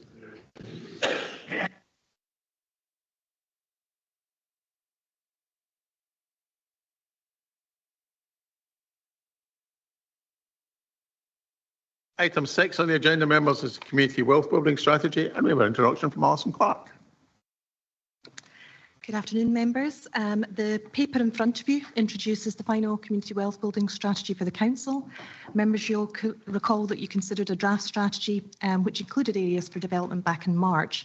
So since that time, there's been a 12-week public consultation, engagement with key stakeholders, groups and partners, and 2 workshops with members. So this has helped to finalise the strategy in front of you and also the action plan that's now enclosed. So community wealth building is often described as a community-based approach to economic development, and it's about how wealth is retained within an area, and for us in Highland, of course, that means not just about retaining wealth within Highland itself, but also about economic growth across and within our communities. So it's about localism.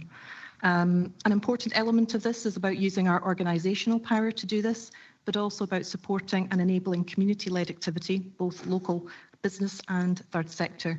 So the vision for the strategy has been updated to reflect the importance of community-led activity, and that was reflected in the feedback that we received from the consultation. So since the draft strategy was considered, 2 areas for development have been progressed. The Council agreed its social value charter for renewables back in June, and the community benefits from procurement policy was agreed at Communities in Place Committee earlier this month. The implementation of both of these are reflected in the action plan as key deliverables in our approach to community wealth building.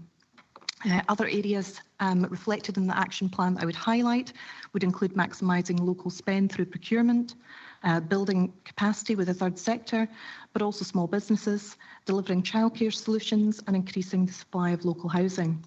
So a number of the actions you'll be familiar with would align with the Council's operational delivery plan, but also the Highland Outcome Improvement Plan. And one of the strands within the revised HOIP is taking a partnership approach to community wealth building.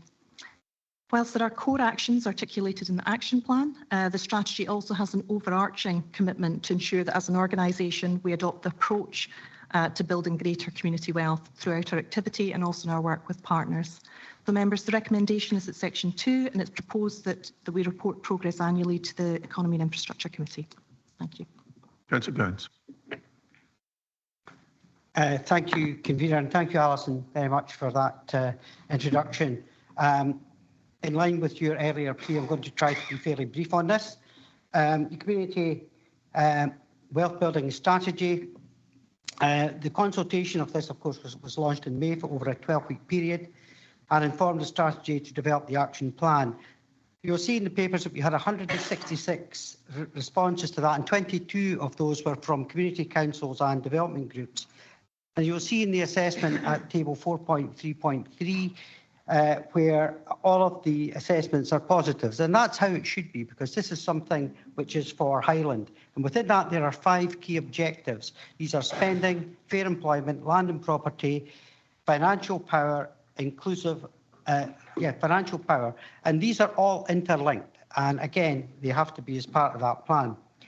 The strategic plan in Appendix 2, I'm sure you've all had an opportunity to look over that, and at this point I'd just like to thank Alison Clark and Alan Henderson, not just for the content of the plan, but the way that the plan has been presented. I think it's really clear, really accessible, it's a really good document to have.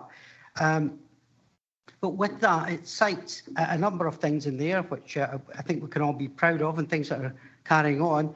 And I'll just pick 2 or 3 of them out here. There is community loans, which are supporting local enterprises, in-house bus services, and we've seen the success of these, how they're saving the council money, and hopefully will go on to save the council more money in future. And My Future, My Success, which is enabling vulnerable people to enter employment and long-term sustainable employment too. So I hope everyone will get behind the community wealth building strategy, as this can only benefit everyone in Highland. And with that, I will move the recommendations. Thank you. Councillor Christie. Thank you, Vina. This is a very important report, and it could be the future direction of how we sustain Highlands. So I think it's worth giving it some attention and focus. I don't really want to move an amendment, so maybe you can just accept them, and that will speed things along as well, convener. You know, this is so important. In the recommendation, it talks about an annual update. I think it should be biannual. You know, I think getting an update once a year, you know, I think twice a year would be better. So if you could accept, that'd be fine. And the thing that worries me most, Alison, about this and every other initiative, I think we all need an overarching objective on this, and that's sustainability. How many times have we seen as councillors a good community initiative be developed and implemented and then have to fold because the person that started it has become too old, has decided they're burnt out or too tired, or no one else is prepared to take it on? I've seen it so many times since I've been a councillor, and I think we need an overarching objective that looks around making it sustainable, so that when we are working with the third sector or we are working with the community, like the Boleskine Care model, for instance, you know, which is an excellent thing, we need to be thinking, how are we going to sustain this? How are we going to make sure this develops and still going to be there 5, 10, 15 years time? And I think if we can build that into all this, we'll be in a much stronger position. But this people-centred approach about being inclusive and making sure it's focused on local communities and improving the local economy is the way to go. I can't stress that enough. So if you're prepared to just accept my suggestions, Ken, that will not only will it make it a better recommendation, but it will actually save time. Councillor Stewart. Yeah, thank you, convener. I think what Councillor Christie is saying, there's merit in that. I think we've got to make sure that this is progressing as we all intend it to, because you know it is a big piece of work here. But there's 2 bits I'd like to pick up on. The first one is regarding the Social Values Charter. You'd be remiss of me to say I don't think some of the language about promoting the opportunities of the Social Value Charter is particularly helpful. You know, there's many within our communities that see the Social Values Charter as a vehicle to take money out of our communities, a vehicle to steal money from their communities. It's nothing to do with building wealth. It's about centralising wealth here in this chamber. So I think we've got to be careful with the language that we use and the connotations that many in our community have. Because there's plenty of people out there in my own ward as well as others who do not want this. Now, the second thing I'd like to pick up on is the support for business growth and development. Now, one of the key things here is work to identify funding, and that's great. You know, we should be doing this, but you know, there's other organisations working to provide funding. What we need to be doing as a council is making sure that Highland is an environment that's pro-development, that's pro-growth. We need to be looking at the economic conditions that we have here and seeing how we can change that through the legislation, through the policy that we have to enable businesses to set up and thrive. You know, throwing money at something isn't the only way of fixing a problem.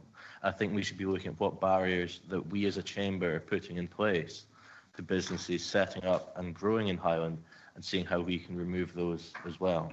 Thank you, convener. Councillor Atkin. Thank you. A couple of questions actually and a comment.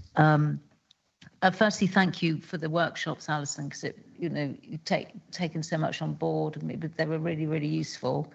We're much appreciated. We've got a really good performance on procurement locally, but as we've discussed, people's idea of local is very, very different.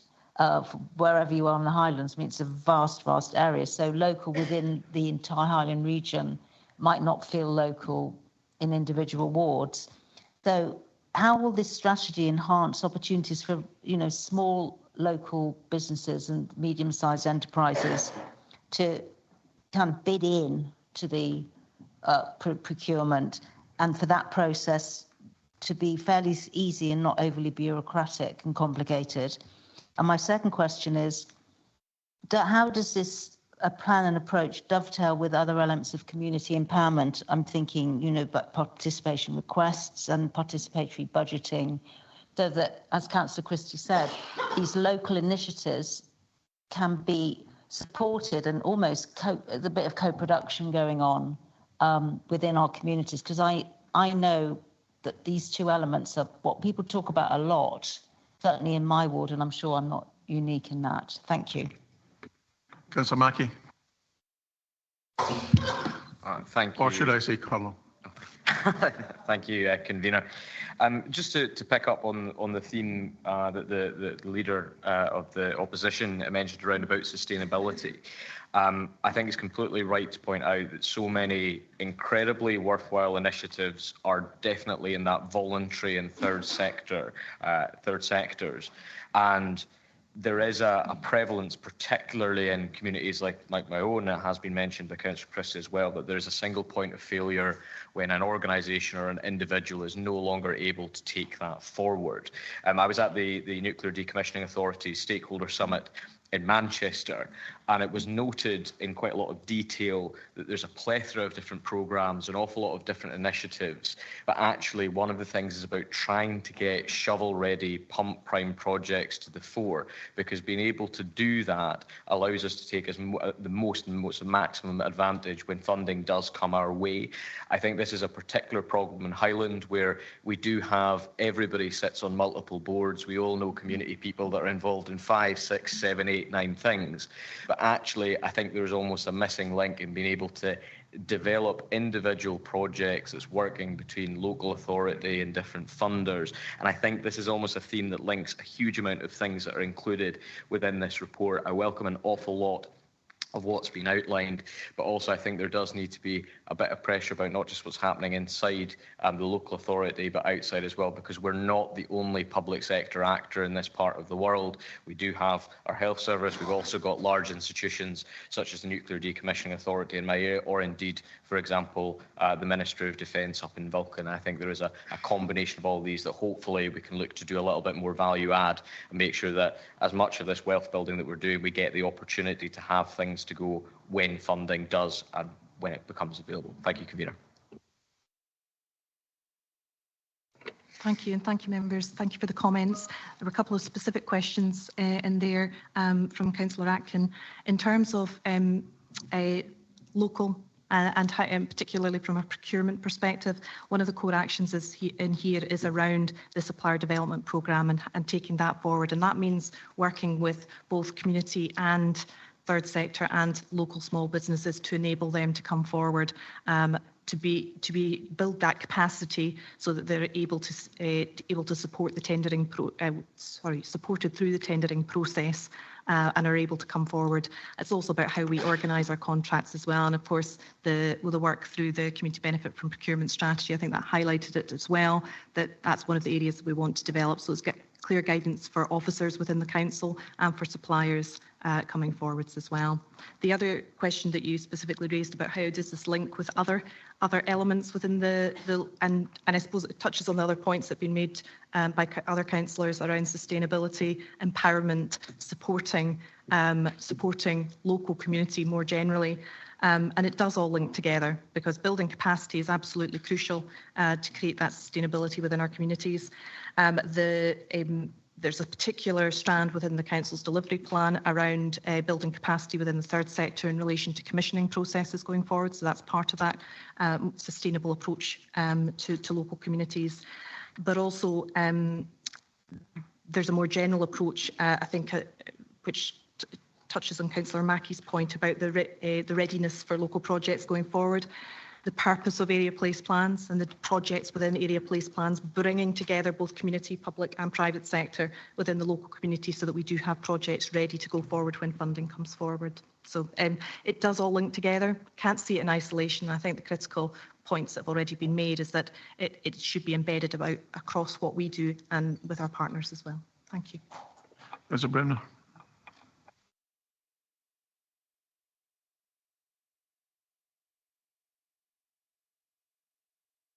Thanks, convener. You know, I wasn't going to speak, but I felt a little bit it was incumbent on me at a particular point, given one of the contributions. I think it's vitally important that we really do understand what we are trying to do to be able to support the well-being of our communities through the Council's social charter. When I floated this to the Green Energy Conference, it was in a way that businesses knew what we were looking to do to ensure that we support our communities in really meaningful and, most importantly, sustainable ways. And I reflect on what Councillor Mackie stated there just now. At a time where governments are finding it increasingly difficult to fund local authorities and many other services in our communities, I think that it's incumbent on us to do that. Encouraging collaborative work to partner with others that can mitigate against that is something that I think this administration is very much committed to. That work can have far-reaching geographical benefits that individual areas would find it difficult and challenging to do on their own. It's as simple as that. Corporately, we have strength in being able to pitch our ideas to partners in order for them to see what really could be achieved in terms of huge benefits and community well-being. Who wouldn't want that?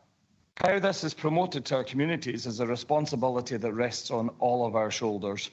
And I'm sure that Councillor Stewart will be ensuring that he will be as responsible as the rest of us in assisting us to make sure that we achieve that, rather than a little bit of the alarmist rhetoric. Thank you. Councillor Gill. Thank you, Convener. I really welcome this report. So thank you also for bringing it to us today. There's so many good things in there, and it talks a good talk, which is really important. I've got a few questions though about it. 6.5, it talks about fair employment, and respondents were supportive of both developing transport and childcare solutions as a way to support fair employment. Now that's a really, really crucial point. I mean, we've done multiple surveys in Sutherland, and we're well aware of the poor transport service that's available. That can't get people actually to work, and if they can get work, they can't get childcare in the area. So it's a real chicken and egg situation. What do we provide first? Do we provide the transport to get people to employment, or do we provide the childcare to look after the kids? But I think we've got to take a joint approach to look at both of these things as ways to reduce the inequality of work with lack of access. And so I think I'd like to know what the situation is and how we're going to actually deliver that in remote and rural areas in particular, where numbers are few and we're trying to reverse the depopulation situation that we know exists. Also on page 47, it talks about the islands and mainland rural communities. It says the approach will aim to ensure geographical distinctions will apply. So good, tick that box. The approach will have no direct impact on the islands and rural communities. Okay? But although we anticipate the overall outcomes on islands and rural communities will be positive, so it's not going to have any impact, but it's going to be positive. So can we just get a little bit of clarification around that, please? Because I find that very confusing. And finally, what I'd like to discuss is where we are in terms of creation of wealth in the Highlands. And I'll keep going back to Sutherland, because I look at the areas that we have that are undeveloped and there's no inward investment. How are we engaging with people like Highlands Islands Enterprise in attracting investment into these kind of areas? We know that on the east coast of Sutherland, we're in the catchment area for the Green Freeport, and yet so far I haven't heard any suggestion about how we encourage people to come and invest in that part of the world. And locally, the 6 councillors of Sutherland are all looking at this and seeing how we can do it and how we can promote Sutherland as a place to come and do business. So I would be really interested in how you see us engaging with people like Highlands Islands Enterprise and with other businesses to attract that inward investment. Thank you. Ms. McLean. Thank you, Convener. And I wanted to echo exactly what Councillor Atkins said, because in our communities, it's very much want to be community driven rather than top down to, or that's a hand up, not a hand out at times. So a couple of my questions are, we've been over this a few times, Alison, and I was comforted with what you said in response to some of my colleagues' questions. And I wondered where the place-based planning, training, community learning and development, I think, has a big role to play in this, because what we have is a number of communities where, as Councillor Christie has said, the community people that are doing most of the work are tired, they want a break, and other people are not coming into that. So how is that going to feature within that? Is, you know, developing that capacity within the community? Some have it because they've got community trusts as well, you know, so they've got that, they're enabled to do that.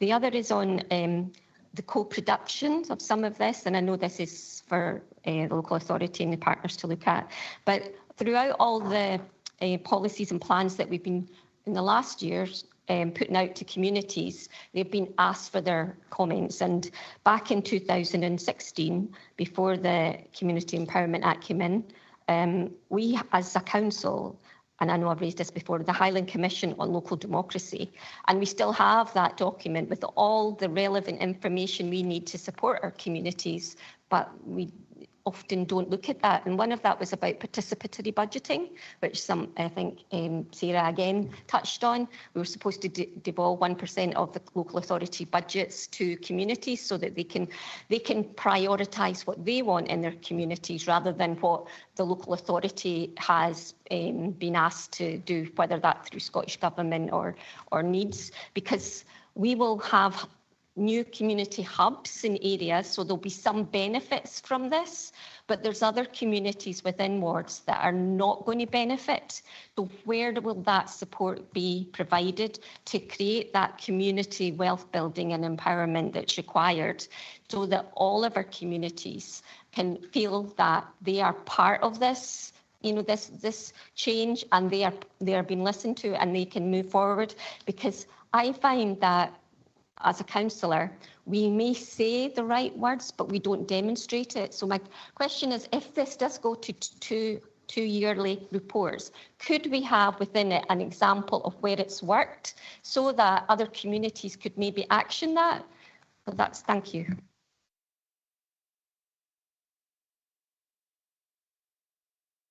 Thanks. I've got a couple, and then I'm going to hand over to the Chief Exec to pick up a couple of questions. Councillor Gale, and you had a couple of queries there. There is a missing word from the impact assessment screening. It should say the approach will have no adverse direct impact, which is kind of the critical bit that's missing in that sentence, which hopefully therefore then clarifies that. So no adverse impact, and that's the critical bit in terms of that. In terms of what we're doing in relation to childcare, there's a number of different strands that are going on at the moment. Some being led internally within the council through the council's delivery plan, looking at different models, and also others that are being led through the subgroup of the Regional Economic Partnership. And I'm very happy to get additional information for you and share that particularly. But it is looking at different small communities and what works in piloting different models in different communities in relation to that. In terms of the examples, Councillor McLean, very happy to pick up around examples of where things are working well, and I think that's really critical in terms of that capacity building across the wider area. And I'll hand over to.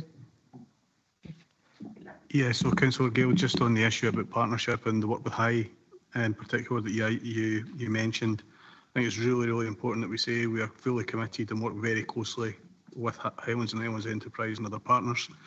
I'd cite some examples of things which came to fruition through that partnership. So one would be the establishment of the recent World Heritage Site for the Flow Country, UNESCO World Heritage Site. That was a fruit of many years of labour involving people from across the RSPB, Highland Council, other partners, and including High. Kinloch Bervie Harbour as well. The Kishoran Port Development, And indeed, we've also got, through the work with Scottish Government, Repopulation Action Plan.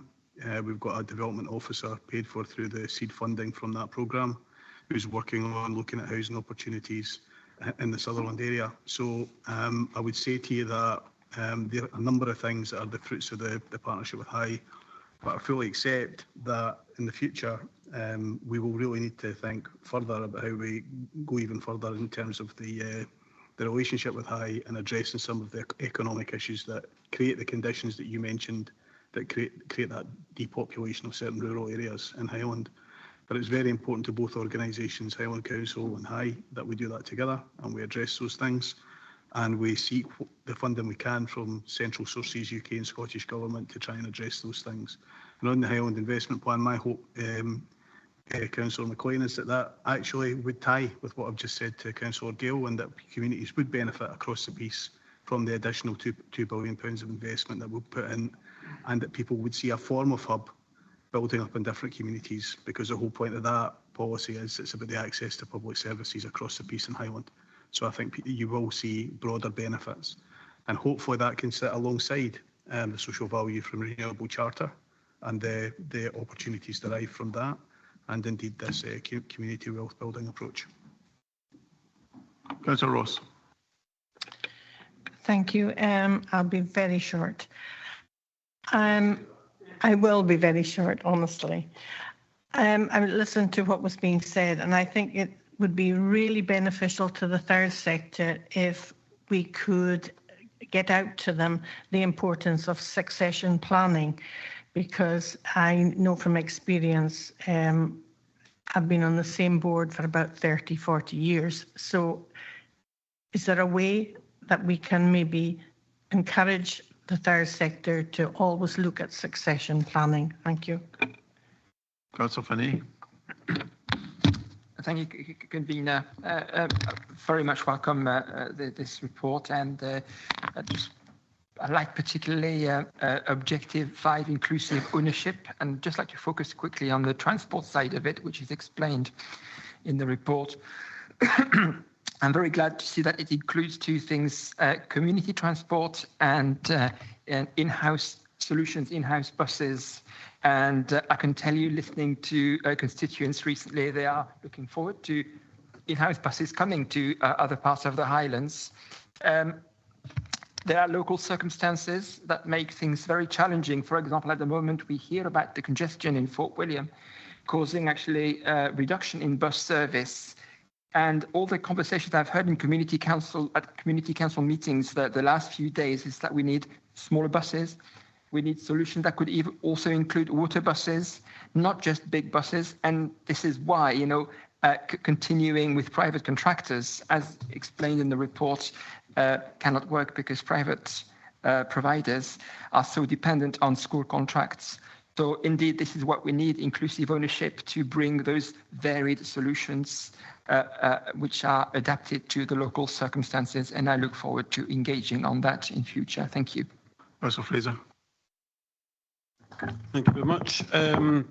Actually, just building what Councillor Christie said about Bleskin Care, there is a community that had a problem, developed a solution, and then they've actually grown partnerships to get away from that single point of failure, and they've shared their learning with other communities, and we've then developed Bleskin type solutions in other communities.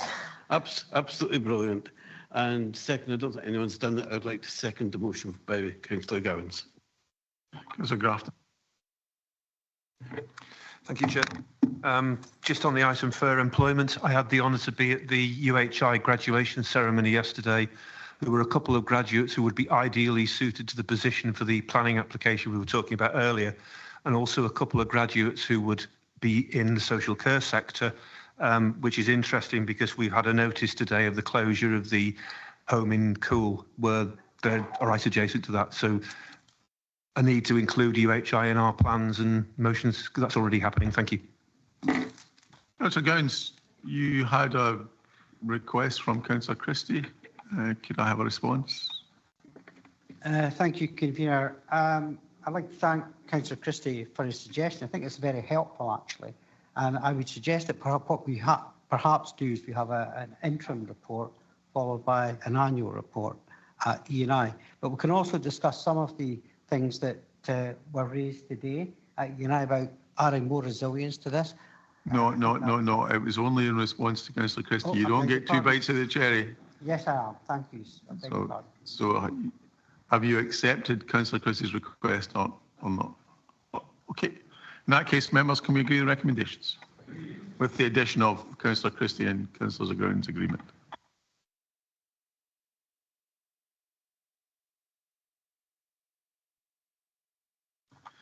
Members, now we move to item 7 on your agenda, which is Chief Social Work Officer Annual Report 23-24.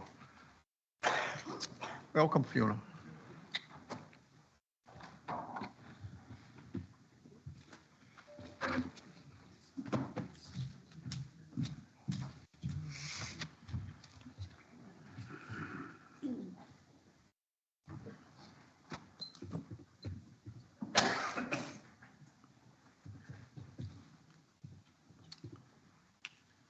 I'll be watching Midnight Cowboy soon.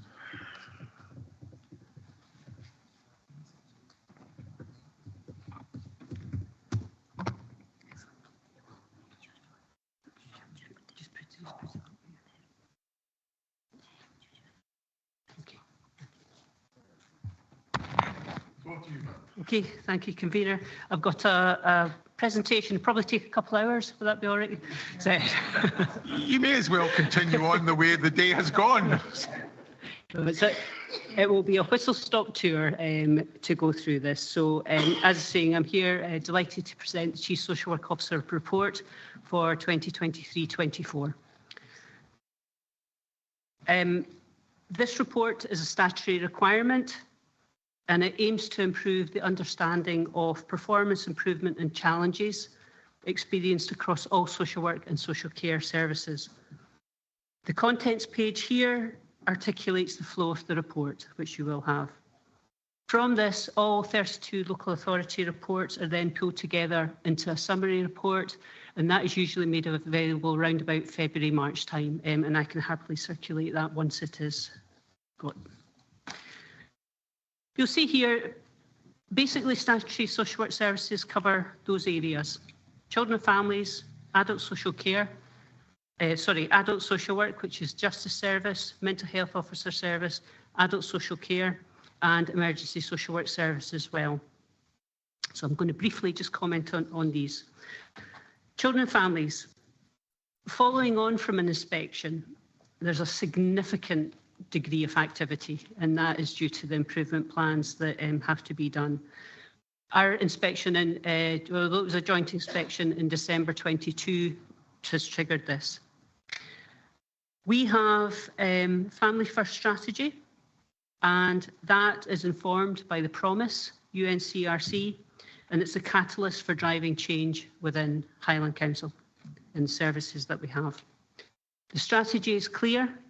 We want to keep children with their family at home when possible. We've focused on this by introducing teams and workers that will enable this to happen. So as it lists there, family group decision making, that's an intensive team to work with the families. Scottish Child Interview Model, that is police and social work when a child has to be interviewed if there's been an offence committed.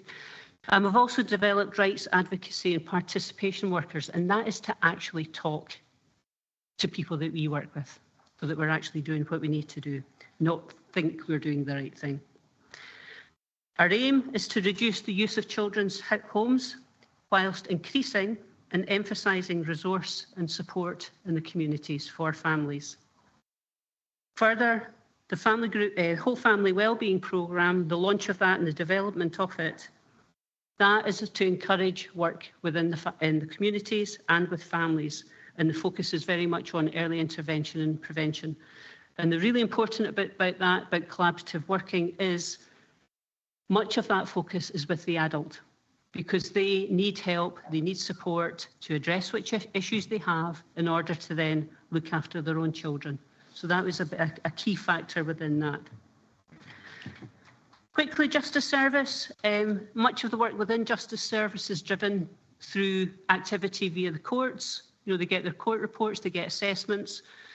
Significant increase in assessment reports for domestic abuse and sexual offences. That has an impact on the justice team because that brings much more detailed risk assessments, monitoring, reviewing, etc. Of note, and we welcome look at, as we go forward in the next year or so, there's also the new prison on the horizon. That's going to double as well in size. That will obviously increase activity for the social work team, but that's okay because that comes with resource with that. Mental health officer service, again, won't surprise you, adults with incapacity, private and local authority guardianship orders, they are increasing, as is our demographic profile. I just need to come back on one point here. There was an issue with Section 22 medical reports. There was an issue that we didn't have anyone to do them. That is an NHS resource. That was until this week. And somehow they've found a workaround, and we actually have started to see movement within that now. So that means, because reports are time limited, the MHOs were doing the reports, going to the medical officer to do theirs, wasn't getting done in time, so it meant there was just a block in the system. Now that's really good to see that that's actually starting to progress now. Adult social care, well-rehearsed story, we know that. You know, we've got a model that we need to change. And as such, we can see the care home closures, the care at home situation.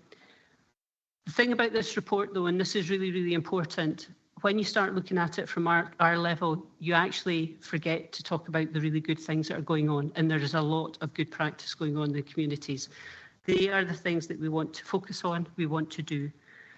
There was a really good adult support and protection inspection that's just completed. And the inspection there of the independent sector through the care inspectorate, 90% said they were really good. So there are very, very positive things there. Just a wee aside here, the emergency social work service, which covers the whole of Highland, children, adults, round about the same, always usually about 2/3 is adult related calls. However, 33% increase in the past year in terms of calls. That's actively getting looked at because we're not sure why. This all came about when we were gathering the stats for the report. So obviously we have to get underneath that because that would suggest to me that something's not working. So we have to look at that. Improvements and challenges. There's a number of improvements described in this section in the report. It does help having strategic plans. You know, they're not just a thing that sits on the shelf. They actually provide a vision. They're based on something. They give you direction. I also want to mention that Highland is playing its part with regard to unaccompanied asylum-seeking children. And we've actually really taken it from a person-centred approach to that. Adults, that's got a strategic plan in place, and we're working much more closely with colleagues in NHS Highland as well. As you see in the plans there, there's some good work, as stated. There's unpaid work carer service, and there's also quite a lot of activity going around in SDS as well. So good activity in that one. Workforce challenges. The interesting thing about this is our challenge has also become our opportunity, and it's also become our good news story. That's not sweeping over the issues we have with vacancies. We have issues, they do impact, but what's made us do is we have to do things differently, we have to think differently, we have to look right across the workforce with our partners to see how do we address things. So through adversity, we've really developed our recruitment and our retention intentions within our workforce plans. Our grow our own schemes, we've got numerous ones, they are detailed in the report, and they are very much a positive. We've got a lot of attention on us just now from other local authorities and from Scottish Government asking, how are you doing this? Now, to be fair, we have funded and we have resourced this. It's basically become a big team, and it's needed to become a big team. Obviously, we want to retain staff, but we want to attract, yes, newly qualified staff. We'd love to get really experienced staff. We're still targeting them, but that is one of the difficulties we have. But the other part as well is obviously we're looking across developing support worker roles, So there's progression in there, and they will work alongside the professionals. So looking ahead, increasing demand and complexity, that will continue. That's what we're facing just now. I should say there are complexities, because what we're finding, whether it be adults or children, people are presenting with usually more than one need. So that's what we have to adapt to. Continuing workforce challenges and obviously budget restraints. But in all services, we're on an improvement journey. We are making progress. That's really, really important. We want to deliver more effective practice. We want to design different models. We are doing that. Workforce investment, flexibility, they're all there. And then obviously coming right over the horizon is the National Care Service as well. This last bit is I have put a session in the 1st November for you that notice this is a day after the next council, I'm afraid. This is how diaries work. And this was in response to, I think, last year when members went, there's loads of information in this report. I'd really like to discuss it in more detail. So I've put this in the diary, in the chamber and on Teams. If any of you can actually come along, it'd be great. I think finally, I'd just like to say, I really want to give my sincere thanks to all my colleagues in social work and social care. They continue to do remarkable things at a really difficult time. However, they still enjoy it. And that's the bit you can really see when you go around. And I want to thank you. You've supported us, you've challenged us. We need both. But I hope that we can demonstrate, and in my report, that you can actually see the progress being made. Thank you. Councillor Fraser. Thank you very much, Fiona. A very comprehensive report. I think it's good that it focuses on things that are going well, so that we can learn from that and move that forward. And at the same time, it recognises areas where we have to improve, and that keeps the focus where it needs to be. So just really a few comments on what we've heard. Children's services, let's start with that. Good to see the progress being made regarding the Family First strategy. Demonstrates both the commitment of health and social care and Highland Council to embed the vision and the ethos of family-based support. This strategy is underpinned by the promise and UNCRC. And we look at we ask people, how is it working? We don't just rely on data. It's actually about talking to families, talking to children, and talking to others to see what's going well. The progress shown in the graph on page 92 and in the summary of that page, I think, speaks for itself. I'd like to mention the MHO service. Due to the team and management focusing on succession planning, alongside the development of the Postgraduate Mental Health Award with Robert Gordon University, Grow Your Own, the Highland MHO team has minimal staff vacancies, indeed the lowest in Scotland, another area of success. And the team received national recognition by winning the Scottish Association of Social Work MHO Practice Award in 2023. The wider workforce, Fiona outlined much of what we're doing there. It's a key area of focus, but a huge thanks to the staff who are continuing to do such a brilliant job in difficult circumstances. I will mention again about care homes. It's been brought up earlier today, but just to reinforce what Fiona said, we've got 62 in total. 46 are independent, 16 are NHS Highland. We've had 10 closures in the last few years. We've lost 200 beds. 85% of the homes have less than 50 beds, and that's really important in terms of the income that they receive, because that's based on an average that the care home should be 50. So we have been lobbying really hard for a long time on changes to that funding model. The challenges there are all recognised in the Adult Social Care Strategy 24 to 27, and progress is reported on that via the Joint Monitoring Committee and indeed our other committees. I really welcome the workshop on the 1st of November. and we had an opportunity to get behind the figures, including just what lies behind that 32% increase in emergency out-of-hours calls.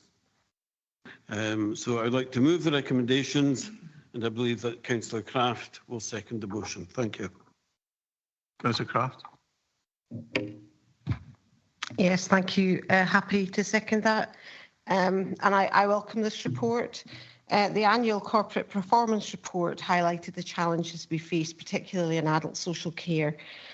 And as you're aware, Fiona, I'm facing particular challenges in my own ward, and I would like to thank you now for your cooperation and help and support with that. And I am confident that we can move forward to a positive solution. Page 67 outlines our challenging demographic. We've got specific challenges and we need different solutions, such as Councillor Lindsay mentioned earlier, bespoke visa schemes to attract workers, as well as flexibility around our paying conditions for carers when they're employed under SDS terms and conditions. And I also really welcome, I'm quite excited about the fit homes. I visited one recently. If you haven't, I'd recommend that you do. These are going to revolutionise the ability of not just children and young people, but also adults to stay longer and live better in their own homes. I'm also looking forward to the rollout of the National Care Service. I'm glad it got a mention in the report. We clearly need a new model going forward.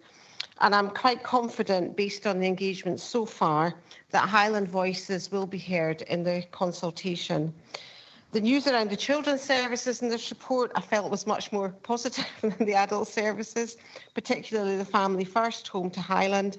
And as Arich is mentioned, and that again is in my ward, I would just like to personally thank some of the really hard-working staff that I know that work there. They do an absolutely amazing job with these young people. And lastly, I just would like to say I'm really quite excited about the graphic refresh that we heard about in education, and it's mentioned here as well. And I think that is definitely going to improve and consolidate the work around child protection. Thank you. Councillor McLean. Thanks for the report, Fiona. I too am quite excited. What I'm excited about is the growing our own business, I suppose, but the fact that it's several prongs, like the grow your own, retaining people in their home villages and towns, like identifying people who will be working in the care sector now and in the future, but they already have accommodation. That's a huge plus. And the other one is identifying people that are already working in the care sector. And I remember I used to, well, in and out, I was doing Tai Chi in the Mackenzie Centre, but there was a young girl there, joined straight out of school, and she's now on the sort of corporate ladder, having been identified as a person with potential. So more of that is great. Thank you. Councillor Gregg.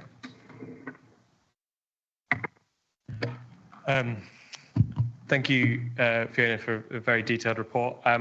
And particularly I'd like to thank, before I get too far in, the increased data on guardianship orders, because I think I asked you some questions on that before, and I'm very pleased to see that that's in there. So thank you very much. I'd like to thank every person involved in the emergency social work service. Of the 8,000 calls that you got, at least 2 of them were mine. And I'd like to express my sincere gratitude to everyone who picked up the phone to me. I don't phone them unless we're in a very difficult situation in the hospital. And the advice and help given to me and other doctors in that situation is for our patients invaluable. So thank you, and please pass that on to members of that service. Good to see AWI practice lead. I hope the funding for that can continue. The 6 months of that is excellent, but that really needs to be something that we facilitate. Getting AWI and guardianship right is really important. And it's brilliant to see the MHO education and grow your own schemes happening locally, though I should probably declare an interest because I'm kind of on a grow your own scheme from NHS Highland. So of course I would think it was good. I welcome the bespoke visa ideas from Councillor Johnston. I pursue that enthusiastically. And I agree with Councillor Crafton that I do think we need a new model. I'm just sceptical that the National Care Service is the right one. If you cast your minds back to the election, you'll hear a lot about the the red wall, the blue wall. I believe the Tories called us the yellow peril. I'd like to introduce you to a new term of the silver tsunami. The silver tsunami is the ageing population that is going to crash upon the healthcare service. 70% increase in people aged 75 plus in 22 years across the Highlands is going to be dramatic. It's going to be the biggest domestic policy challenge this country faces. And currently, this report, to me, the adult social care, suggests that in the last year we have at best stayed in the right place. We've not gone in the right direction. Some of this is outside our control. The care home contract we've heard a lot about is clearly unfit for purpose. 1/8 of our care home beds have closed since I was elected. That number is equivalent to every bed under the medical directorate in Regmore Hospital.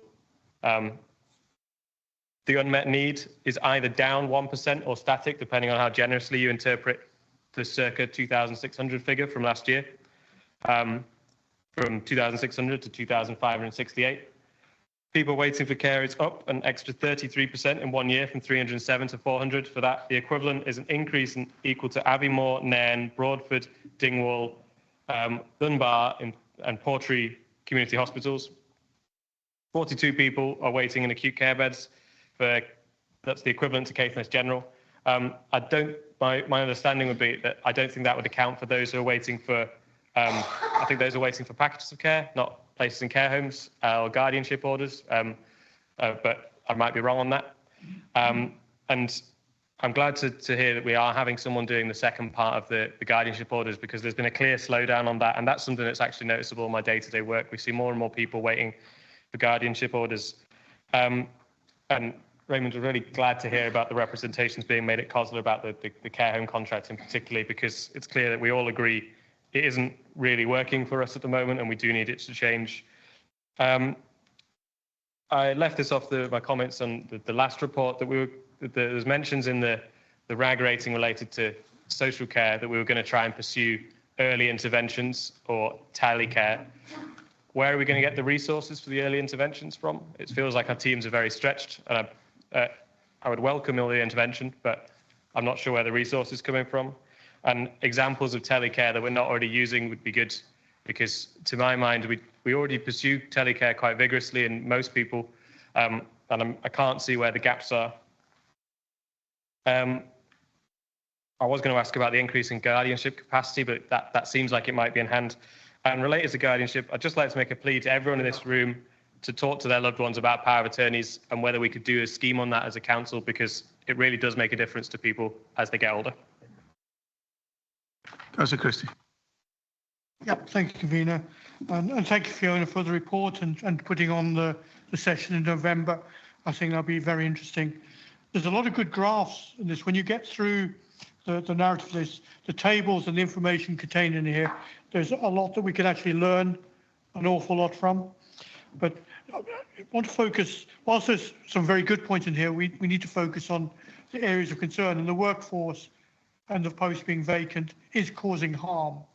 Now, that harm could be simply somebody's waiting much longer than they need to be for a CAMS or an NDAS, or to see a children's social worker for actual support, or it could be more serious than that. So we need to get behind these vacancies and seek to address them more rapidly than we're doing. We seem to be treading water a little bit, as much as the questions I've been asking at Council for the past 6 months do not show that dramatic improvement in terms of turning the tanker on the vacancies. And I think more emphasis and effort probably needs to go on to that. Like Councillor Gregg, I don't believe Councillor Craft that National Care Service is the panacea. I don't think it will sort everything out for us at all. And the members' seminar or Teams meeting we had earlier this week, cross-party, actually raised some concerns about it. It must have done because Councillor Loudon and I were actually agreeing on some of the concerns on the National Care Service. So I think, the jury's totally out on that one, and it will not solve the situation we've got at the moment, where there is probably 100 delayed discharges in Regmore Hospital, where there is a requirement of 2,568 hours in terms of unmet need for care home. How is the National Care Service going to sort that out? Where are they going to find the 73 full-time equivalents that are required in order to meet that? It just is not going to happen overnight. the only way to address the crisis and as David said, the tsunami that is coming with adult social care is to increase the salaries dramatically for the staff to make it more financially attractive. At the moment, it's as financially attractive it's actually less than working at McDonald's, because McDonald's staff get meals on shifts. So it's actually less than staff could get elsewhere for a job that has got much less stress, much less responsibility. And until we actually recognise the value of both adult social care staff, unpaid carers and everything else associated with it, we're not going to actually resolve this. So the fragility of the care homes is quite clearly laid out in this report.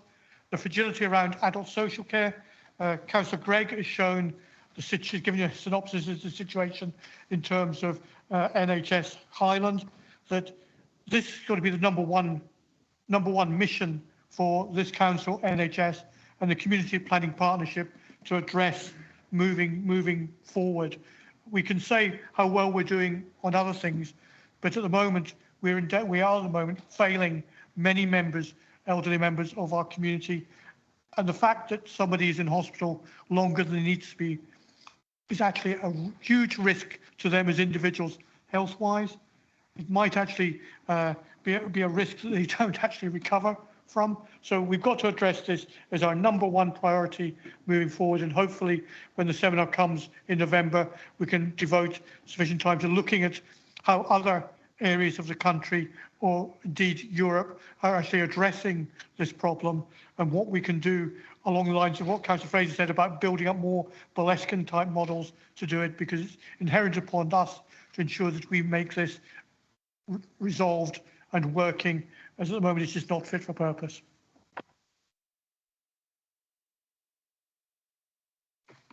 So, Councillor Gregg, just going back to your point about the telecare, etc. Obviously, you'll know that we have given £20 million investment fund, which NHS can access, and part of that is about if they feel that there's something they could implement or add or do something that's going to, one, improve flow or delivery, but also achieve a saving, then that's more than appropriate. So they're aware of that, and they're away looking at what they can possibly put on the table to use some of that money for, and we're as a trigger to start changing that practice for themselves.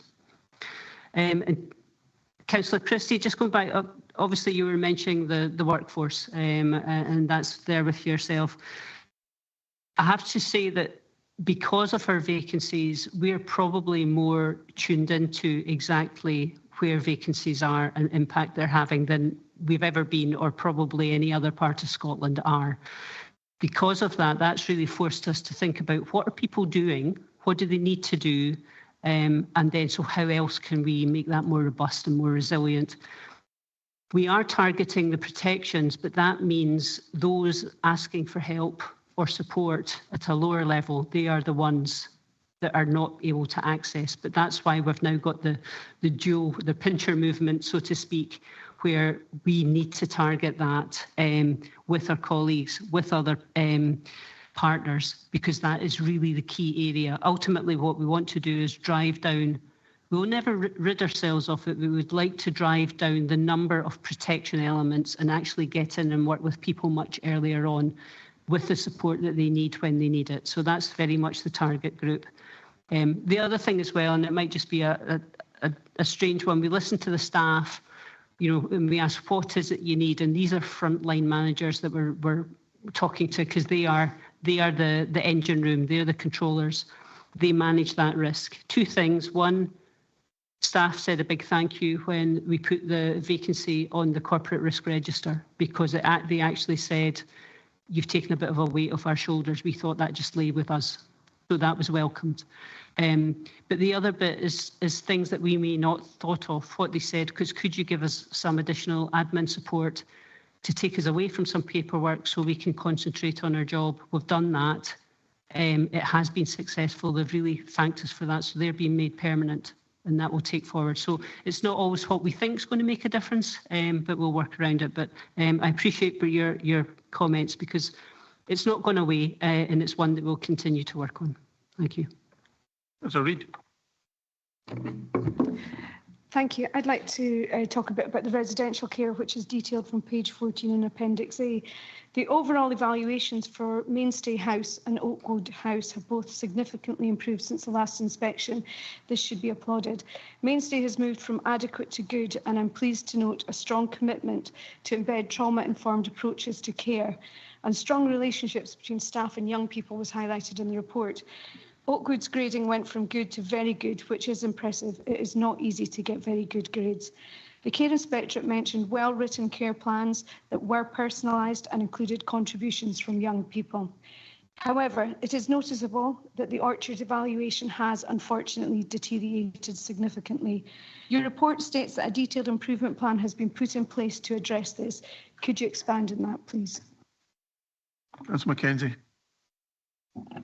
Thank you, convener. I wanted to bring up about on the care home side, just to highlight the importance of what to ask, I suppose, what help and support collaboration the council has with one of our main independent care home suppliers, which is Parklands.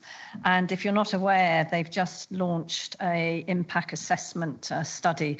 And if you haven't had that, I can forward the link to you. And that is an incredible package that they are contributing.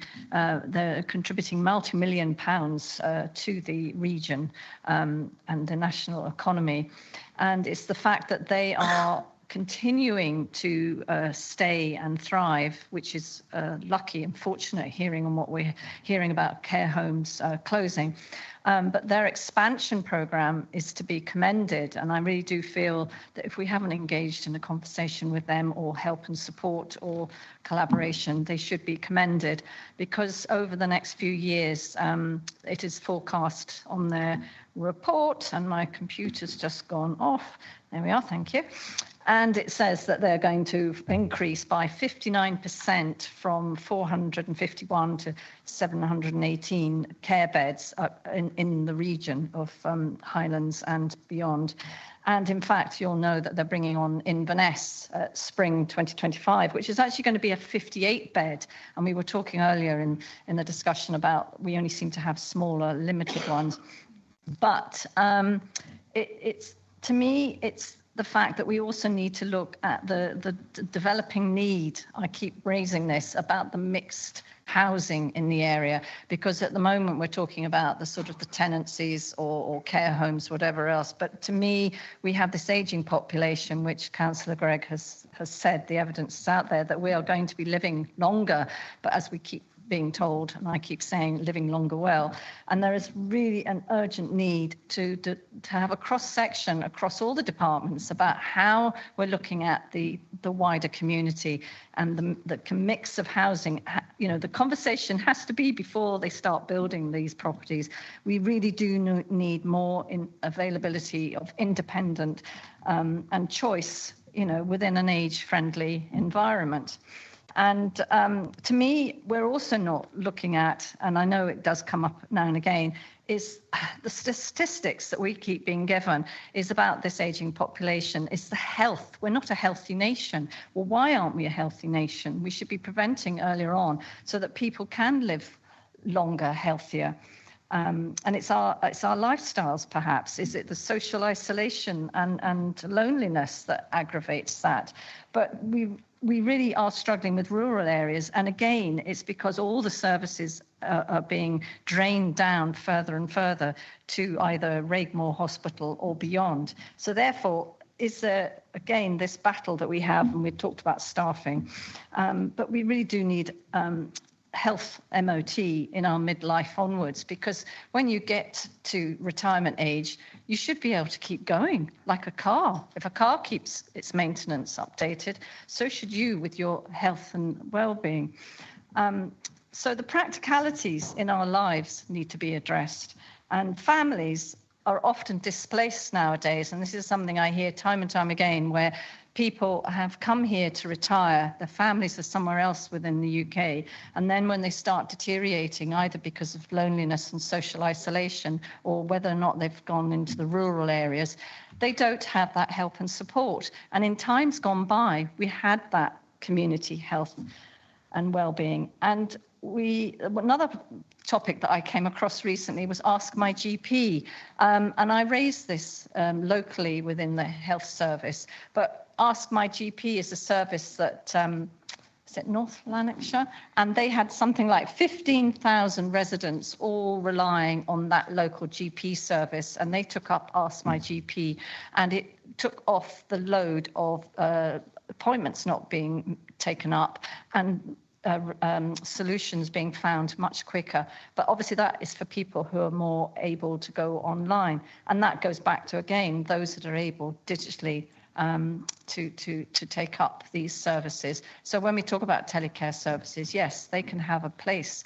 But again, how do we start engaging with people earlier on in life so we don't start going down that rickety road? Thank you. Councillor Boyd. Thank you, Convener, and thank you, Fiona, for a very full and positive report. And there are a lot of positive things to be said. There's a lot of good things going on.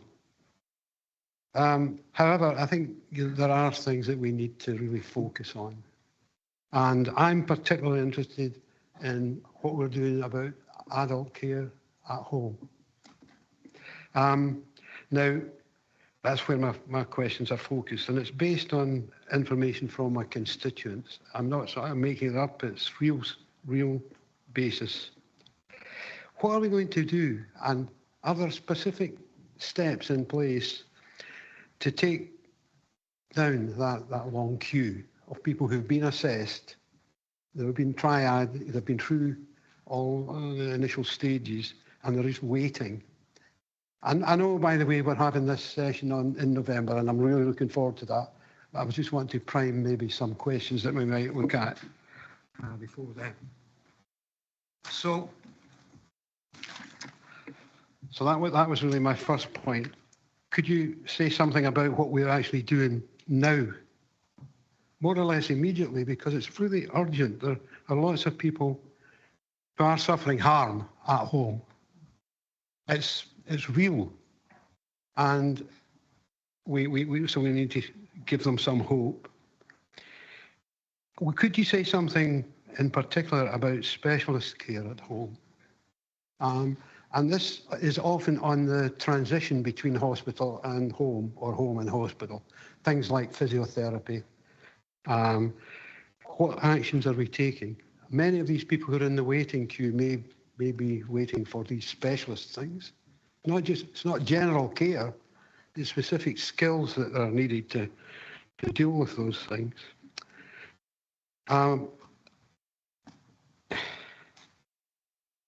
What in National Care Service, should we be looking more positively at the onset of the National Care Service as a possible contributor to our problems? I know there are lots of good things going on elsewhere. They've made lots of mistakes as well that we can avoid by looking around the country, I'm quite sure. So I'm hoping that we can maybe accelerate and put our shoulder behind the concept of the NCS.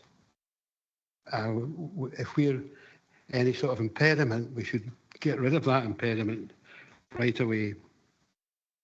Lots of good things being done elsewhere. And if you want, I could put you in touch, not you personally, but staff, in touch with people through Age Scotland and so on, who've got a lot of experience in good and bad in other areas. So really my main things are, could we give some information about what we're doing right now, about that queue of people who are waiting? And I know we've got a shortage of staff, but we can't just keep relying on saying that. What are we going to do to overcome this year, not next year, not in 2 years' time? We need to help these people who are waiting, and some of them dying in a queue. I could go on for a bit longer, but I'm definitely not going to because of the time of day. But we'll carry on talking as we do outside, Fiona. And I'd like you to pass my congratulations to your staff for what they're doing in hugely difficult circumstances. Members, you know, brevity is the main of the game at the moment. You know, this is a really important issue, but not everybody needs to speak for 5 minutes. And please don't duplicate everything else that's been said by someone else. If you agree with it, nod your head, but you don't have to duplicate it. Councillor Rees. Point taken, convener. Councillor Gregg, I don't think, although I don't know him that well, I don't think he's a councillor who's given to exaggeration, and we should think and listen really carefully to the points he's made, because unlike most of us, he actually knows what he's talking about, and I don't think I particularly know what I'm talking about, conscious of the silver tsunami comments as well. So 3 short questions, Fiona, and I forgot to say thank you for the report. First of all, looking ahead, how many beds in total will we have in homes that can accommodate 50 plus people? If the ones, how many would be left, 50 plus homes, if the smaller ones couldn't keep going? And secondly, a generic one, which of the Scottish Government's policies that we have at present are helping us to stop the depopulation trend?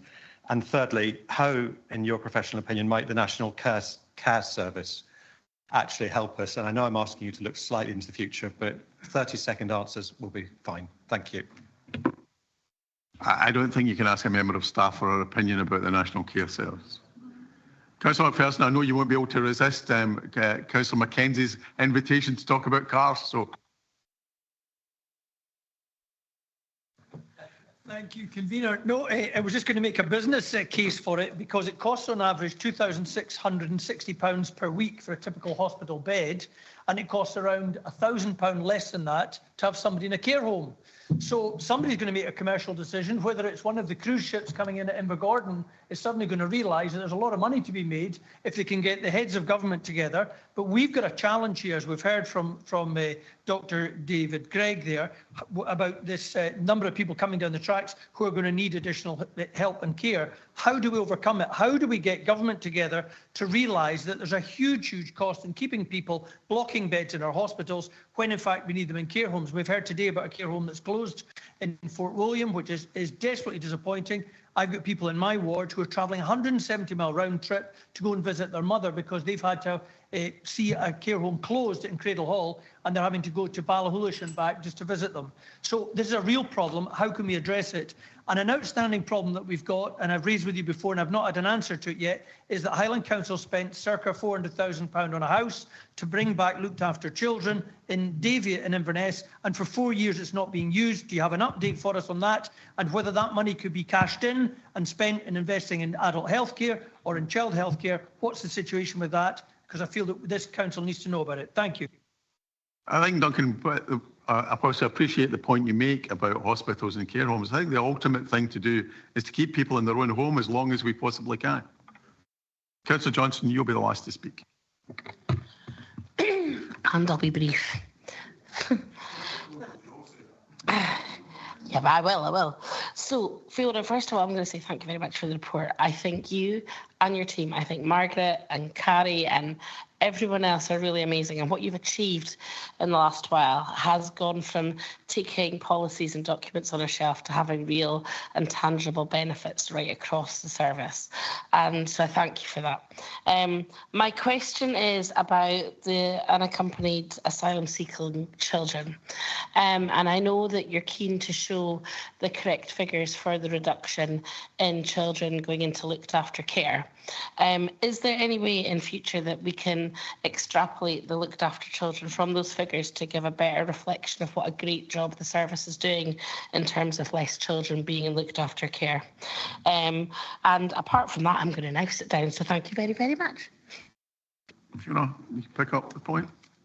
Thank you. Councillor Reid, obviously going back to your question, whilst it's great to get good inspections and seeing things going in the right direction, I agree. When The orchard inspection was really, really disappointing, and that's probably the understatement I could possibly put here. The improvement plan was put in. Obviously, the orchard has been through a difficult couple of years, with closure and then having some young people not being able to transfer into the community. Not blaming that on anybody, but a lot of those things put together. So the improvement plan is key. The orchard is a key resource, and we know in terms of short breaks, etc., as we move forward, we're looking at on a bigger scale as to what do we need to do with that. So the improvement plan is there.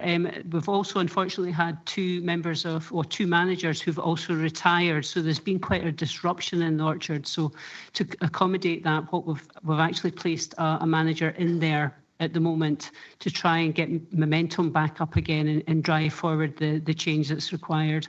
That's both to the building itself, but to staff, get their training up to speed, etc., and ensure that the environment is a good place for the young people to be. So all of those put together, the improvement plan is key, and happily to report that back at committee as well. So thank you. Councillor Mackenzie, I'm not sure on businesses. I think we, myself and our colleagues in the NHS, will happily look at any business opportunity in terms of moving forward. I think what we have said is the model we've got just now is not really effective. Therefore, we have to look at alternatives. So I would argue that at the moment everything is up for debate on that one.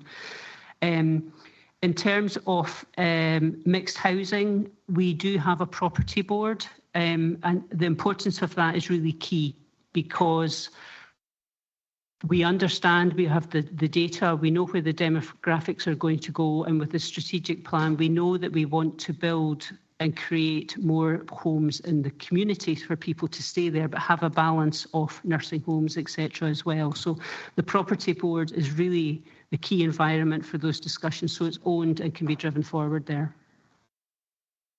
Councillor Boyd, I know we will definitely catch up on a number of the things. It's a difficult one to answer, because the working in crisis, but also having an eye on what you need to do. And I think, to be fair, there's some of the services and the model within adult social care just now is we know where we want to be. It's how do we get there? How do we make that happen and keep people safe? Without doubt, across the piece, there are blockages, and it's those blockages that need to be removed so that people aren't stuck in the system. And that can vary from everything from the handy person scheme right through to digital, to electronic, all the rest of it. So there's a lot there, but there's definitely some blockages, and I'll get a bit more detail for you as well from my colleagues in NHS, so they can put some specifics on the table for you. I think one of the Councillor Rees, in terms of the care homes, there's not that many off the top of my head. I'm not sure how many have 50 beds or over, but it's not that many, and there lies a problem in terms of the National Care Service contracts. So that's why the model, as we say, has to change. And we constantly, part of the market is we actually had an event the other month there with the independent sector, and that was about to have a really open and honest conversation about where they were coming from, how they viewed ourselves and the help that they required. So that was a really informative conversation, and it's definitely one that we're going to go back to do. Councillor Mackenzie, Davitt, McPherson, sorry, I can't even read my own writing. That was actually intended for a couple of young people returning back into Highland with specific health needs. Unfortunately, they went elsewhere. So that's the reason that it wasn't filled. But again, I would have to go back to my team to see what is our plans longer term in that one. And finally, Councillor Johnson, we've been quite fortunate in Highland, but I do know in other areas that people want to separate out unaccompanied asylum-seeking children as a distinct group. And what basically we're saying is they are our looked after children as well. So we're trying not to be discriminatory. We do have all the data. We know exactly where they are. We can give you more detail around that, but we certainly don't want to be discriminatory on that one. Thank you. Thank you.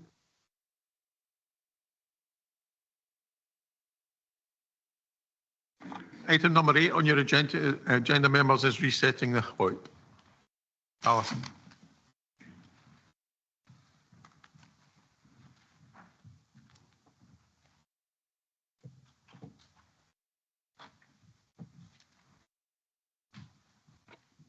So, good afternoon again, members. Just a brief introduction to this paper. So it presents the revised Highland Outcome Improvement Plan for the partnership in Highland. This was agreed by the Community Planning Board in June, following 2 periods of engagement and consideration by partner organisations, and you'll recall that this was considered at the Council back in March. You'll recall that it was agreed to revise the HOIP to reflect the current challenges facing the Highland area and also the financial challenges facing the public sector. The aim was to focus on delivery against the challenges, but also better align the HOIP with partner organisations' own priorities and actions. The 3 strategic priorities and outcomes identified remain broadly in line with what you considered and was presented to you back in March. The area that I would draw attention to you to is the delivery plan, which can be found in Appendix 3. This sets out 7 thematic areas and associated actions. They reflect the priority areas for the partnership action, and in many cases, these align, complement and support the actions contained in the Council's operational delivery plan. So, for example, there is a partnership commitment to the master planning approach outlined in the Highland Investment Plan, a focus on talent attraction and skills development, a focus on housing and opportunities for public sector land assets to support land supply, and as noted earlier, a commitment to community wealth building approaches, including the delivery of a shared project bank. So members, progress on the delivery of the HOIP will be reported regularly to the CPP board, but it's also proposed that its annual updates on progress are considered by Council.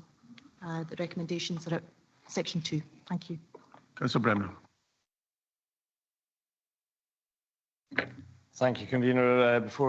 I'm just going to very briefly refer to this, but I'm going to move the recommendations. I believe that you're happy to second them. Thank you. Just reflecting on the importance of partnership working to address and deliver some of the key challenges facing our Highland communities. It's vital that we have a shared and targeted approach and that we align our resources and our efforts in order to deliver better outcomes for our communities. I think we should welcome working closer with our partners, and that's reflected in the Highland Outcome Improvement Plan and also the Council's Delivery Plan. All of that gives us a clear framework for joint work over the next 3 years. I was going to refer briefly to the appendices, but I think we can just leave that to members and welcome their contributions. Thank you. Councillor Burt. Thank you, Convener. At the June meeting, I said how excited I was by this initiative, and I remain excited by it. It's exciting as if you like a council-led partnership, and it is a partnership with other bodies in the Highlands.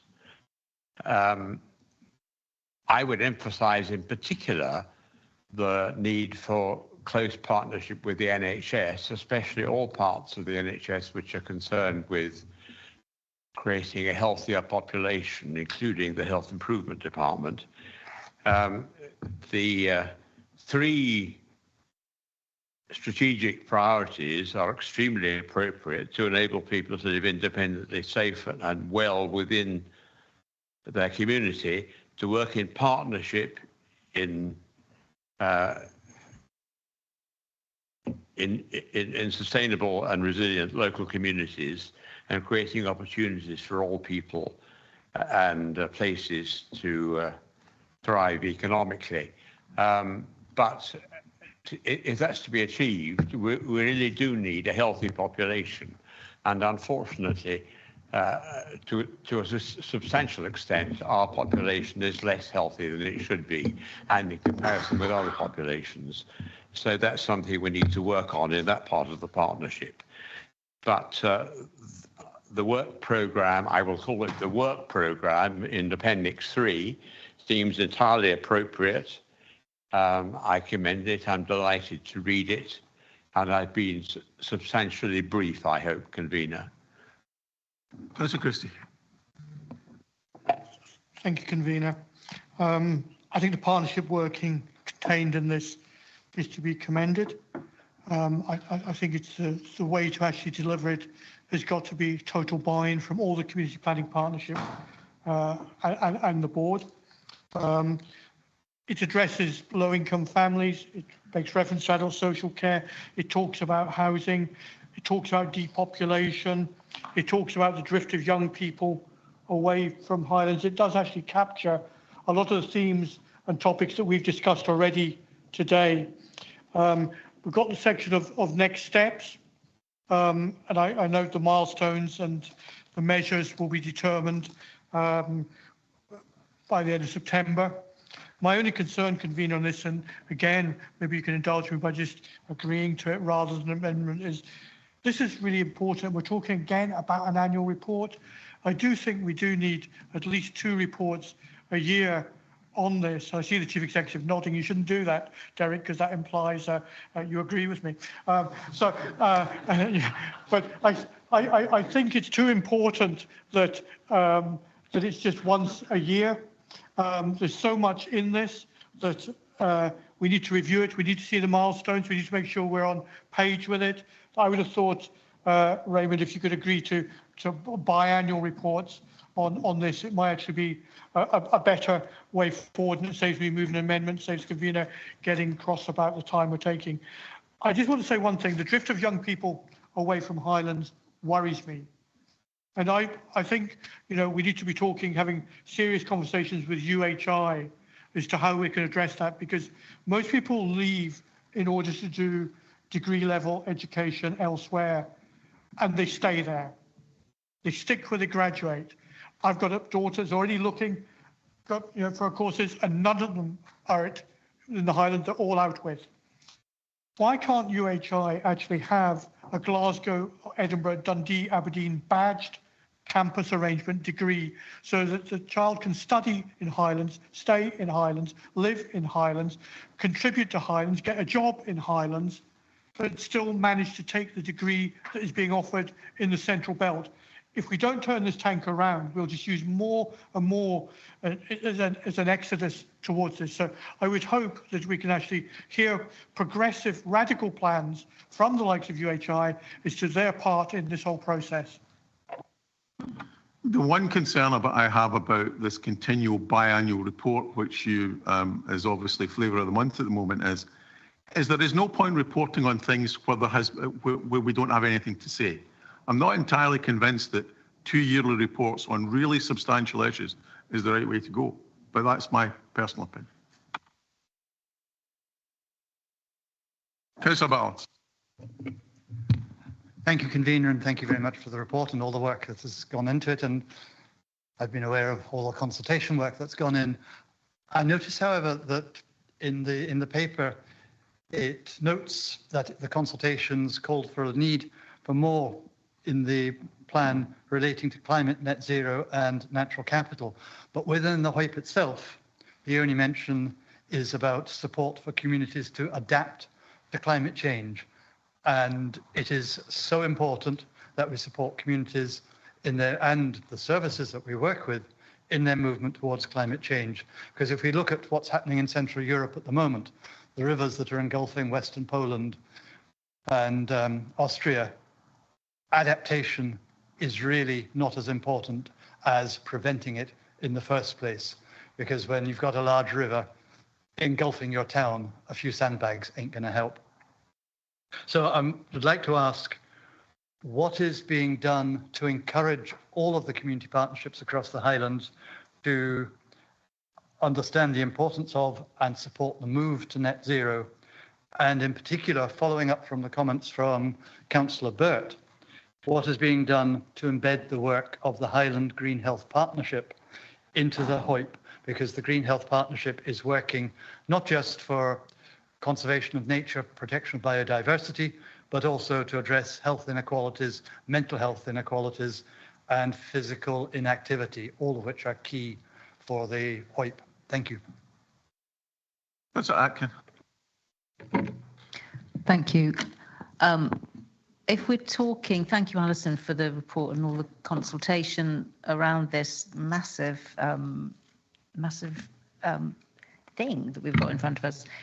If we're talking about prevention, there was one conversation I had that was quite instructive. Is that the uptake of free school meals isn't what we would hope it would be. So these are meals that are actually freely offered to children, and not everyone's taking that. Now, if we're thinking about inequality and health and the ability to learn and closing our attainment gap, food is so important. So that is one thing that we could work on as a council. And I think the welfare team and all the work that's done on that side is brilliant, would make a huge difference. So this is the kind of thing that I would see the HOIP doing.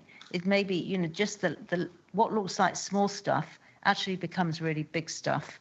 And the other aspect of it, obviously, on housing, I mean, I really like the idea of a shared understanding of housing needs and demand. And the demand for housing isn't always what the developers will give us, and the affordable element of all the new housing that goes up, and housing that young people can afford so they can come and live and work here, doesn't always chime and align. So there's not enough affordable. So the fact that this report is wanting to address that, and we're looking at things in the round, I think it's a really excellent thing. Thank you. Councillor Gowans. Thank you, Convener. Just to touch on a couple of things that Councillor Christie mentioned. You mentioned UHI. Maybe there should be a transparency statement from myself, because I employ at UHI. But the UHI, in fact, have had some courses in the past that have been accredited by other institutions, and I'm thinking mainly of like nursing, etc., which they've now actually taken over, and they now deliver that under the UHI banner. But there is scope for this, and you're absolutely right that when our talented people leave and they go to other places, they very seldom come back unless it's to retire. So it's so important that we have these conversations with all our tertiary institutions, etc., and especially in light of things like the free ports and all the rest of it, so that we make sure that that education is here and it's joined up with our primary and indeed secondary schools. In terms of interim reports, I feel the best place for interim reports is to come to strategic committees and then perhaps to the full council, but perhaps they might also in some cases stay with these strategic committees. So I would recommend that. Thank you. Councillor Mackenzie. Thank you, Convener. Please bear with me. I'm sounding like a broken gramophone record, but I just wanted to bring up again, and it overlaps in this point. Alison, please bear with me. Your patience is amazing. Housing. And we only had earlier this week the Scottish Housing Day, and I read an article about that, and they agree that, the population is aging. We've heard that already. And people's needs and aspirations are changing. I think I said that earlier as well.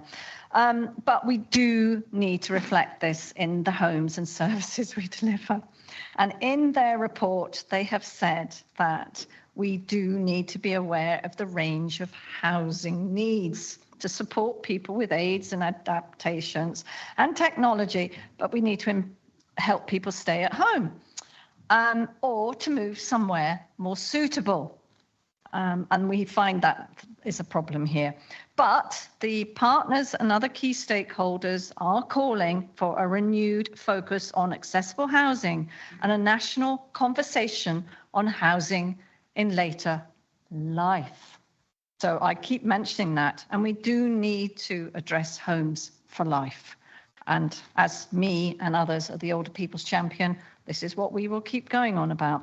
And as was mentioned earlier, the population projections show the number of people aged 65 plus is to grow by a third by the mid-2045. I'm not sure if I'm going to be that age then, and those over 75 plus by 39%. So we do need to get the right type of homes into the mix and for older people, and we need to get the health, improve the health and well-being. So there is a long diatribe of that, so I am not going to go through all that now for you, but I can put that link up if people would be interested. But the other aspect that I also was picking up on is where we live in the Highlands.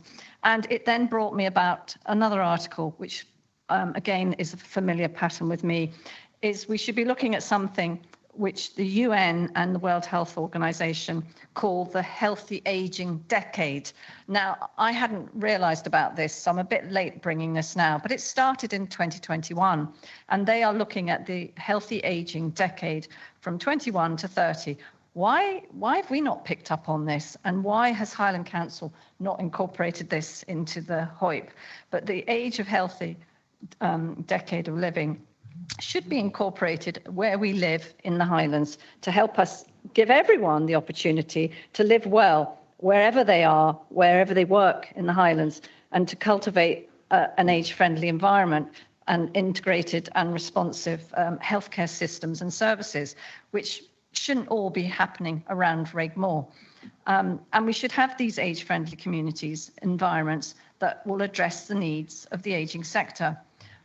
So I cannot say enough about how there are all these bodies out there, but we're not sort of engaging with what they're telling us. And we should be including that in what we're addressing today, and hopefully add productive lives for years to come. Thank you. Councillor McIntosh.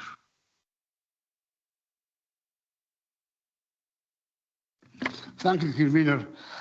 We hear a great deal, almost at every meeting, about depopulation. And we also seem to have an endless amount of reports that affect policy and depopulation. But policy without action doesn't count. And are we doing the right things to stem depopulation? Do we have the right tools to do so? Is this more to do with central government, both in Holyrood and that wonderful government we now have in Westminster? I can't remember which party it is, who concentrate very much either on the central belt, the populated areas, or the southeast of England. They have got the power to change the outlook there and encourage business up this way. I look back to a report back earlier on in the day that showed the number of young people going on to further and higher education, although it's a year old, was considerably lower than the national average. Do we know why? Is it because our education, particularly in primary school, is coming close to being rubbish? It's not producing the goods. Is that why they're not going on anymore? Is our policy in that and our action in that wrong? I think we need to spend more time working out the whys and then work out what we can do about it. So thank you for this report. Thank you. I'm not entirely convinced that the use of the word rubbish about any council service, irrespective of what it is appropriate. Councillor McLean. Thank you, and I had the opportunity to go to the meeting before where councillors could input into it, and I think that for me the partnership behaviours, the 7 statements are there are really important. You know, where it talks about the integrity, about working with young people in decision making. I won't read them all out because I'm sure you have read them.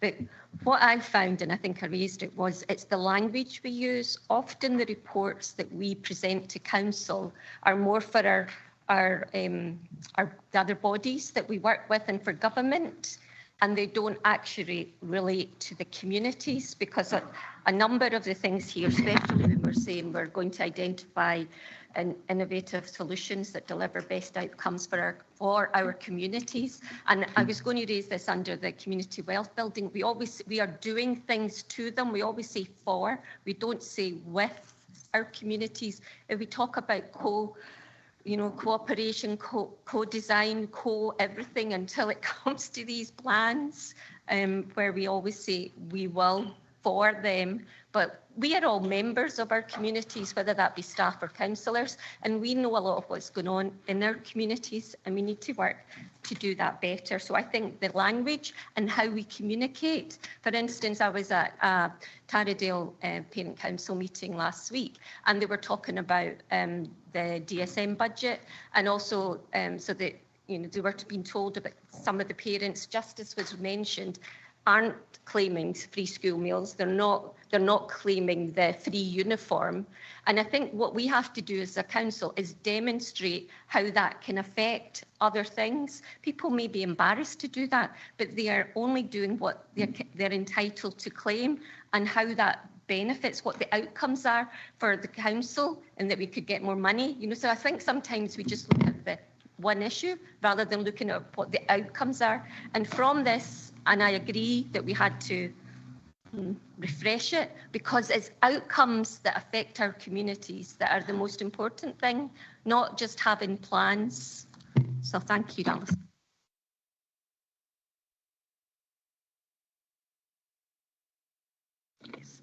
Thank you. Yes, I'll start and then I'll hand over to the Chief Executive. So thank you very much for all your comments and contributions. Councillor Atkin, specifically you asked about uptake of free school meals and that being a core part of addressing inequality, tackling poverty. It's not specifically an action within the HOIP. It is a specific action within the Poverty Reduction Delivery Group and specifically the Child Poverty Action Plan. So that element around maximising incomes, ensuring that our communities are aware of what the different entitlements are, although I totally take on board Councillor McLean's points that there are potentially different ways of doing that as well, and how do we broaden that out.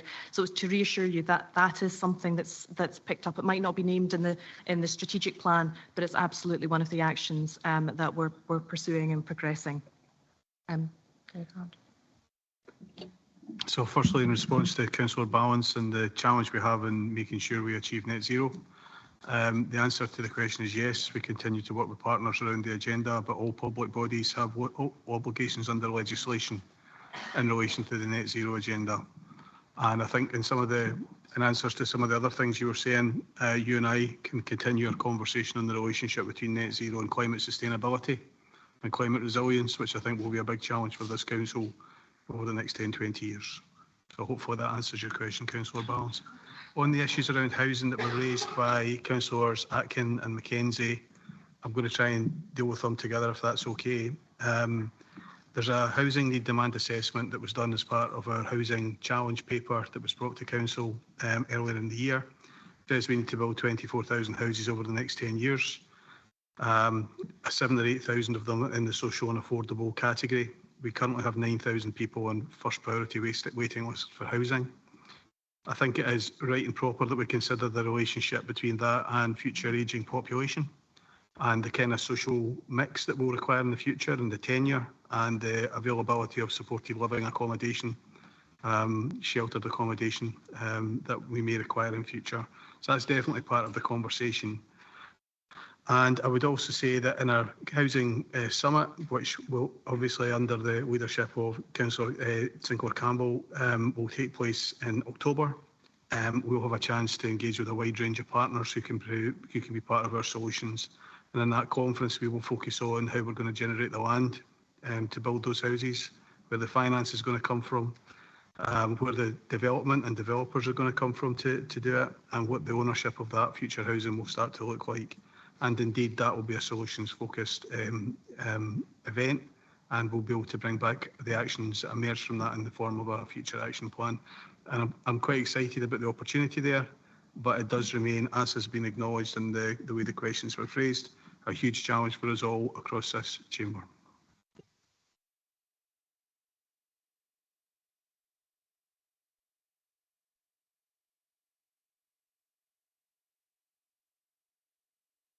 Thought I was going to get away with it. Yes. I think that the fact that we've been looking to stop the clogging up of the council's diary, it's appropriate that we put it to the strategic committees going forward. At least that has it biannually reviewed.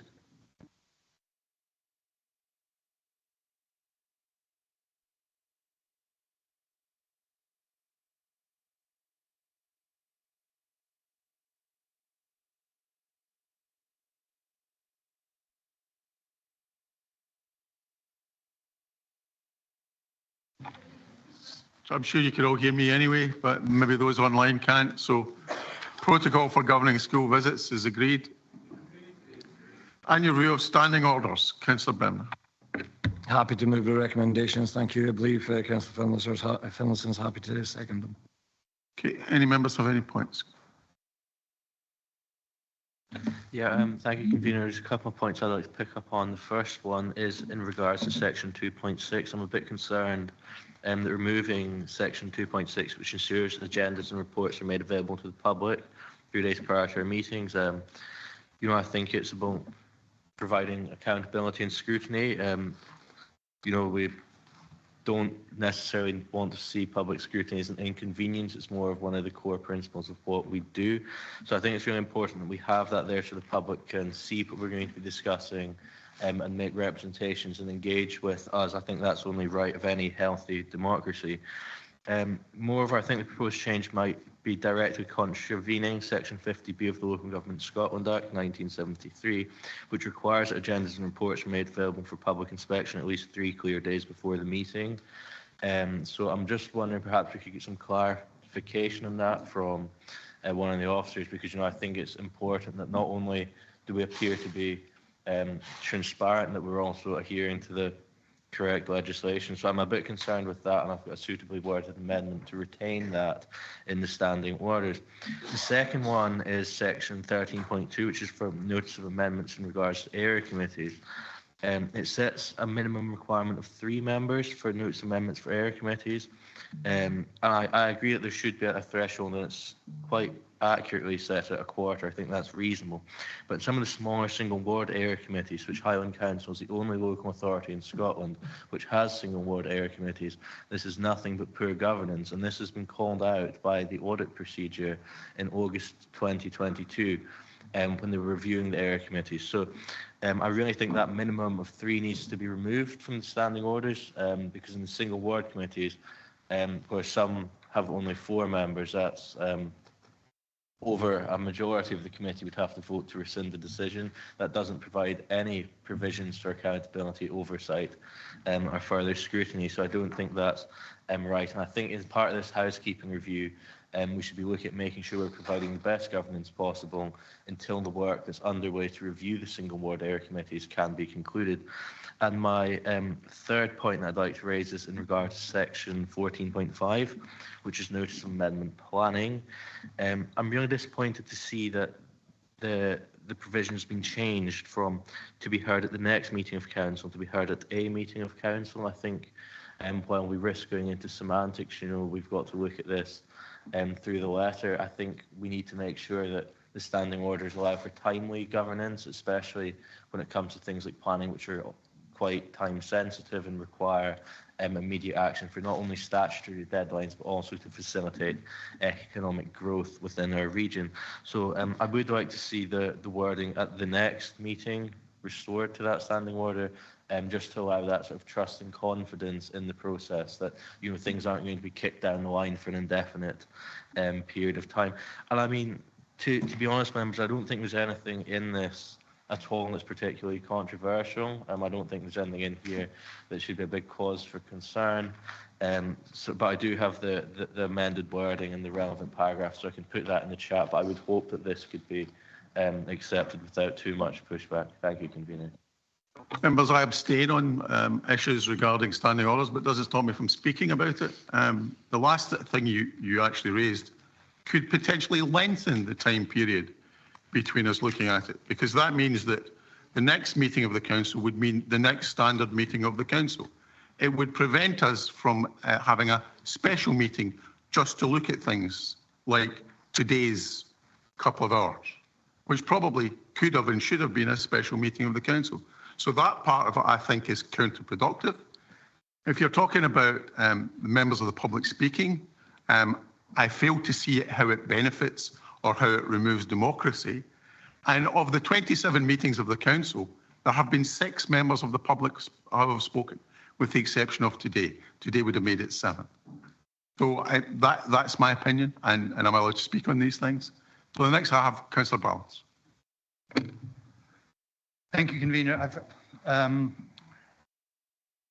actually failed to hear properly the last point of Aurora's contribution, so I apologise if one of the points I'm making is overlapping on that. But the first point I'd like to make is purely a grammatical point, which I hope will be agreed without any disagreement at all, and it's paragraph 5.6, Standing Order 20, which the proposed new wording is: a difference of opinion is not a point of order. It is an appeal to the convener or chair for clarification on a ruling on a matter of procedure. I would suggest that that bit reads better if it's a difference of opinion is not a point of order. A point of order is an appeal to the convener or chair, just for grammatical correctness. And I don't know if I have to submit that as an amendment or if it can be agreed. I will then submit it as an amendment. The second point I want to make is a point that I've made before: the change of position of ordering of the notices of the motions to put them after the confidential items is deeply disrespectful to the public. And I notice that this new ordering of motions is down for a 3-month trial, and I hope that at the end of that 3-month trial, this will be considered. Because, for example, today we've had a large number of members of the public outside interested in a particular motion. I assume that many of them will be watching this meeting at the moment to see that motion if and when it comes up today. They will instead be faced with the item before in confidence. The meeting video will be closed, and they have no idea at all when the meeting will restart. It could be in 5 minutes' time, it could be in 2.5 hours' time. So I think that is deeply disrespectful to members of the public who might be interested in the motions, but will not be interested, will not be able to, at all to listen to the confidential items. So I would hope that that will be considered in this review of the trial in 3 months' time. And finally, and as I say, I didn't hear Aurora's point very well, but I would argue that we should be voting against paragraph 5.3, which changes Standing Order 11 in order to remove the right of the public to come in and actually speak to their question rather than just having the question and answers as written. I hear what you say, convener, but I think you can make the point that if only 7 members of the public have done that, actually it has taken very little of council time, it has caused us very little inconvenience, and there's no reason at all why we should remove that right just now. So I'd also like to propose the amendment that we delete paragraph 5.3 from the proposed changes. Thank you. Councillor Willis. Thank you, convener. Just a quick comment in regards to section 5.4, Standing Order 12, notices of motion, and the statement that motions will not be placed on the agenda for the meeting unless they're accompanied by an integrated impact assessment. Given that all motions have to go through a financial assessment and have no financial cost, most motions are down. Basically, we are writing a letter. So I'm not clear what the need is for an integrated impact assessment on writing a letter. Thank you. I think the impact assessment is actually being forced on us throughout the entire process. So I don't think that's something we can change. Councillor Gregg. Thank you. Two points. I'd like to add my voice to Councillor Stewart, Councillor Balance, that if we've only had 7 members of the public read their question in the last 27 meetings, it's probably taken up less than half an hour of council's time across all those meetings to deal with that. I'm aware that the council agenda is clogged, but I'm not sure that that is the area we need to take out. And 5.4, I do have some concerns about. There's always a possibility that a councillor falls sick, has a family emergency, something that last minute prevents them attending, and just because the first name on a motion might not be there, doesn't mean we might not be able to read it. That there's motions from Councillor Willis and Councillor Balance about the Nature Restoration Fund. I'm sure they've both been involved in writing that motion. Just because Councillor Willis may not be here in the hypothetical future, doesn't mean that Councillor Balance shouldn't be able to take that forward. And I do wonder if we should consider. I haven't got an amendment for this today, but in future adding an emergency provision that perhaps between yourself and the council could decide in emergency cases the motions could still be heard. That would require a change of standing orders. We could do that next year.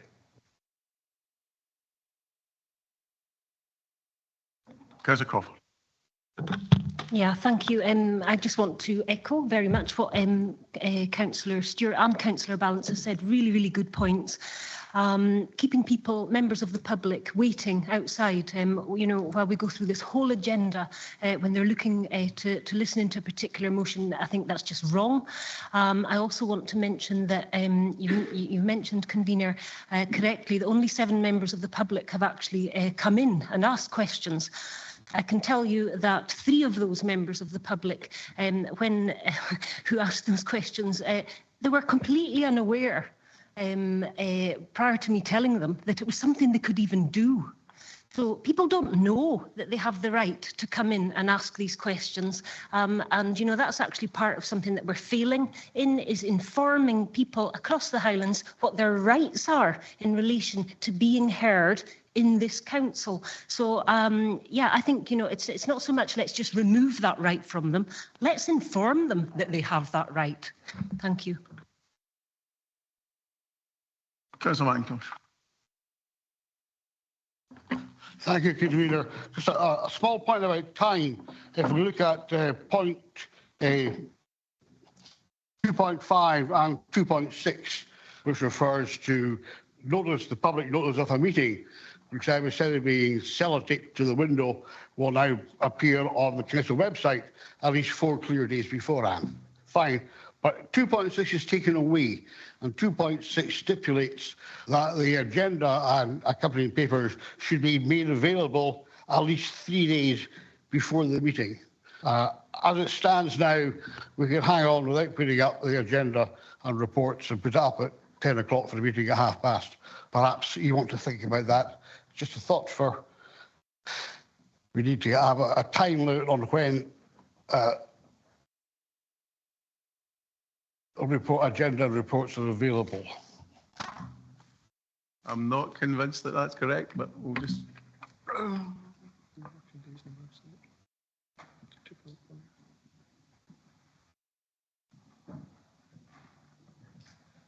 It has to be 4 days in advance of the meeting.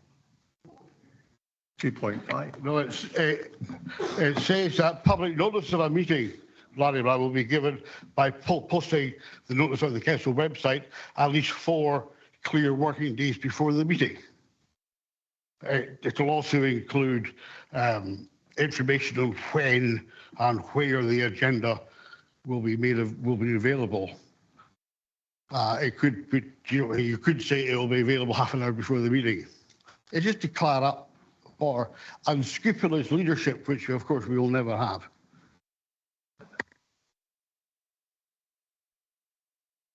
There's no one else with any other changes, so they'll take all these changes against the motion. So who was first? Councillor Stewart's 3. Okay. Yeah, thank you. Hold on a second.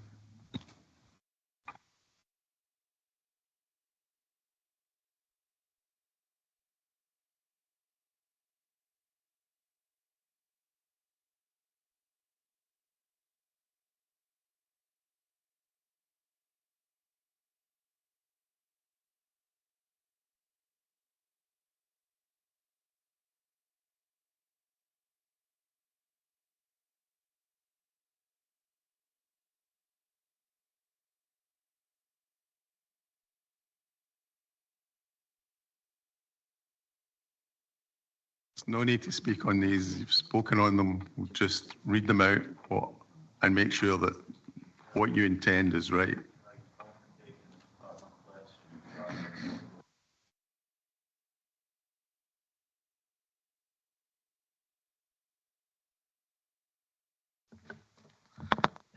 I would like to get clarity. I did ask a question of the head of legal governance regarding the Local Government Scotland Act and if it's contrary to not publish the agenda 3 clear days before under section 50B, because it looks in my reading of the revised standing orders that the removal of section 2.6 is contrary to the Local Government Scotland Act.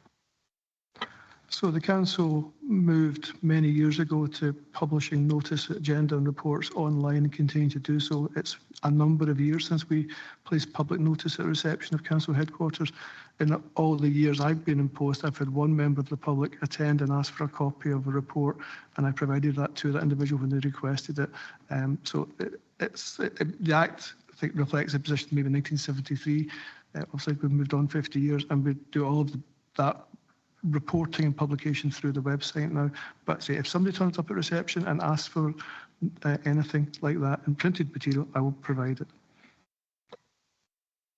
Okay, where are we?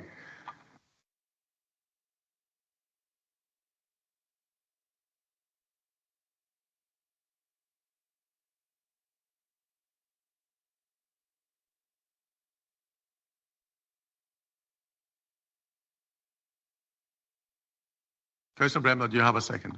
Oh, you do have, Councillor Finlayson.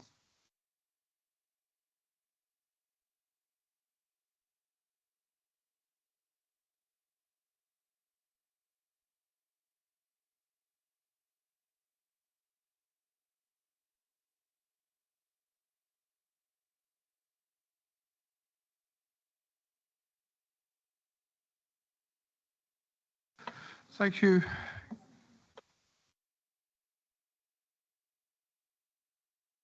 Sorry, Councillor Balance, could I check? Have you got a seconder? Thank you.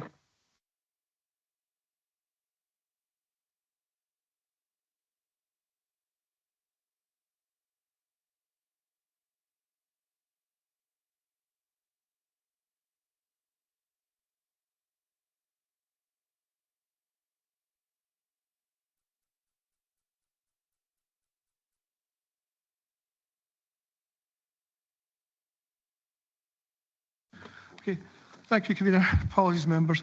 So, members, we have a motion from Councillor Bremner, seconded by Councillor Finlayson, and that's to move the recommendations and changes per the report.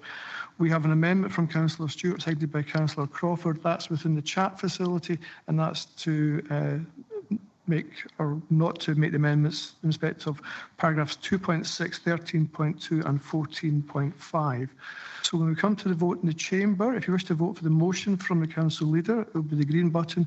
If you wish to vote for the amendment from Councillor Stewart, it will be the red button. If you wish to abstain, it will be the white button. And we'll start the voting in the chamber shortly. Thank you.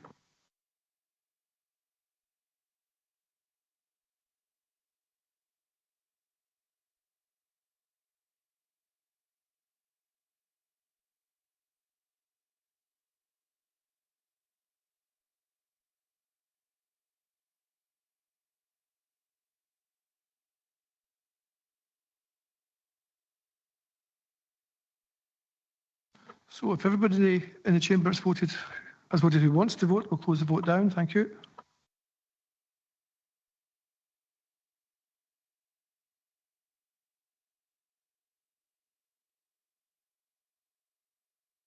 And then going around those members on Teams, if you tell me you wish to vote for the motion from the council leader, the amendment from Councillor Stewart, or to abstain, I'll start with Councillor Baldry. Motion. Councillor Collier. Motion, please. Councillor Mrs Jarvie. Amendment, please.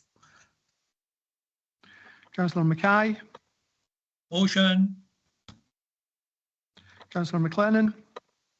Motion. Councillor McGilvray.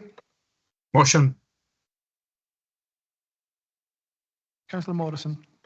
Motion, please.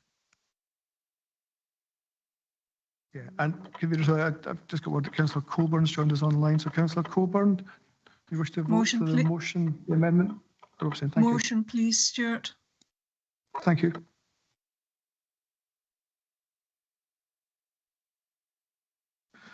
Convener, there were 39 votes for the motion, there were 19 votes for the amendment, and there were 3 abstentions. So the motion is carried.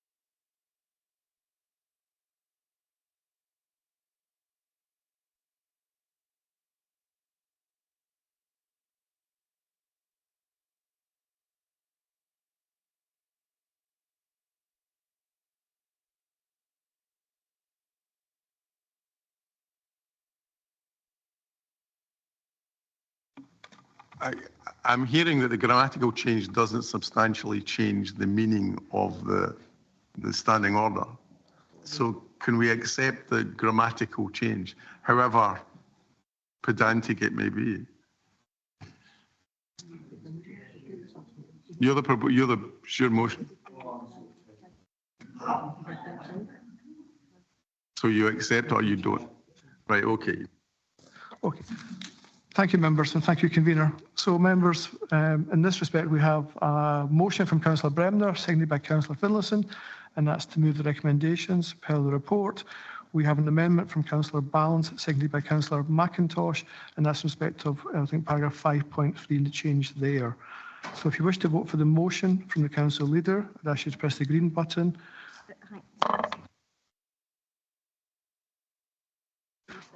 Convener, the day gets better. I'm just been advised the voting machine is not working, so if you could maybe just pause for a second.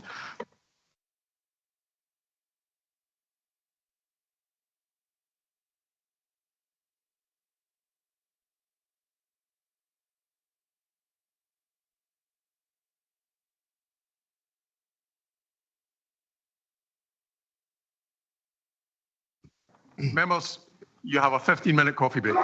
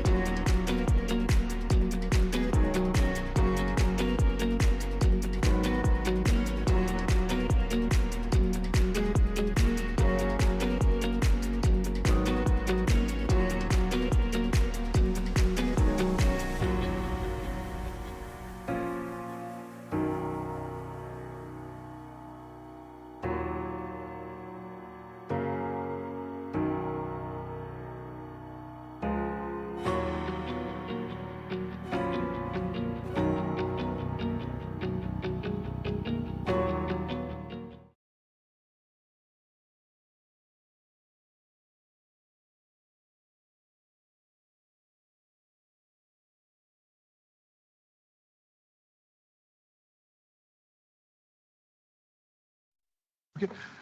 Thank you, Convener. So, members, we have a motion from Councillor Bremner, seconded by Councillor Finlayson, and that's to move the recommendations in terms of the report. We have an amendment from Councillor Balance, seconded by Councillor McIntosh, and that's to delete paragraph 5.3 in respect of Standing Order 11, public questions. So for those members in the chamber, if you wish to vote for the motion from the council leader, that should press the green button. If you wish to vote for the amendment from Councillor Balance, press the red button. If you wish to abstain, press the white button, and we'll start the voting now. Thank you.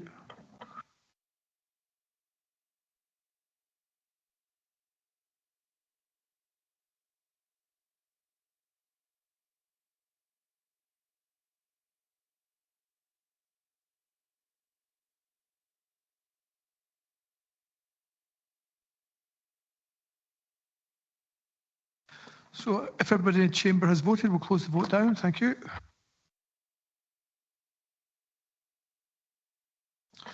And then go round to members on Teams. If you tell me you wish to vote for the motion from the council leader, the amendment from Councillor Balance, or abstain. I'll start with Councillor Baldry. Amendment. Councillor Coburn. Motion, please. Councillor Collier. Motion, please. Councillor Mrs Jarvie. Amendment, please. Thank you. Councillor McLennan. Motion. Councillor Morrison. Motion, please, Stuart. Thank you, member.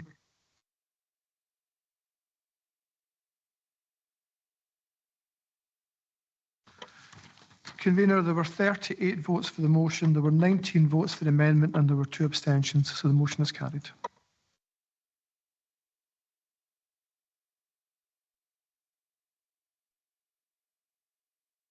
Members, we now move to item 12 on your agenda.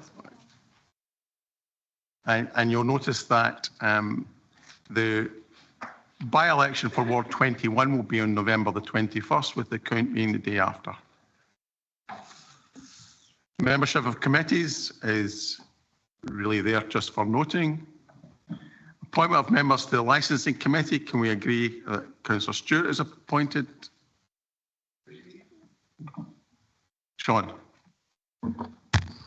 I'd like to welcome Rory to the licensing committee, but in the same breath, I would like to bid a bon voyage and a farewell, as he said on Pirate Day, to Captain Jack Sparrow as he sails back in the Simpson back to Treasure Islands. Thank you. Okay. Rory, you're duly appointed. Appointments to subcommittees. Has to agree that Councillor Reader places Councillor Monroe on the Inverness, Coventry, Firth and Green Freeport Monitoring Group. We agree that? Children's Here in Scotland, we're looking for a member for the area support, Highland Murray area support team. Councillor Bremner, good of you to volunteer. I'd like to nominate Councillor Lindsay Johnson. Thank you. You got a second? Yeah. Morgan Reid, actually. Any other nominations, members? Can we agree to that, please?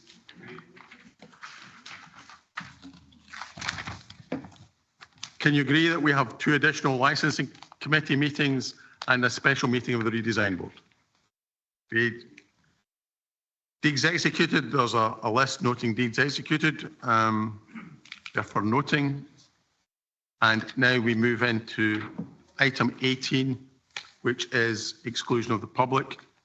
Councillors asked to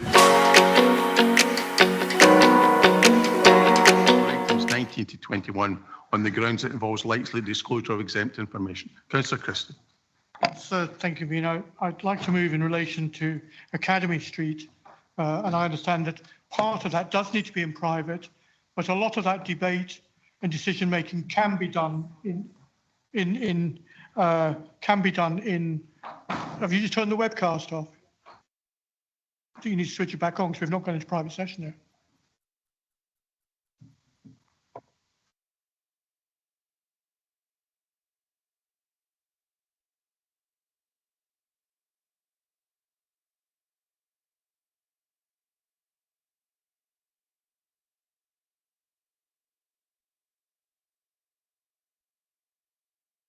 Webcast is live. Start again. Thank you, Convener. I think in relation to this, I'd like to move that part of the Academy Street debate actually be held in public session. The only bit that relates to private exempt information relates to professional advice that councillors may receive or need to receive in relation to that. Thereafter, the other aspects could easily be taken in public session. We've actually done this before. We've done it once at the City of Inverness Area Committee, where we had private session to get a briefing and then went into public session. And indeed, although, Convener, you and I couldn't remember what it actually was, we've actually done it at full council before as well, where we started in private session and then went into public session. And members were instructed not to mention anything that related to exempt information and abided by that very well. So I don't see any reason why that can't happen. This is an issue of importance to the people of Inverness. They don't want to see a decision taken behind closed doors as a secret meeting. So therefore, I am moving that we actually hold as much as we can of the Academy Street debate in public session, including the decision on the vote if we can. Thank you. I look for a second. Councillor Christie, this would all depend on whether members maintain the confidentiality regarding a certain part of the meeting. And were it to be the case that a member would mention or even mention certain part of the meeting, then it would immediately have to go back into private session. I am not opposed to holding some part of this in public. Councillor Reid. I'd just like to say I agree. So if we can do part of this in public, that would be my preference. Well, let's just play it by ear when we get there. So, okay, can we agree to go into private session? Close the webcast, please.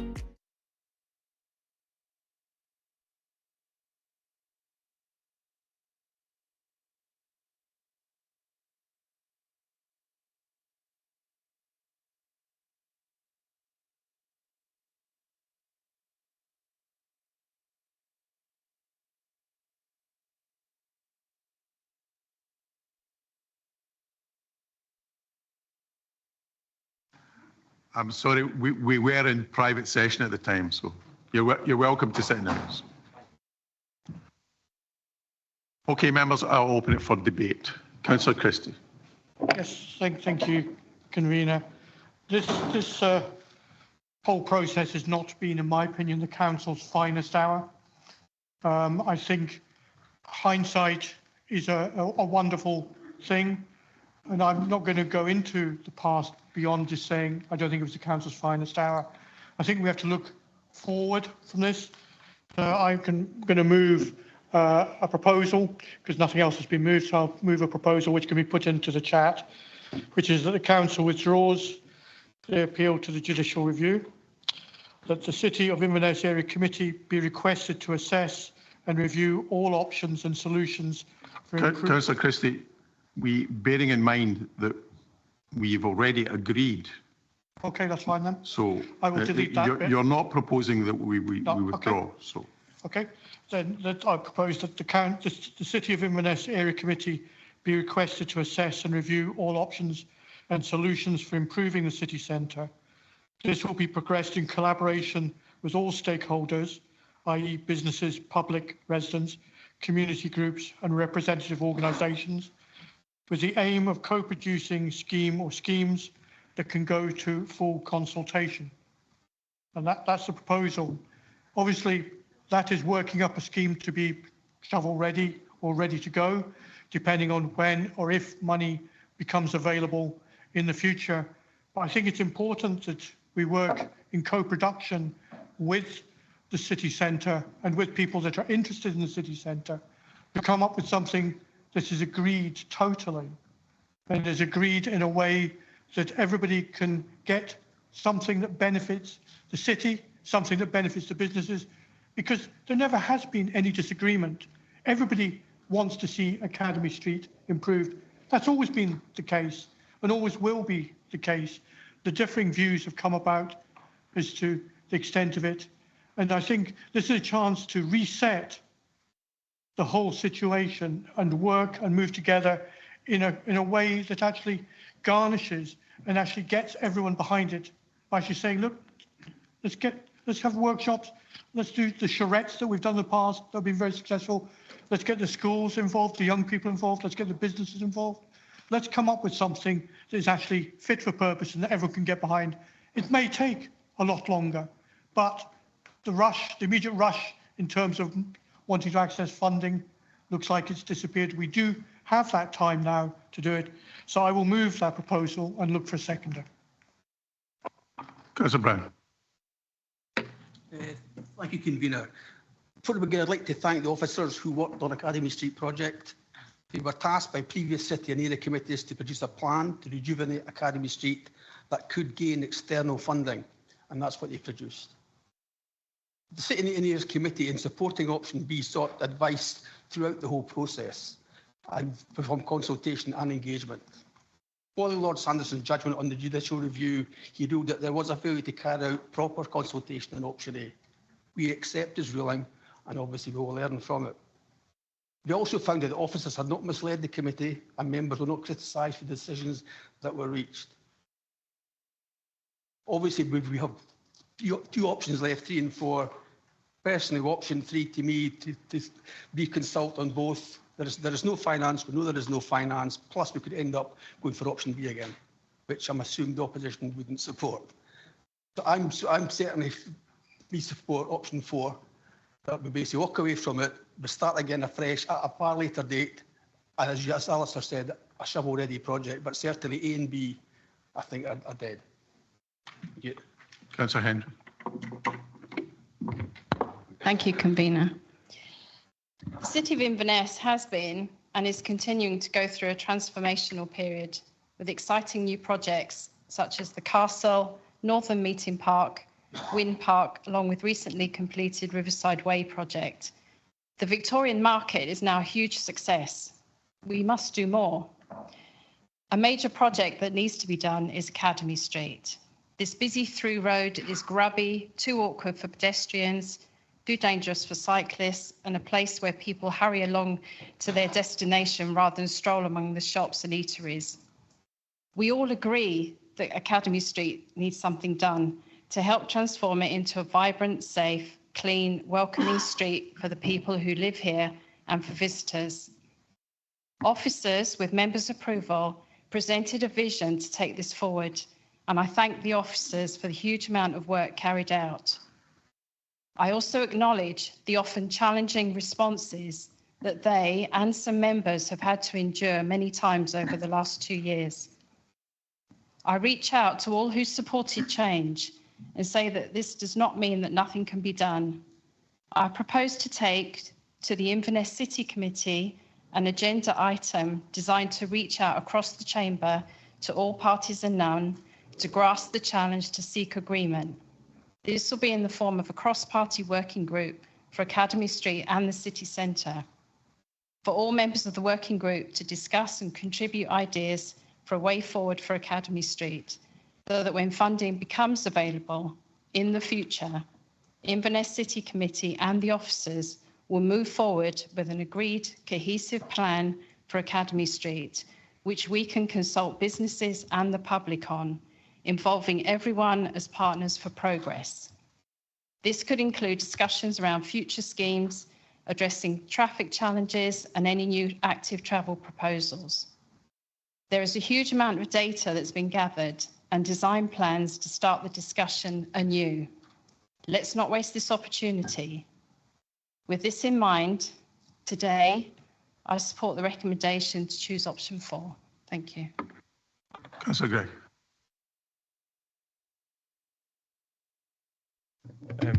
Thank you, Convener.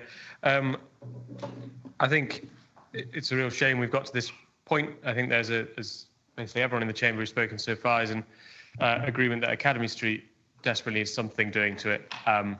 And it's a shame that instead of going through the consultative process that is being sort of talked about by both Councillor Christie, Councillor Hendry, they're basically talking from the same hymn book, that it's taken Lord Sanderson to make us do that rather than doing it ourselves. But I think we can take this as an opportunity as actually an opportunity for progress. Similar thing happened in my ward before I was elected. There was a big fight in the Regmore Estates about putting a bus lane through it. Everyone hated it, and I believe that Councillor Brown and Councillor Mackenzie helped work with the community, and now Isabel's claiming all the credit, so that's probably true. I believe that we, through no work of mine, there is now an actual working project that basically everyone from the NHS, from the helipad service to the estate, they all actually really like the project now, and that took grown-ups going back to the drawing board, agreeing to think again, and I think we need to take the opportunity to do this because businesses are crying out for change on Academy Street, cyclists are crying out for change, everyone's crying out for change. We just need to sit back around the table like grown-ups and deal with it. Councillor Reid. On from our election in 2022, the first big issue to come up in the Inverness Area City Committee was the Academy Street project. When it was first presented to me, I thought the designs were beautiful and I was happy to vote in favour of progressing the design proposals. Ultimately, a report would be taken back to the committee with details on whether the project would meet the criteria for funding and of the impacts of this plan on the city. This was an opportunity to deliver a project through the Places for Everyone funding, where we would create a beautiful Academy Street that would tie in perfectly with the wider city vision, the work that's already been done on Bank Street, Ness Walk, all the way right down to the Ness Hydro, Church Street, Queensgate, and of course what's going to be the jewel in the crown of Inverness next year when it opens, our fabulous castle project. It would become a place for people that would enable everyone inclusive access to this main thoroughfare. To get funding, we needed to aim for a target of 2,000 vehicle movements a day. And the way to do that was to encourage traffic that did not require to be in the heart of our city, round link roads and through the Longman, taking them away from the city. We would target vehicles using Academy Street as a shortcut. There were obviously issues with this in terms of what would happen at peak times in the Longman and in the residential area of Crown. But the only way we could make an informed decision on this was to continue to the TRO, which would give us the data we would require. I have consistently voted in favour of developing the plans and gathering the data that would give us what we would require to make an informed decision for or against this Academy Street project. I've always said that I would never vote for Academy Street if the data that was presented back to committee was such that would have had a detrimental impact on the city. It is well known that there has been fierce opposition from certain quarters, which led to delays in progressing the project and ultimately the legal action that we're all very well aware of. It is also appropriate for me to acknowledge the very many businesses and organisations and individuals who were very much in favour of this project, many of whom spoke to me directly about this. So where are we now? The £10 million funding that we had been assured was likely has been lost. The funding stream we were going to access has changed and is now both competitive and constrained. The likelihood of securing funding has become very challenging. There is no doubt we all want a beautiful Academy Street, and all the representations we've had this week from people and businesses in Inverness have said we need to find a project that will work. I feel the time has arrived for us to stop, reflect on all that's happened and rebuild relationships. Then, when we feel there are opportunities that we can progress in terms of funding, we bring this project, as Jackie has said, back to the City of Inverness Area Committee. We need to have cross-party agreement, working with all interested stakeholders in the city to deliver a project we can fund, that everybody is reasonably content with and without fear of further legal action. I must thank all the active travel team. This has been a particularly tough journey for them. I completely respect their knowledge, their professionalism, and I thank them so much for all their help and support over the past 2 years. I will be voting for option 4.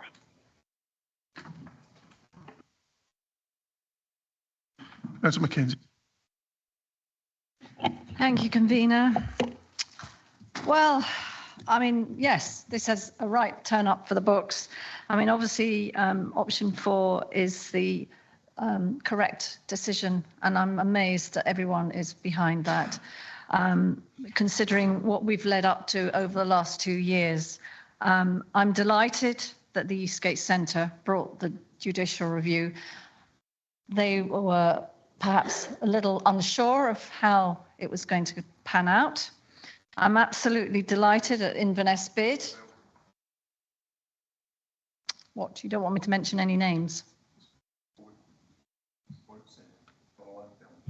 Right, I am delighted that the majority of businesses in the town have been calling for this to be paused. And that is a fact.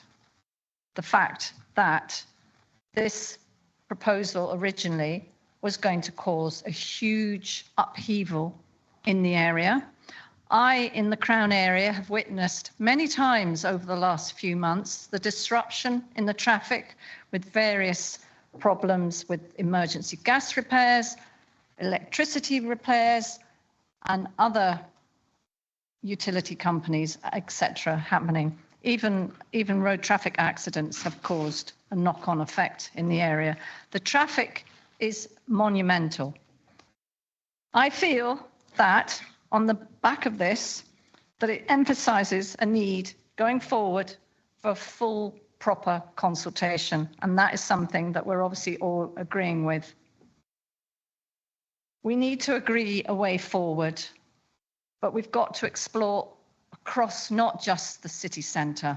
I've been saying this for years. It's the wider network. The traffic is horrendous wherever you go around Inverness. The infrastructure is needing sorting out. We need to look at assessing the bigger picture, not just one street, which is the main arterial route through the town. We have to look at all options, all solutions for the Inverness area as a whole.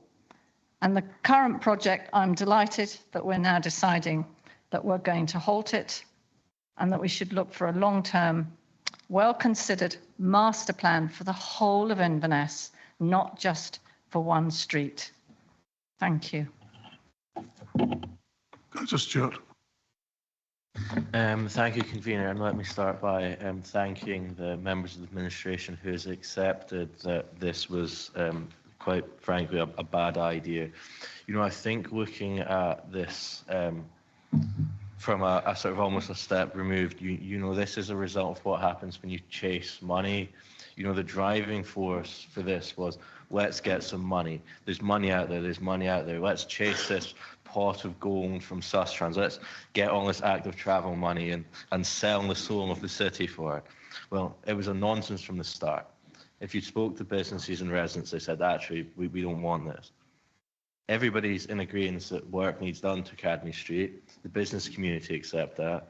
Everyone knows that what's currently there is suboptimal. But what this council done will be and has been a source of shame. It's been a source of shame for local government. It's been a source of shame for the democratic process. And you can shake your head all you like. It was deemed unlawful in Lord Sanderson's judgment. So that's it, it's unlawful. Now, I'm glad to see that we're moving on from this, that we're moving forward. I think the recognition that option 4 is the correct option. I think that's correct. I think we've got to take a pause with this, stop endlessly chasing money. We've got to reset and rebuild trust with the business community in Inverness. We've got to rebuild trust with residents, and we've got to rebuild trust with the public, because fundamentally we've got an obligation to provide best value. This Academy Street making a place for everyone except businesses and motorists. The independent consultants review said it did not provide best value. When it comes to the environmental credentials, we were told it would make things worse, yet this administration pushed on with it. So it's going to take a lot of work to rebuild the trust and confidence of the general public and the business community who we purport to serve. And I do think that opting for option 4, removing the spaces for people interventions and taking a break from this will be the first step on what's going to be a very long journey. But what I would like to say is, while accepting what's gone before hasn't been right is one step, I think somebody needs to take responsibility for this and apologise to the business community of Inverness for what's been a very stressful and tiring time for them. Thank you. Councillor McIntosh. Thank you, Convener. It's been a very chastening time for the administration the last few months. The time has come to make a final decision on what happens to the current proposal for Academy Street. We have now got a great deal of information that we did not have before. I was very loath to throw that all away. We have got a consultant's report which we can either use or we can waste the money on it. We have lots of information there that we did not have before. So I would support option 4 to cease where we are, but I would like to second Councillor Henry's proposal that we refer it back to the Inverness Committee to form its own subcommittee to look into the future of Academy Street and not throw the baby out with the bathwater, which we are in danger of doing. Thank you.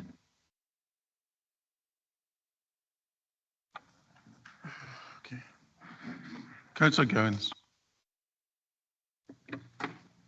Thank you, Convener.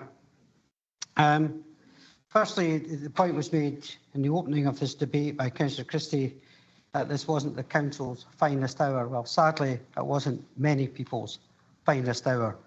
And I think that we need to recognise this, that we all need to take a step back and have an adult conversation about what we do with Academy Street.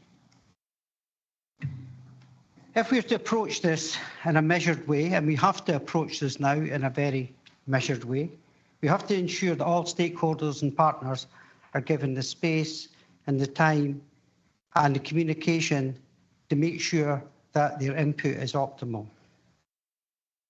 And we also need to have everyone who's been involved in this, and I mean everyone, whether it's the council, the businesses, organisations, what have you, we need to change the mindset.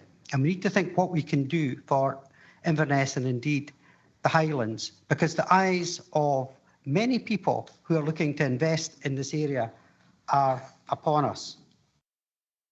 To do that, the first thing that we have to do, in my view, is we need to develop a methodology to define what the scope of this project will be. And that will take some time. To do that, we need to talk to people. We need to decide what is it we're actually trying to achieve here, so it's outcome-led.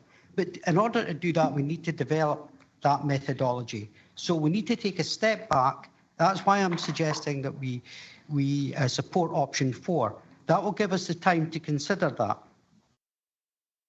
We talked about what information that we've got at the moment. Well, that information, much of it will still have currency in the future as it does now. So that's not thrown away. And you never, ever don't learn from an experience. So now we know what's gone before. We can now look forward to perhaps producing something. There are things that we can do in the short term as well. We all understand that Academy Street is not very attractive at the moment. There are things that we can do. We can look at simple things, perhaps resurfacing, perhaps looking at the train station for a start. That's another thing that we could do. But there's many other things. I'm just throwing these out there as ideas. But that's not for me to say or anyone to say right now. We need to take that step back, take a deep breath, change the mindset, develop the methodology and go forward in a considered way based on empirical value, etc., etc. Thank you.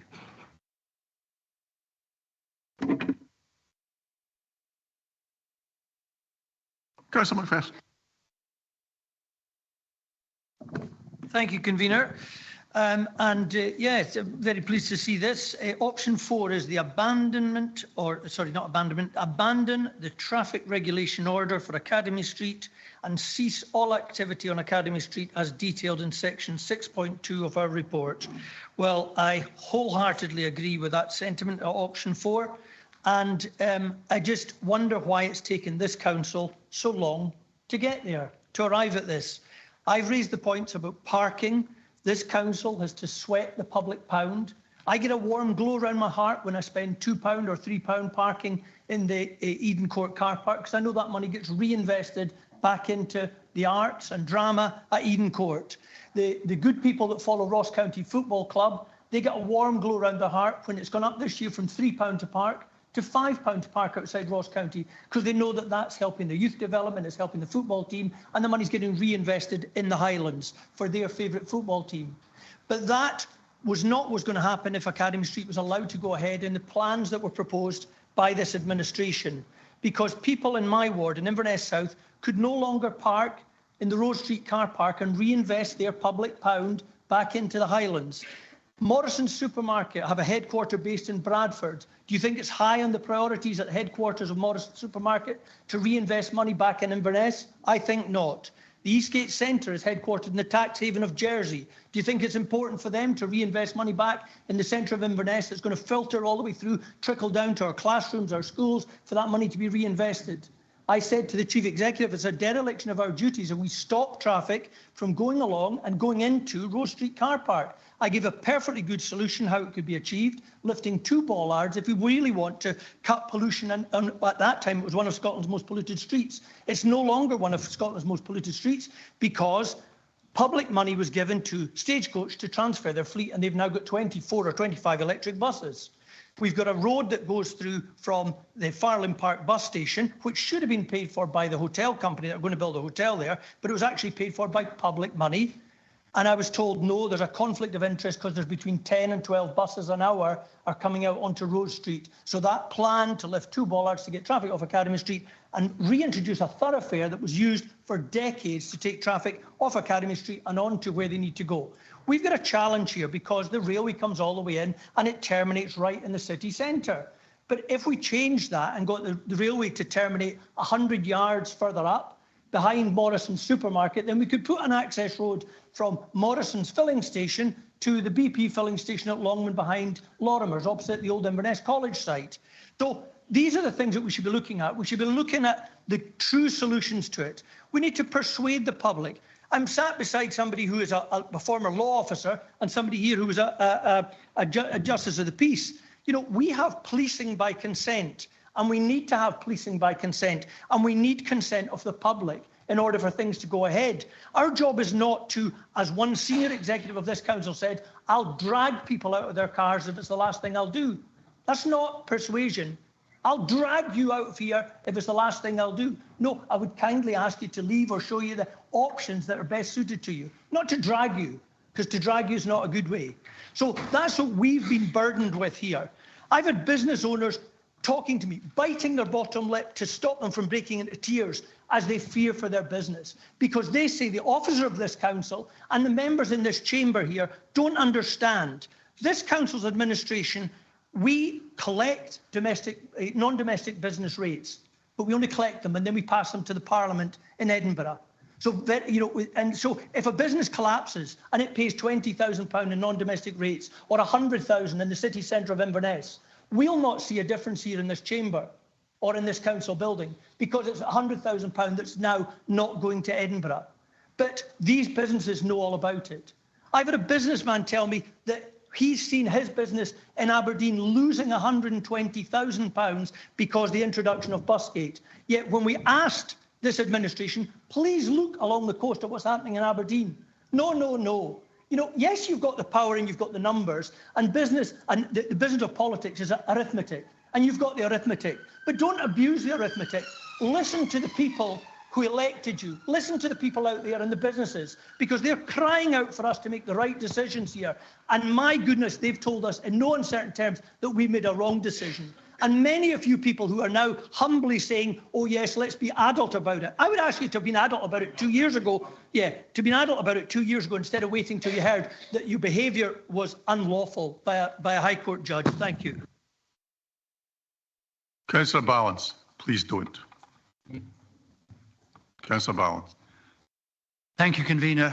This is difficult, and I think I would like to, up until that last contribution, I'd like to congratulate and thank everyone for the respectful way in which this debate has been held.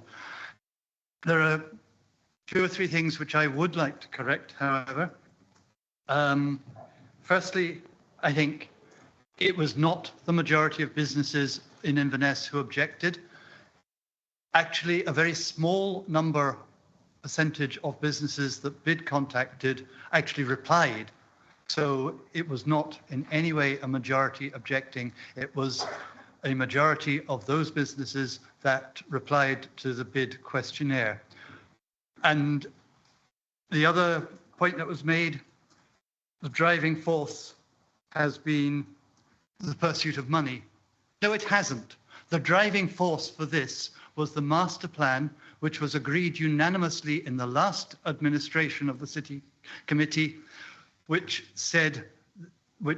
promised that its overwhelming desire was to end the domination of the car in the city centre of Inverness. That was the driving point that drove our officers to produce the scheme, which was formulated during the previous administration, but not actually presented until this administration. So let's get that correct.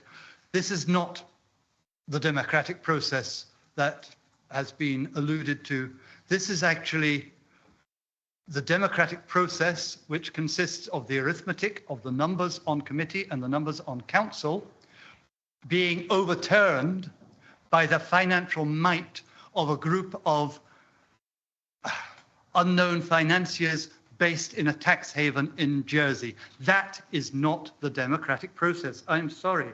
And I know that there could well be improvements to the option B, which was presented. And I've listened, Councillor McPherson, to your comments about the Rose Street with interest. I think there are good points there. But the way that we would forward that is actually to hold a further consultation comparing option B with option A, as has been recommended within the Lord Sanderson's judgment. And that way we could actually come up with a better option A. We could finance the consultations because there is still money left in the Places for Everyone pot. And we could come up with a scheme which was shovel ready as soon as the finance was there and the TROs were called out. We're working also on this document, which calls for a welcoming, successful, green, sustainable city at the heart of a thriving Highland. And whilst I've got a lot of sympathy with Councillor Christa's suggestion and Councillor Hendry's suggestion that we have an all-party come together to agree a final solution which is agreed by everyone, I do not see how we are going to come to an agreement between the various resident cycling lobbies, NHS lobbies, who've called for a reduction of traffic in the city centre, and those businesses who've said, as I have heard, a traffic jam outside my shop is good for business. These are 2 completely polarised opposites. And yes, let's try, but I can't see it happening. My own heart would be for option 3. I sense from the chamber that is likely not to be supported. It's an option which I would like to try to see whether there is support for it, because I think that does present us with a plan which can then go forward, whereas starting again from scratch means that Academy Street is just going to continue to deteriorate over the next 3 or 4 years, because there's nothing going to be able to be done to it in the meantime. Thank you, Convener. Councillor Robertson. Thank you, Convener. Well, yes, we've all agreed Academy Street needs something done about it. And Academy Street on its own is not the answer. I don't think item 4 goes far enough. I think Councillor Christie's motion actually takes more into it. We need to look wider than Academy Street. We need to look across the whole city centre. We need to do something to encourage people out of their cars. And I've said it before, we need around the city bus route with various park and ride at each end of the area, but it needs to fit in with everything else. Just to look at Academy Street in isolation is never going to work. I'm sorry we didn't listen earlier to stop it before we got to this stage, but let's go back and have a look at what we can do, not just for Academy Street, but for the whole city centre to make it right and to make it green. Put in a dial-a bus or a bus service around it, paid for perhaps by parking in there instead of parking in the town, in the city centre itself. Work out the logistics for that. We can make it work and we can make this city green, but we have to be inventive about doing it. Unfortunately, this fantastic scheme that they did put in wasn't the right one. Let's put it to bed and have another look at the whole city and get a whole city answer to this problem. Thank you. Councillor Crawford. Yeah, it's really just to make one point, and it's just to register, Councillor Balance, what you've said about, your unhappiness that a company such as the Eastgate could overturn these decisions that were made by the Highland Council on Academy Street. Well, I would actually say bravo to them for actually taking it on. And the reason for that is that I'm thinking very much about those other smaller businesses that are positioned in and around Academy Street that simply would not have had access, the ability perhaps to engage legal advice, legal representation, to get themselves into the Court of Session and to bring this to the attention of Lord Sanderson to make a decision. And really, it's a wider point I'd like to make, that we're having this U-turn today on Academy Street, whatever it is, however we agree that we're going to go from now on. But really, think about all the smaller businesses that operate in and around Academy Street, pay their business rates, employ local people, give local jobs. They weren't consulted, and yet they would not in themselves have had the ability to take this to the Court of Session because their pockets wouldn't have been deep enough. So I'm grateful for the larger business that did step up to the plate, and I just want to make that point. Councillor Fraser. Oh, sorry, I'll be very short. Just looking at this, to me, the option 3 is the way forward because you've already got a traffic order. The best thing is just sit down with those who are objecting, the big businesses and the small businesses, and see if you can adopt some of it for use. And then the bigger stuff you'll just have to leave because I don't think you've got financially enough money to do the whole thing anyway. Rather than just a complete abandonment and start again, which I think is, you're back to square one again. Councillor Cameron.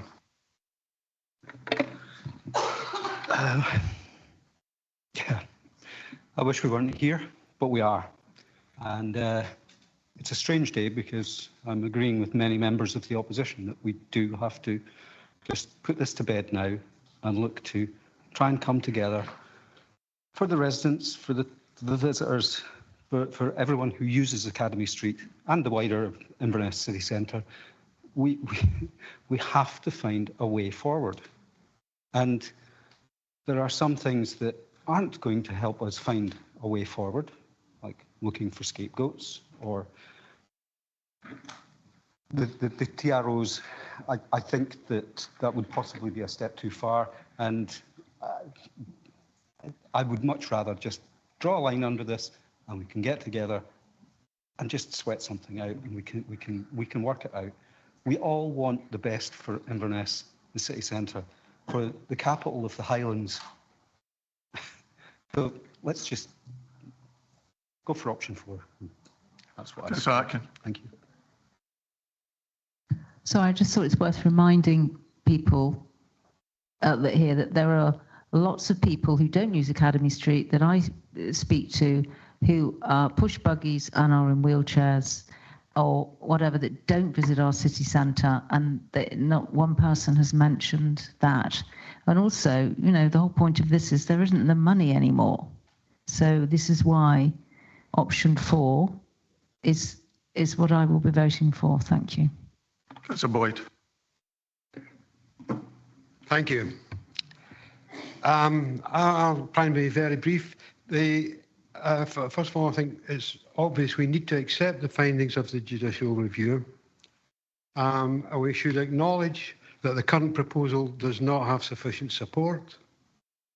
I will be supporting option 4, assuming that Councillor Henry's proposal will be built upon and allowing us to move forward.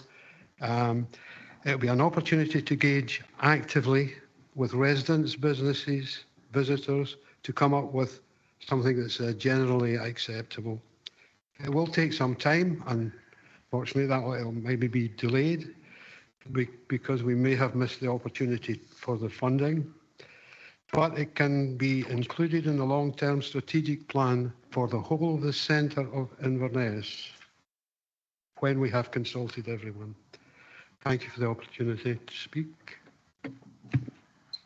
Councillor Ballas, do you have a seconder for options? You do. Okay. Councillor Henry, you appear to have confused several members in the chamber.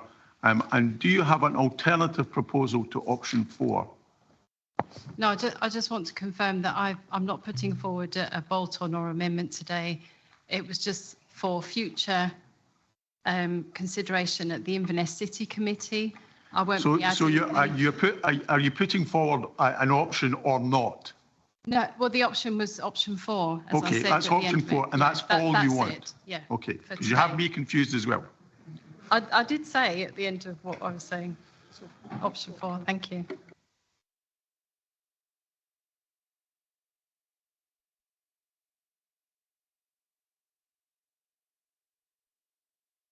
Arthur, have you got a second? Trish.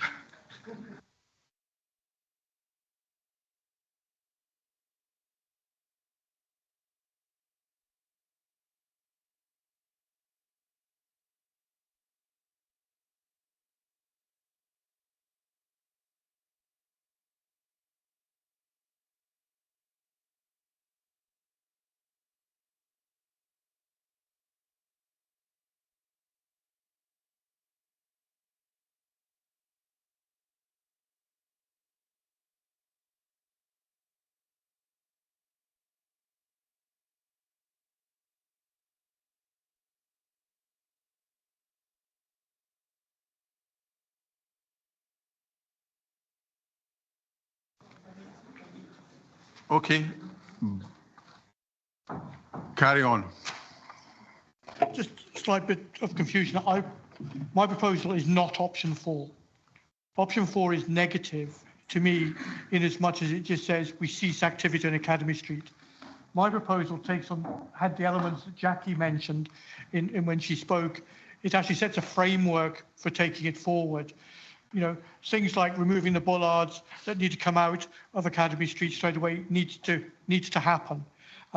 So my proposal is far more positive. It's not just that walk away option where we're looking at it, setting the framework, it's tasking the city committee, it's saying that the stakeholders, the shopkeepers, the residents, the community groups, the organisation groups, Chamber of Commerce, BID, everyone like that will be involved to take it forward. Because I think we're not all far off the same page. I think option 4 to me is just so negative that we need something more uplifting, something more unifying, something that's going to get people around the table, hence my proposal. Thank you, Convener. Chris, do you want to sum up? Yeah, but I allowed you to do it out of order, so I'm going to allow the other two if they so wish. Christie wish. Yeah, I'm proposing option 3 because I think that we need to have a proposal on the table to put forward. We have got the opportunity of improving option B. If we hold a further consultation, we can improve it and we can get it ready. If we do not, I have sympathy for what Councillor Christie has just said, but if we go down that route, then we do nothing with Academy Street for at least 4 years, and even at the end of that, we don't necessarily have any funding stream with which to do anything at all. And I don't think anyone wants us to do nothing in Academy Street. We all are agreed that something should happen. So I'm going to formally move recommendation 3. Thank you, Convener. Councillor Brown. Thank you, Convener. That's why I said option 4. I didn't think others you were actually doing option 4. My view is option 4, a clean break, goes back to City Committee eventually. We will look at all options, and obviously we've got option B and option A on file for reference. But that's how I'm just saying purely simply option 4. Look for a second there. Sure. Thank you, Convener. So, members, if I run through my understanding of the situation. So, members, we have a motion from Councillor Christie, seconded by Councillor Robertson, and that's in terms of the chat, and that runs that the City of Inverness Area Committee be requested to assess and review all options and solutions for improving the city centre, that this will be progressed in collaboration with all stakeholders, i.e. businesses, public residents, community groups and representative organisations, with the aim of co-producing schemes that can go to full consultation. We also have 2 amendments. The first amendment is from Councillor Brown, seconded by Councillor Hendry, and that's in the following terms. Abandon the TRO and cease all activity on Academy Street as detailed in section 6.2.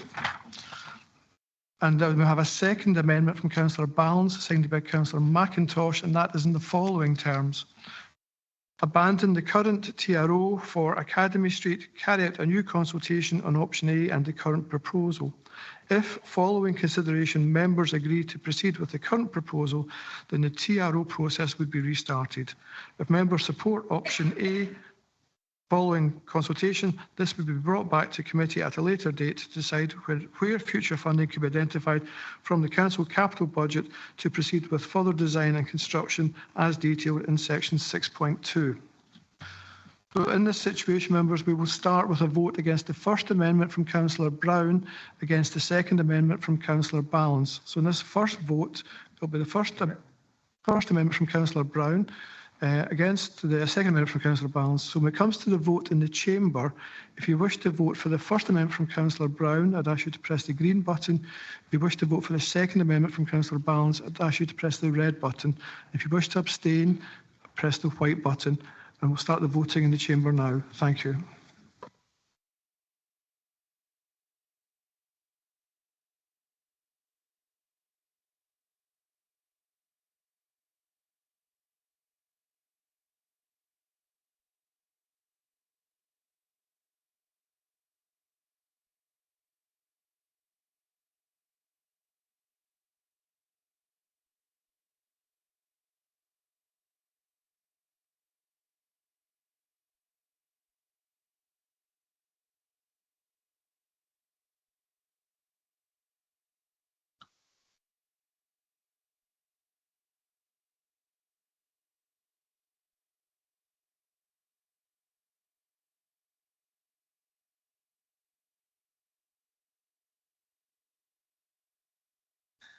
So if everybody in the chamber has voted, we'll close the vote down. Thank you.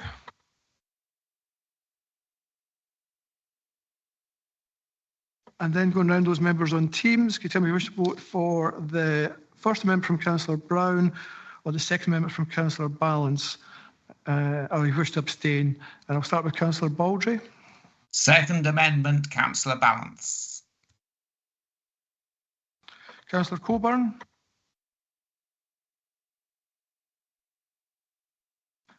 Councillor Collier. First amendment by Councillor Brown. Thank you.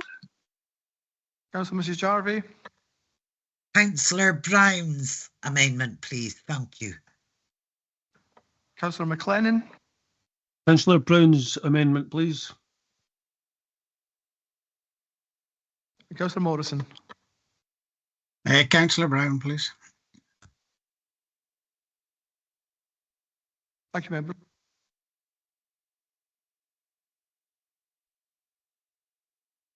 Convener, there were 36 votes for the First Amendment, there were 5 votes for the Second Amendment, and there were 16 abstentions. So the First Amendment is carried.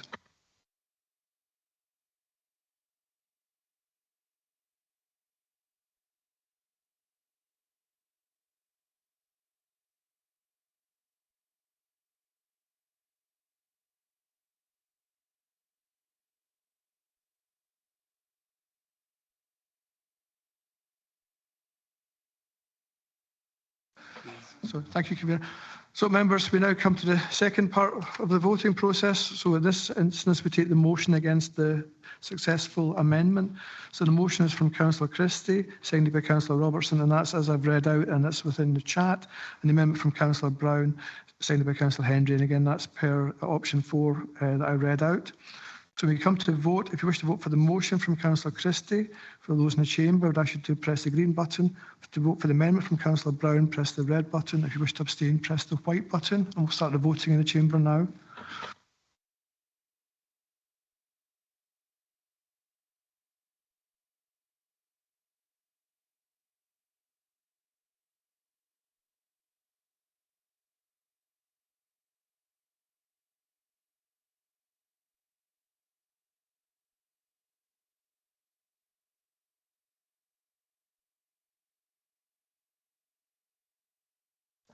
So if everybody has voted in the chamber, we'll close the vote down. Thank you.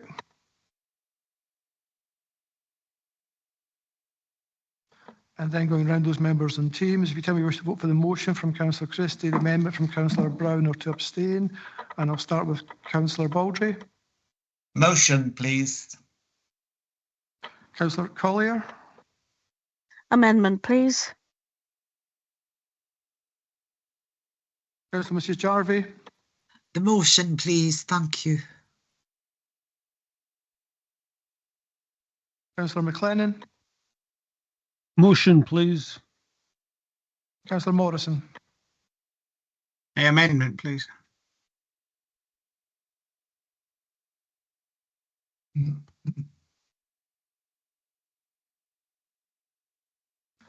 Convener, there were 23 votes for the motion, there were 30 votes for the amendment, and there were 4 abstentions. So the amendment is carried.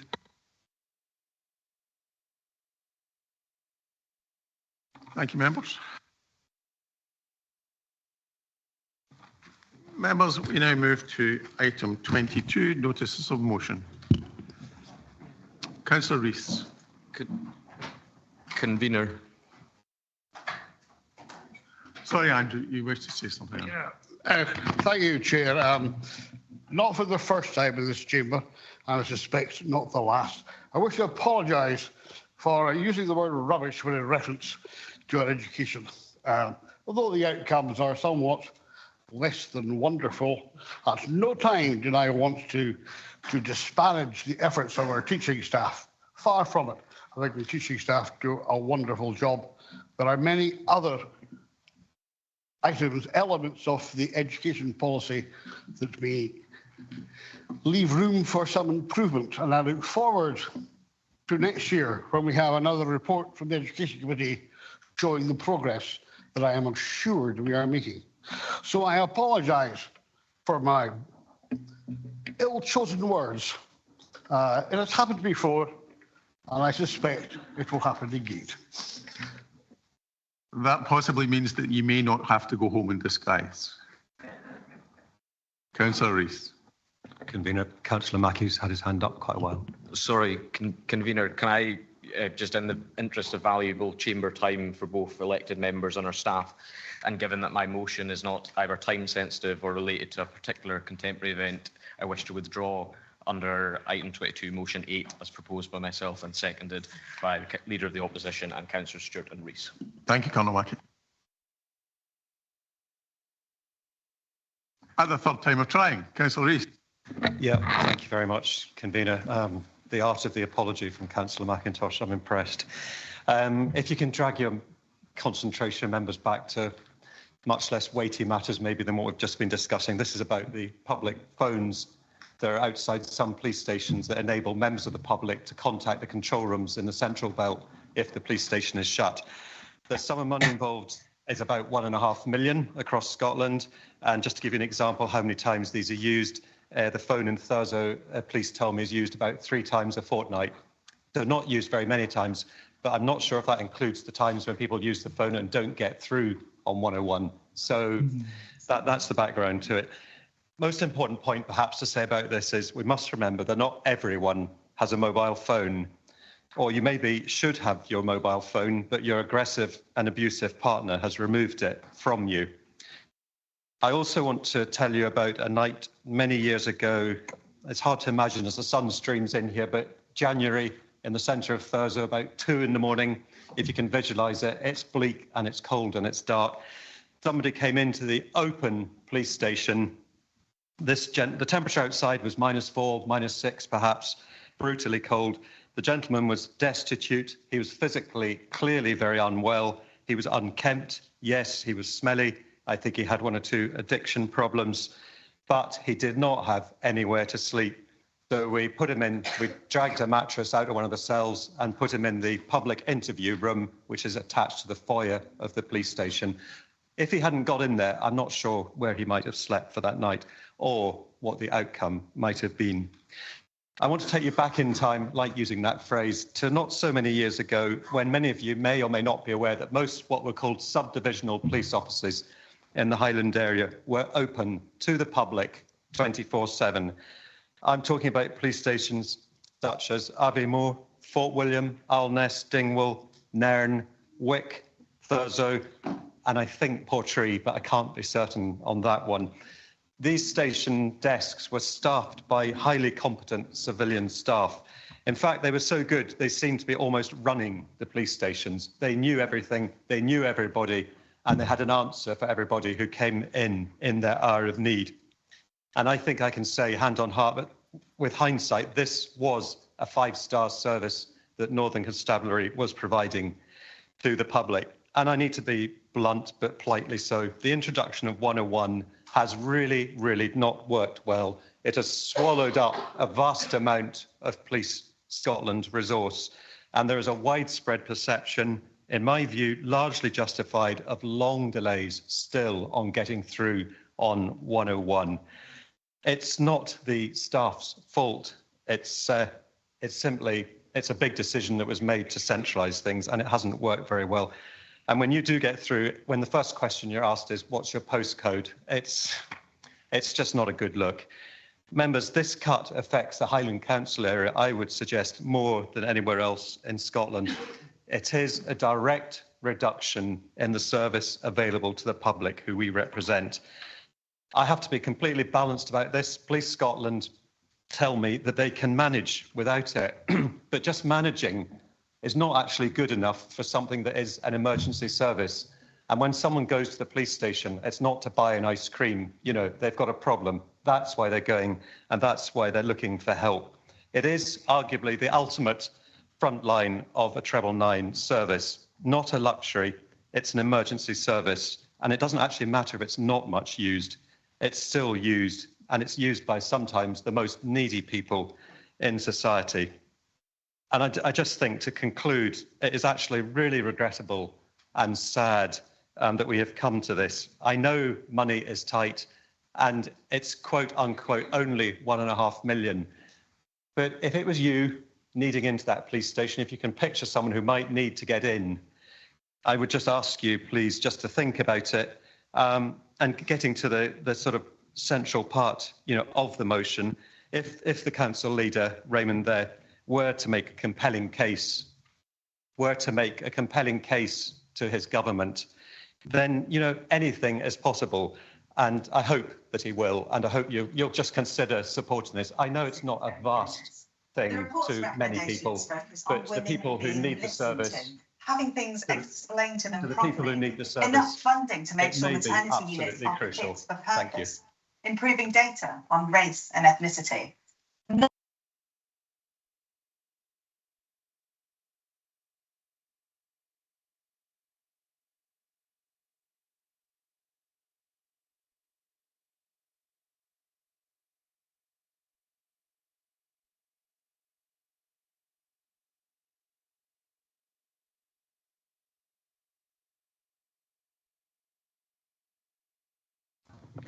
Thank you, convener, and thanks, Matthew, for the motion you put forward. I have an amendment which I'll put in the chat. Really, where we're coming from with this is the issue of imposing an obligation on another service. I'll read the motion out.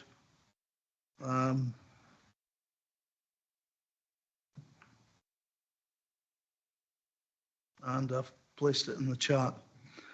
Given the Police Scotland estimate that replacing the analogue phones outside police stations with digital ones would cost £1.5 million, and that the average usage around Scotland is just under one call per week, the Council will not seek to impose a £1.5 million burden on Police Scotland at a time when analogue phones are being discontinued, but rather will encourage them to allocate this resource to provide more comprehensive cover, adequate staffing in rural areas.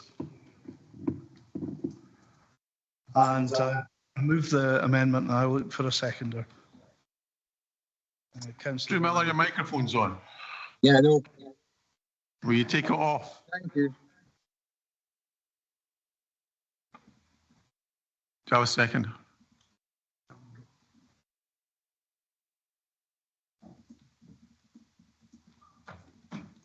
Councillor MacDonald. Thanks, convener.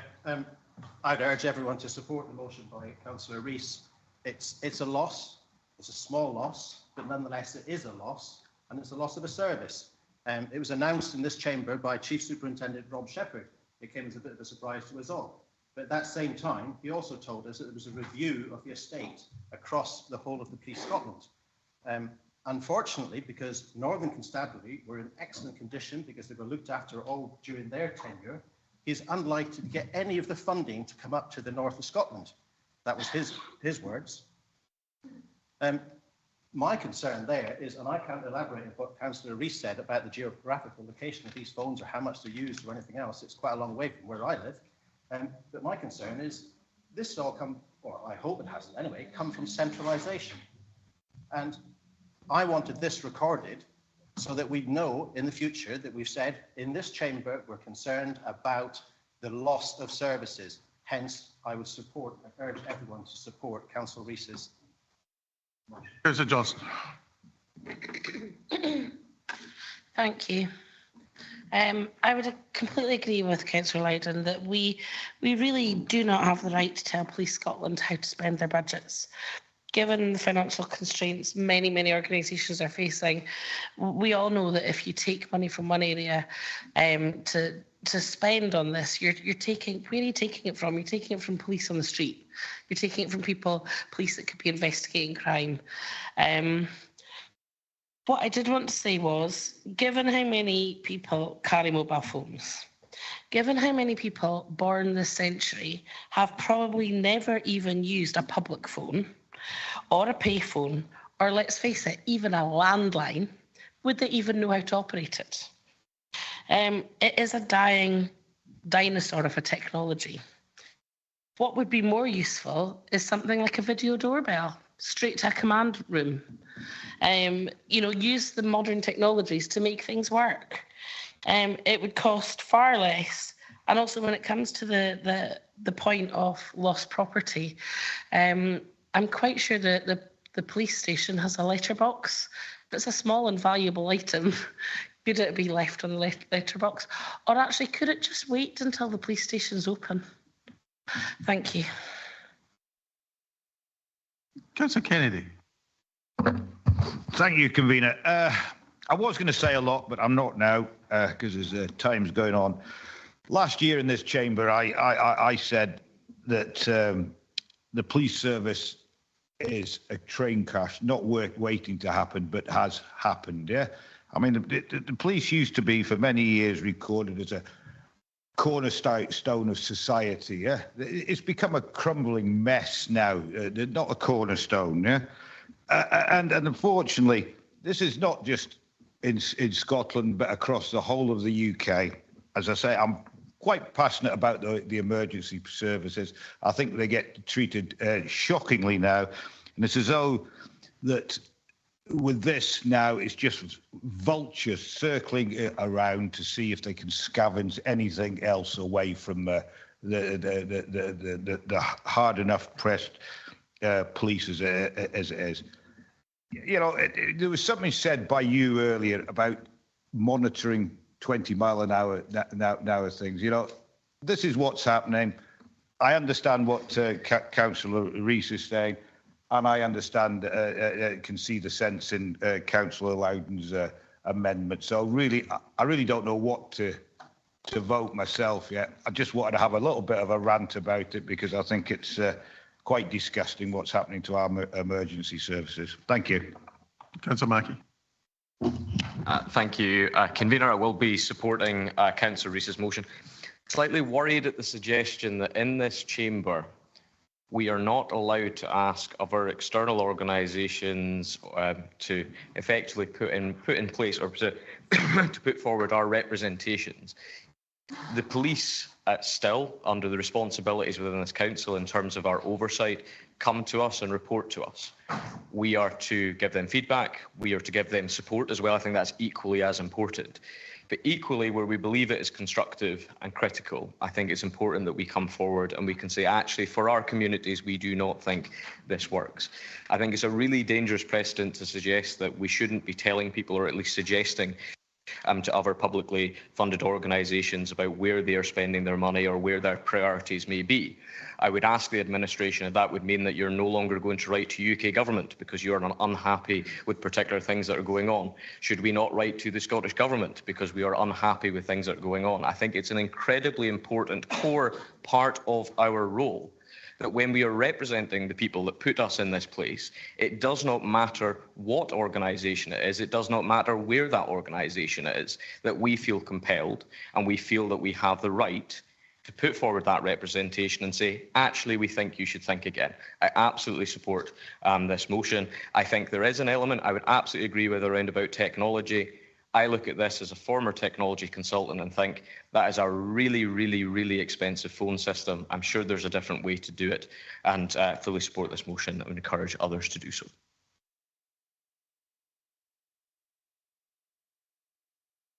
Councillor Christie. Yeah, thanks. I think Lindsay makes a really good point about the video doorbell. You know, I really do. I think, and that could be built in. But my concern is the officer came to a meeting and said, this is going, and could have then said, but we've looked at other technology. So I'm quite happy to support the motion as it stands. And I'm of course quite happy if Councillor Bremner wants to slip into the letter, you know, explore other technologies, as Councillor Mackey said. You know, that doesn't matter. But I think we do have a right to comment on other people's budgets because other people comment on our budgets enough. So I think, you know, we do. And I think, you know, this value, how do you place a value on a life? Even if it's one life in Scotland that is saved by having a phone there, then to me, that's worth the investment of £1.5 million. So I think, you know, the question on this is really, let's do the right thing. I think it's a question of making sure people have got as many access channels as they possibly can to say they're in an area of distress or they've got concerns. And I think we should support this motion, but take on board the other points to build into the letter. Thank you. Councillor Smith. Thanks, convener. To agree with the previous two speakers, if it saves one life a year, I'd be happy to keep that there. And that one life is really important. But they've said it's used much more often than that. And yeah, by all means, get a ring bell, whatever, but get that technology in place first before you remove what they said they're going to remove. Talking about consulting us and that we don't have the right to tell another body what to do, we do it all the time. You know, we're always writing to the Scottish Government, we're always speaking to NHS Highland and the police and the fire service, and we suggest to them ideas and they take that on board or they don't, that's up to them. But we're the elected representatives who represent our people, and if we can't put forward what the people are telling us, then there's something wrong somewhere. So complaining about 101, I could also complain about 999, but that's another story. It's actually much quicker to press your button on your car if you've got one, because they tell them the GPS as well. And I had that experience last year when there was an incident on the 82 and it took 999 about 5 minutes. Anyway, absolutely support Matthew Rees's proposal and motion, and hopefully most of you will vote for that today too. Councillor Baird.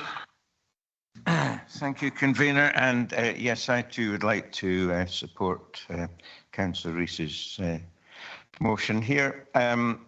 In my own ward area, which I understands 18 times the size of Edinburgh and has a few closed down police stations in it, the topography makes it very difficult, in fact, to get a mobile signal. And until we get more masts in which our friends on the other side there are not happy to have, we're not going to get the connectivity that we need to be able to do this. So a landline on a police station building is, I think, essential, and I want to support this. Members, quite clearly you're not all going to get to speak on this, bearing in mind the list that I've got. So would it be remiss of me to call this to an end and ask you to go to the vote? Can we do that?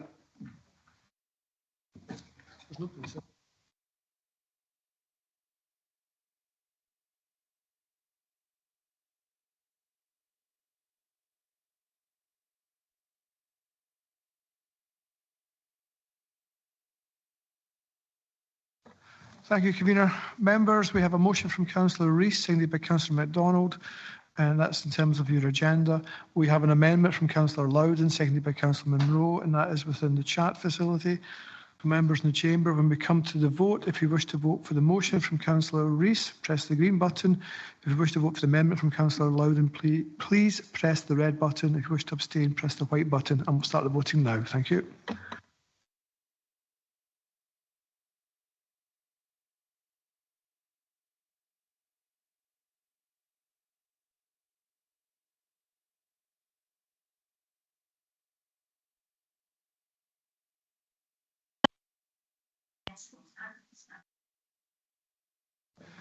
Thank you, members. We'll close the vote in the chamber now. Thank you.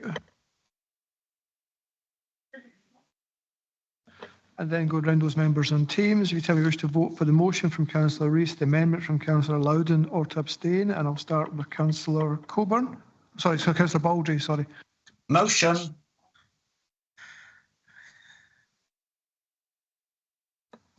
Councillor Coburn. The amendment, please. Councillor Collier. Amendment, please. Councillor Mrs Jarvie. Councillor Rees, please.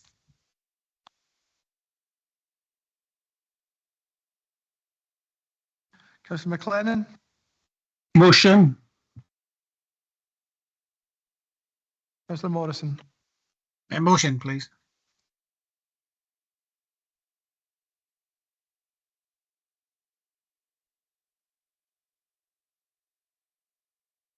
Convener, there were 33 votes for the motion, there were 26 votes for the amendment, and there were no abstentions, so the motion is carried. Members, move now to motion 2. Councillor Stewart. Thank you, convener. Members, I ask to support my motion on the winter age heating payment. The cut's not merely a line item in the budget, nor a faceless policy. This cut will affect over 55,000 older people in the Highlands. Our cost of living up here is 40% higher than the rest of Scotland, so this payment is quite literally a lifeline for many. Considering the facts, in the Highlands, 33% of households live in fuel poverty. 1/3 of our people, 22% live in extreme fuel poverty, nearly double the national average, and now over 55,000 pensioners will lose this vital payment. These are not abstract numbers, members. These are parents, our grandparents, our neighbours, the very people who have built our communities. In the Highlands, 66% of homes are not connected to mains gas. That means we're forced to rely on more expensive heating options. This is compounded by the fact that 53% of homes do not meet the minimum energy efficiency standards. This is going to force our pensioners to make very difficult, impossible choices. And what will come as this a toll on their health? A cold home is not just uncomfortable, it can be deadly. It invites respiratory disease, heart problems, and a host of other health problems, and our overstretched health and social care services will also have to bear the strain of treating these illnesses. So members, please support me in asking our council leader to write to the Scottish Government, urging them to maintain the current eligibility for pension age winter heating payment. Our older people cannot afford to lose this support, and we must remind our government of the unique challenges faced by our people here in the Highlands. Now, I'm aware that there's an amendment coming forward with some slight additional wording to write to the UK and Scottish Government, and I would accept that wording. And I hope that this is something that can gather cross-party support across this chamber, and I hope that this is something that we can all be proud of supporting here today. Thank you, members. So just to confirm, Councillor Stewart, that in bullet points 3 and 4, where it states Scottish Government, you would add UK and Scottish Government. Councillor McIntosh. Thank you, Convener. Firstly, I'd like to say you have no idea how much pleasure this gives me to stand here and make some attempt to stand up for a Labour Party government after 20 odd years in the wilderness. The feeling is wonderful. However, I shall not speak for long, but my short speech will not be as short as the memories of the Conservative group in the corner over there, who left office leaving a gap of £22 billion, which the independent IFS said anyone could find if they looked for it. Clearly, they didn't look for it. They were too busy getting subsidies for expensive wallpaper for number 10. I also note that the Scottish Government have gone on, obviously, to repeat the withdrawal of this winter fuel allowance from the better off pensioners. They've got their own budgetary difficulties. So the Labour Party is delighted to help them out by taking away this burden from them. This is built upon the myth that every pensioner in Britain and in the Highlands is shivering under a shawl in December. There are millionaire pensioners in the north of Scotland. There are many pensioners who can afford the winter fuel. Many of the people here will not be dependent upon that £200 or £300. It's also based on the idea that this paltry sum, really for a lot of people, if you're a millionaire, £200 isn't going to do much. It won't buy you Christmas puddings. It's going to alleviate fuel poverty. It's not. The people in fuel poverty in the Highlands are in fuel poverty in the summer as well as the winter. It is the refusal of successive governments to do something to alleviate winter, not just winter poverty, but fuel poverty, full stop. It is, we have got urban-based governments who do not really get rural Scotland. If you wish to write to both governments and ask them to take action against fuel poverty, then you will have my full support.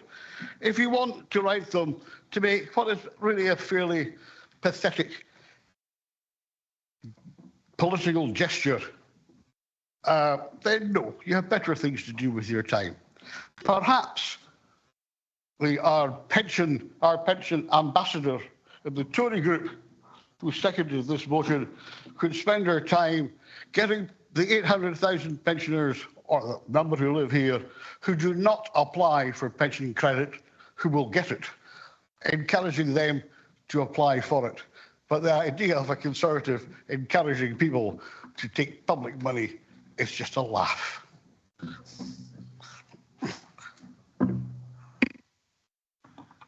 Councillor Jarvie, I don't know if you want to speak or not, for that's an old hand. Councillor Barbara Jarvie. Yes, please. Thank you. I'll try not to repeat after that heartless speech. We need to remember that people in Highland, we have a unique area, a unique landscape. We are coastal villages with barren, howling winds coming in.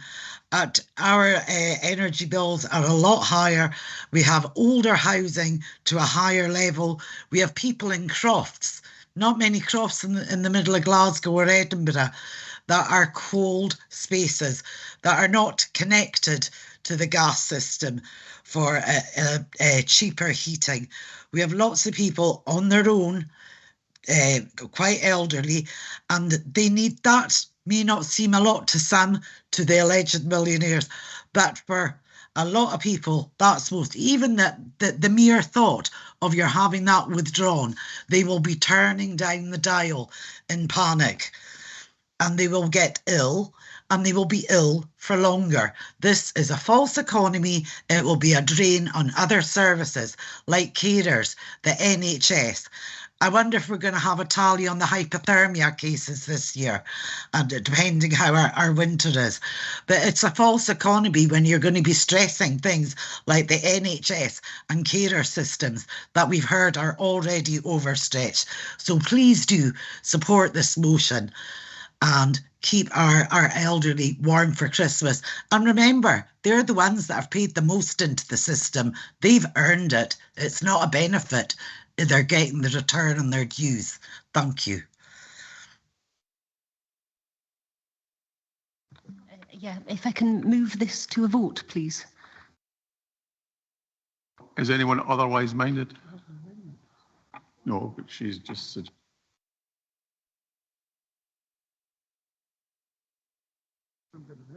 Is anyone otherwise minded?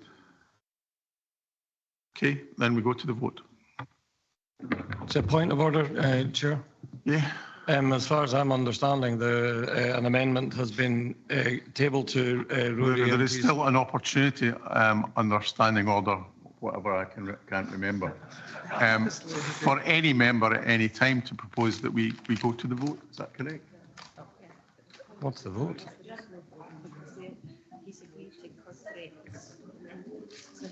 Yeah. Point of order, Chair. Can I? Andrew, have you got an amendment? I'm not quite sure how this strange chamber works. Do we need an amendment to put against? Or can we vote yes or no for the substantive motion? If you want to oppose what the motion is, then you need an amendment and you need a seconder. I'll read the standing orders, but they don't make sense. I shall propose that we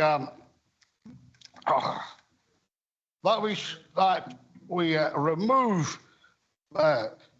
2 and agree that ask the administration to write to both governments to ask them to take action to alleviate fuel poverty both winter and summer in the Highlands of Scotland. Can you put that in the chat then, please? Oh, God.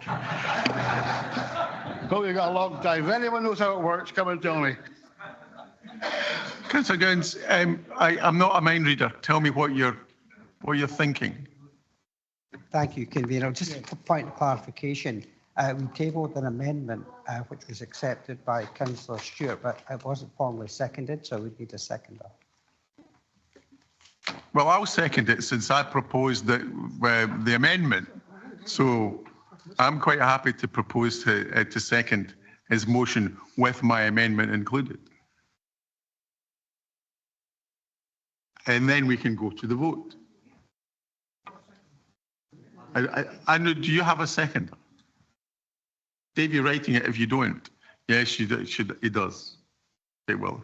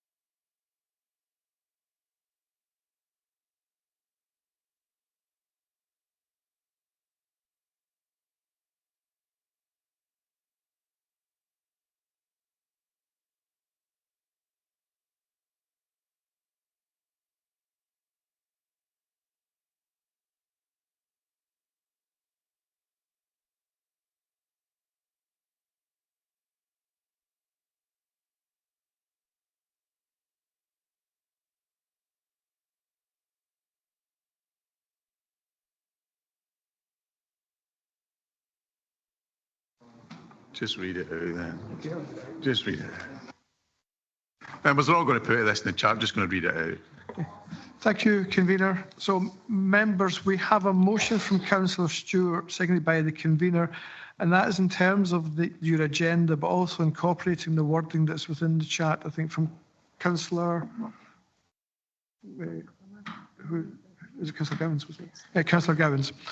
We have an amendment from Councillor McIntosh, seconded by Councillor Willis, and that's in the following terms. That was me.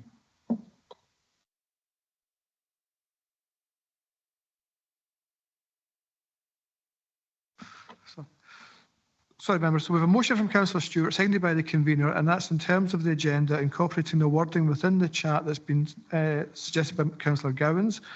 We then have an amendment from Councillor McIntosh, seconded by Councillor Willis, and that's in the following terms: to ask the Council to write to the Scottish and UK governments requesting that they take immediate steps to alleviate year-round fuel poverty in the Highlands of Scotland. So, members, if you wish to vote for the motion from Councillor Stewart, press the green button. If you wish to vote for the amendment from Councillor McIntosh, press the red button. If you wish to abstain, it'll be the white button. And we'll start the voting now. Thank you.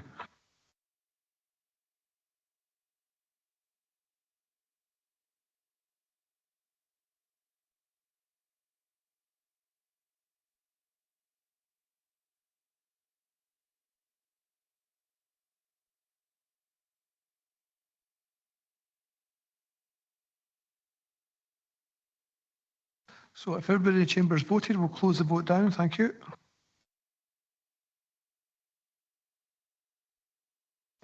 And then go to those members and teams. If you tell me if you wish to vote for the motion from Councillor Stewart, the amendment from Councillor McIntosh, or to abstain. I'll start with Councillor Baldry. Amendment. Councillor Coburn. Amendment, please. Councillor Collier.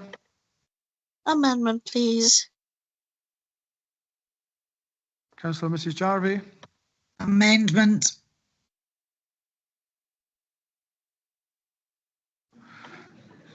Councillor McLennan. Motion.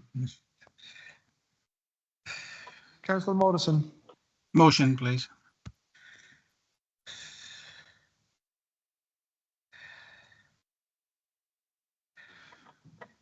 Convener, there were 45 votes for the motion, there were 11 votes for the amendment, and there was 1 abstention. So the motion is carried. Members, it is quite clear that we are not going to get finished. It's 10 to 7, and you are now about to head into motion number 3. So motion number 3, motion number 4, 5, 6, 7, and 8 has been withdrawn. However, there are items that we have to finish. So with your approval, I now move straight to motion item 23, which is confirmation of minutes. Have to be done. So I propose the minutes under item 23. I look for a seconder. Can we agree that, please? Minutes of committees. I propose the motions of the committees on block, with the exception of the following: the Economy and Infrastructure Committee. Councillor Gowans. Thank you, Convener. I rise to seek to approve the minutes of the Economy and Infrastructure Committee, and especially item 14 to appoint Councillor Marion Hutchison to the chair of the Harbour the Harbour Board. Can we agree that, please? The Lochaber Committee, Councillor Willis. Yes, thank you. The start item is the Lochaber Area Committee agreed to recommend to full council that it supports the Fort William bid proposal when it's considered at full meeting today. Can we agree that, please? The Climate Change Committee, Councillor Fanny. You have to propose your minute. I'm proposing the minutes of the Climate Change Committee. Thank you. With the starred item.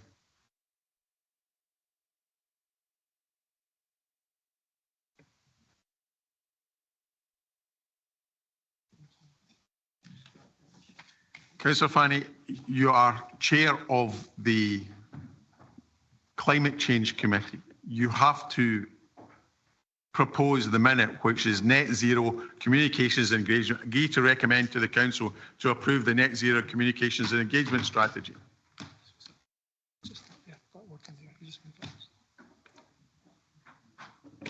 Apology for the confusion, convener. Yes. Proposing the minutes of the Climate Change Committee, net zero communications and engagement agreed to recommend the council approve to net zero communication and engagement strategy. Thank you. Can we agree that, please? So, unfortunately, members, I have to propose. So, what's the last one? Didn't see that. And is Drew Miller still here? Sorry, Johnson. John, you have one for the Education Committee? Neither was I.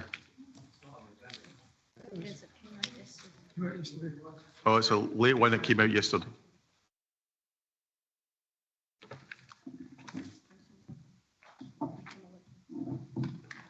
See, I don't have it either.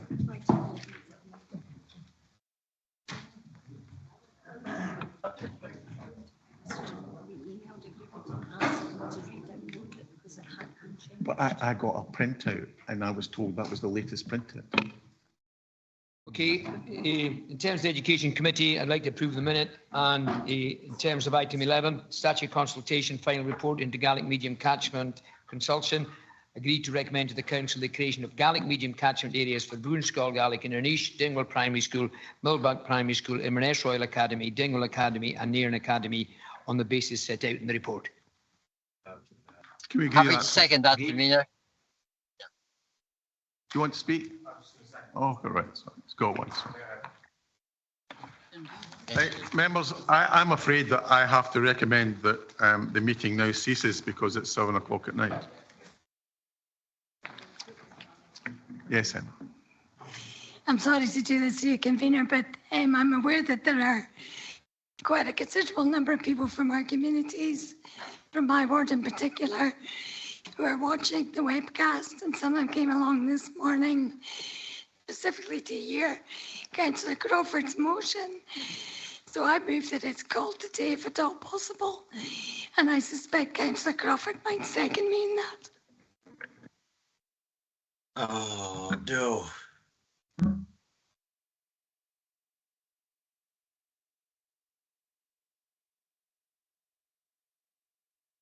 You need to give us a second.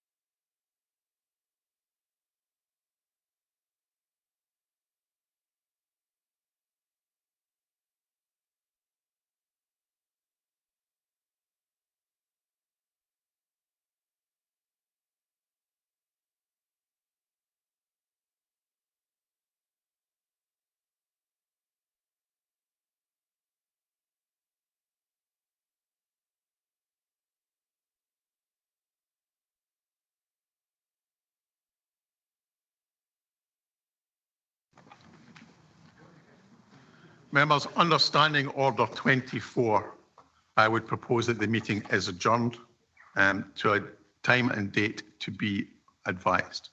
I'll look for a seconder. I'm happy to second. Okay, but we have an alternative view, which is yes. Seconded by Councillor Crawford. Absolutely. We've got a lot of people are watching this webcast now. I understand that, Councillor Crawford, and it is not my fault that it's got to 7 o'clock at night and we're still looking at these. So, can I ask a point of clarification, Convener? I think that you just said that this is to be determined at another date, so it's not that this council will not be discussing this motion. To be adjourned at another date. We've adjourned many meetings in the past, and it's 7 o'clock at night, and you have 4 items to go. Convener, in terms of the motions and in terms of how much time that we have, currently how much debate time would we have if we continued with the motions? Each motion takes 30 minutes plus the vote, etc. So you're probably looking at somewhere another hour between and a half. 40 minutes. Yeah. So if we started the next one, it would now be 20 to 8, and then you've got several more after that. It's impossible to finish this meeting tonight. Yeah, subject to 2.5 hour max, not rather than 1.5 hours, I think. So it's subject to a 2.5 hour maximum as well. So, no, we're just going to go, I'm not going to argue about this anymore. Do you wish the meeting to continue or not? There is a motion from me. We do this by show of hands. No. All right, go to vote. This is ridiculous. On your own heads, be it members, you talk for quite a long time about less serious issues. Thank you, members. We have a motion from the convener signed by Councillor Bremner, and that's to adjourn the meeting in terms of Standing Order 24. We have an amendment from Councillor Knox signed by Councillor Crawford to continue the meeting this evening. So, members, if you wish to vote for the motion from the convener, I would ask you to press the green button. If you wish to vote for the amendment from Councillor Knox, I would ask you to press the red button. If you wish to abstain, press the white button. And we'll start the voting in the chamber now. Thank you.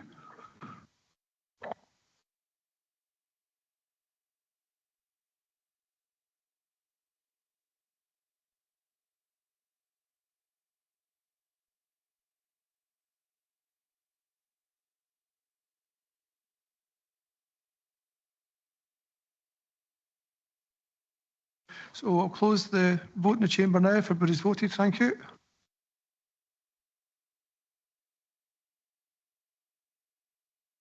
And then going round those members participating remotely, and I'll start with Councillor Baldry. Do you wish to vote for the motion, the amendment, or to abstain? Councillor Coburn.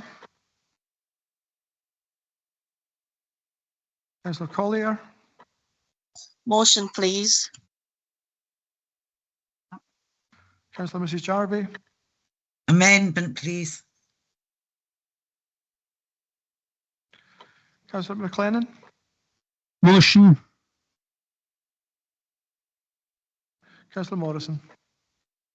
I'm happy to abstain because I'm at home anyway, so I don't mind what happens. I'll leave it up to the people that have to travel. Thank you. Can I vote, please, convener? How do you wish to vote, Councillor Miller? For the motion.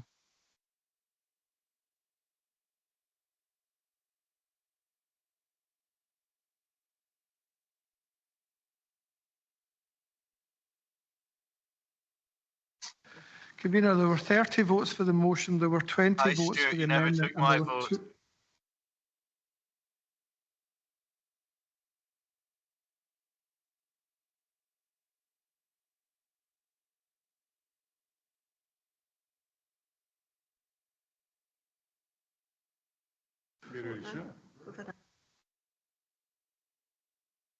So, Convener, sorry, Councillor Stewart, I've taken the vote. I'm just in the process of finishing the announcement. So there were 30 votes for the motion, there were 20 votes for the amendment, and there were 2 abstentions. So the motion is carried. Thank you, members. I realise it's been a long day. Drive carefully on the way home. Thank you.